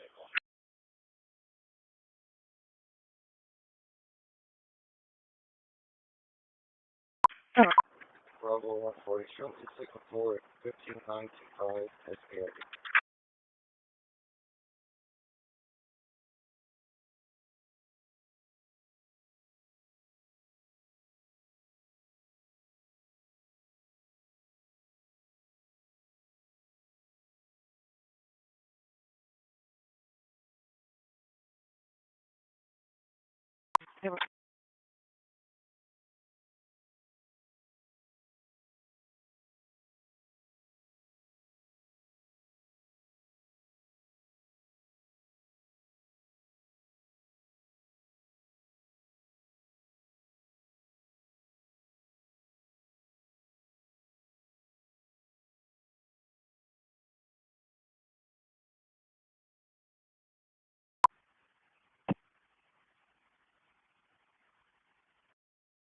$123.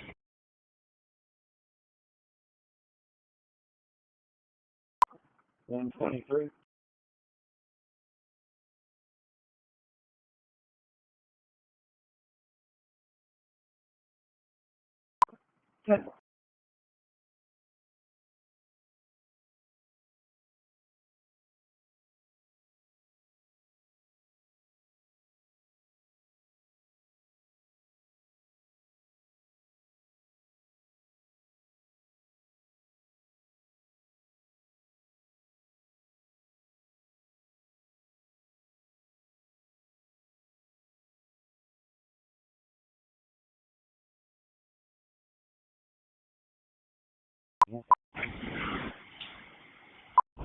Unit 7. Unit 7.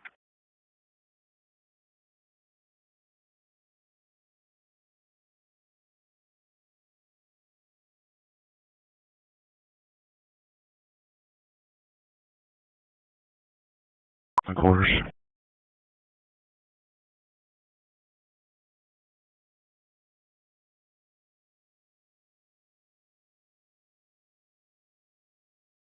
Step 4 is showing clear on my end.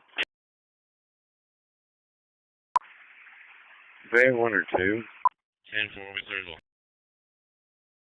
Thank you, please. Thank you. 4, clear at 0755.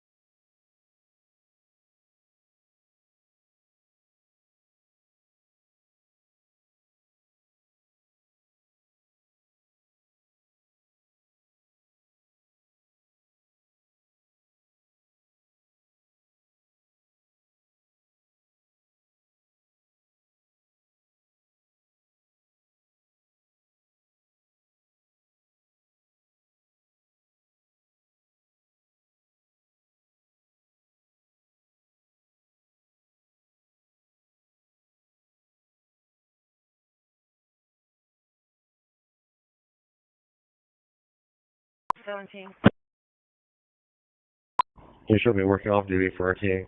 I'll be riding buses until 4. Aluminum trailer, car in the middle, safety. Okay.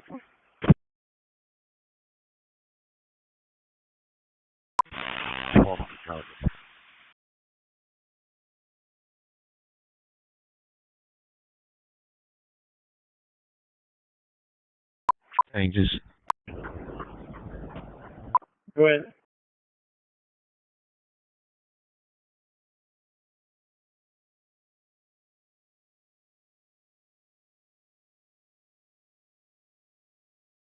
Charlie 180, clear comments. 100 Charlie. Charlie 180, clear, 10-4.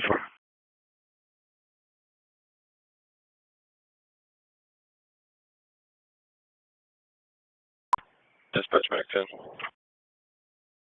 Medic.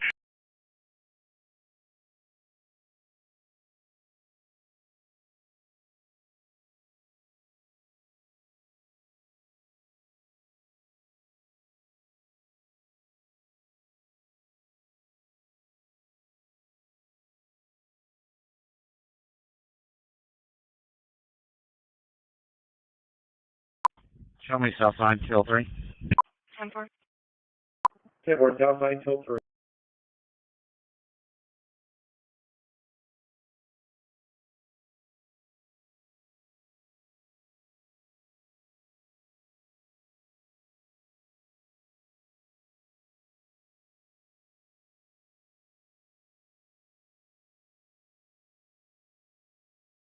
Dark Fort.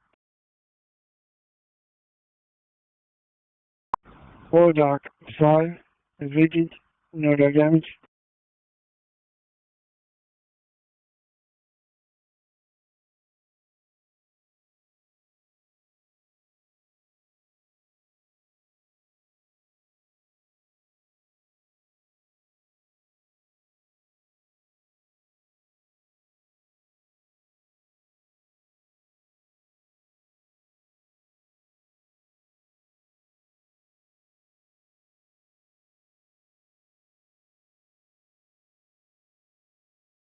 Alright, good.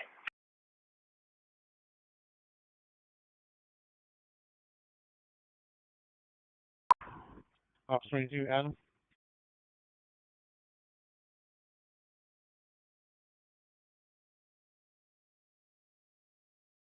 Bravo 120.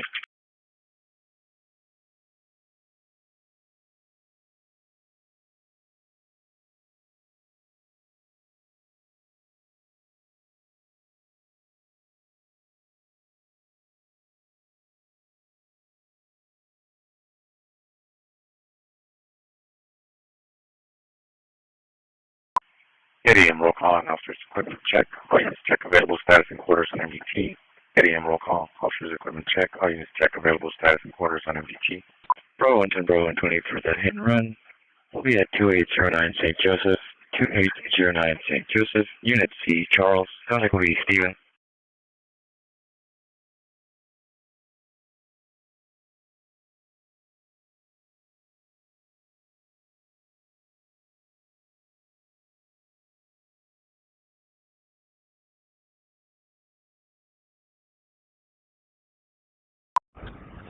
Gate 114, A open, standing by.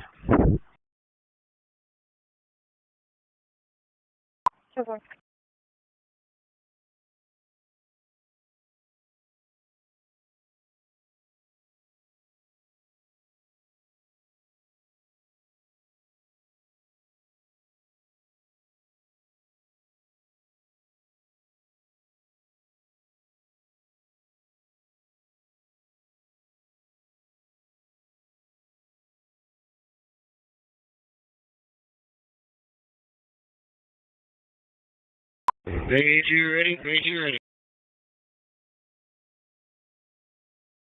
10-4.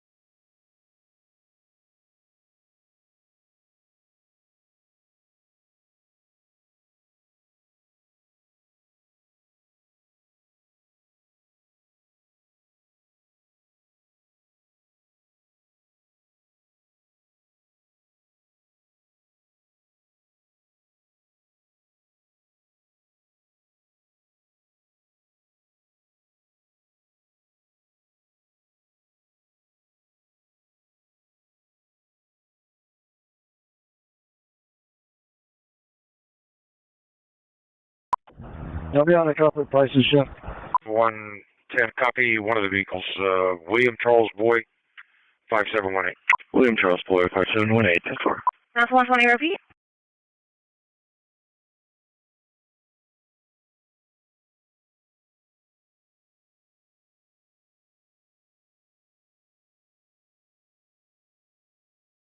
Thanks for.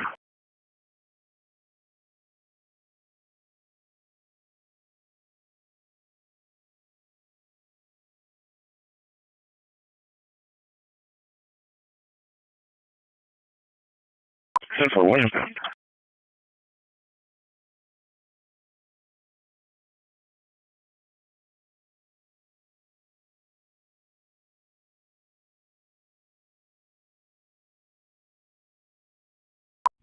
Bravo 110. Can we get hold of the RP and have him come out if he's the owner of the F-250?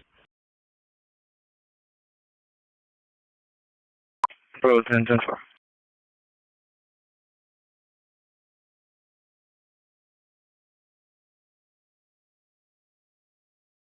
Ten-4 will be 6057. 6057.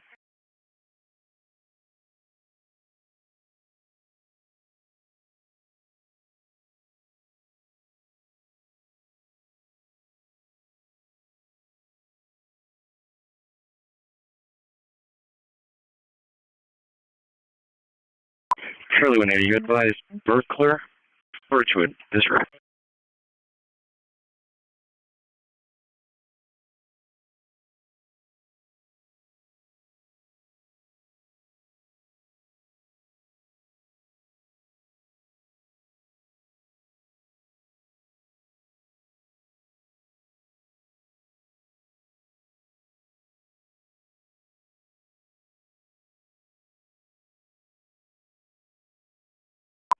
Bravo 1.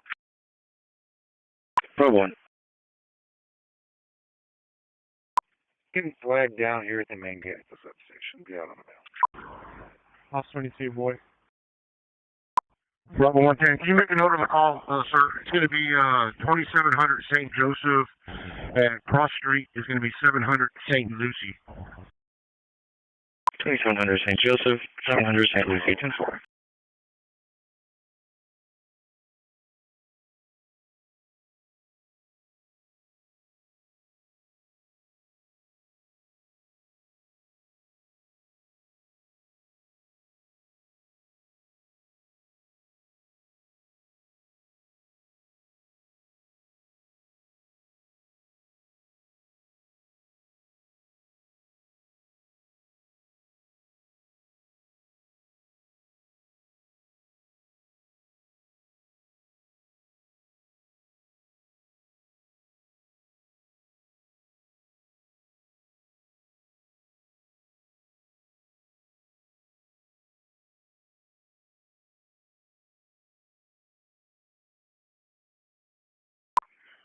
One come in.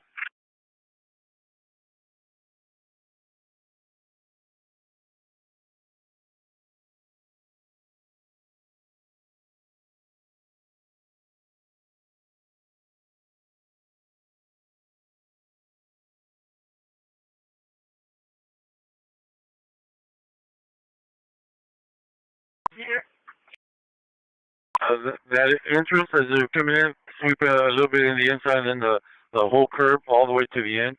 I'm going to go to the stop sign at the end and pick up what's over there.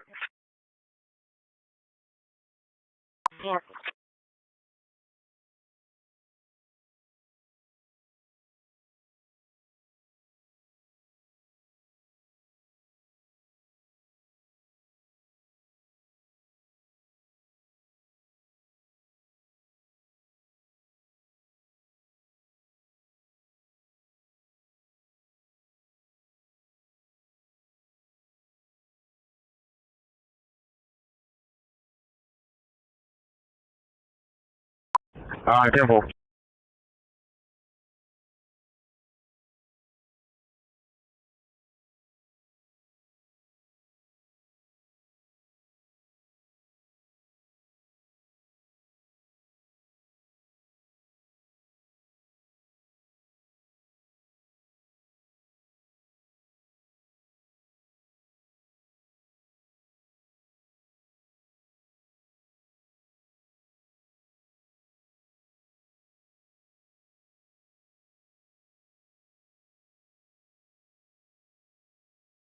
Charlie 180.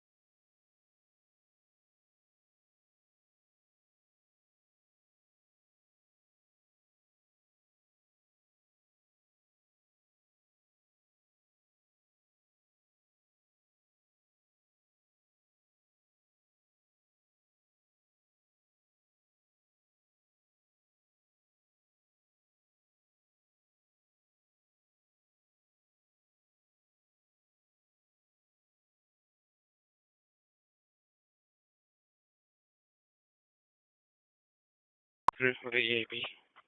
3092.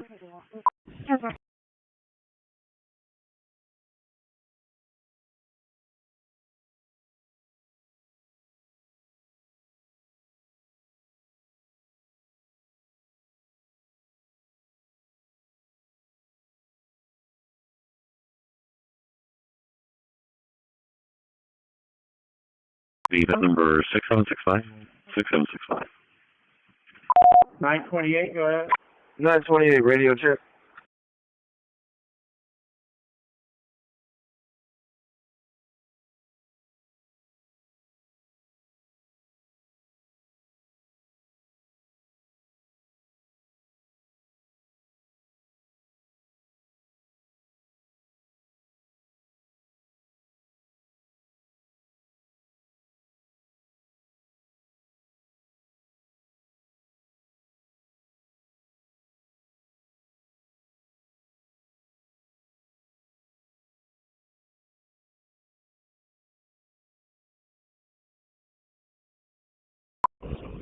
Okay, right there.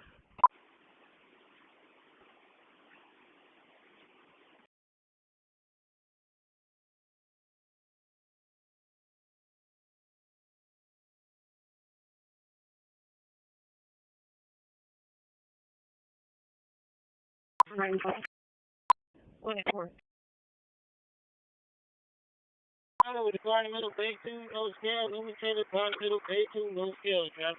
Yes, ma'am, were you able to copy my traffic? You, towards the end, it comes out garbled or not complete, but RTA, did you say till 4? No, 490.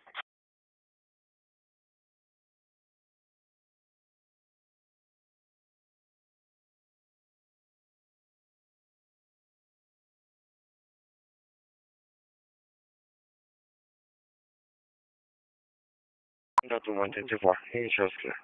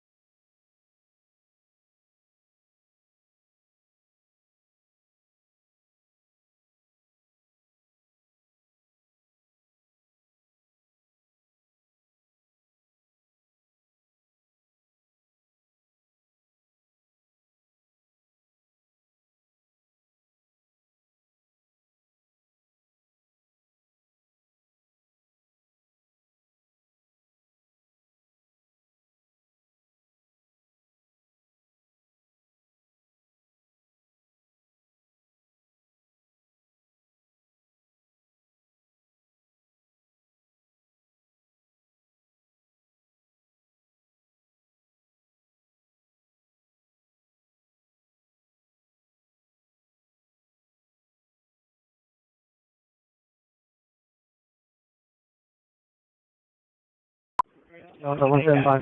Charlie 180, I'll be clear. Good. Charlie 180, clear, 10-4. Details on a quick talk, going to be at Alameda and Palmero. 90, clear.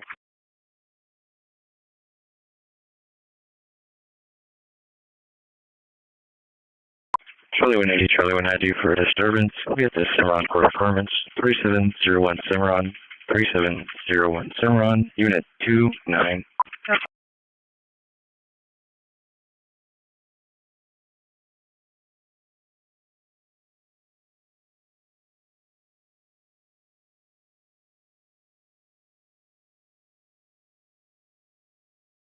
Charlie 180, rock. 190, rock. Major ready, major ready.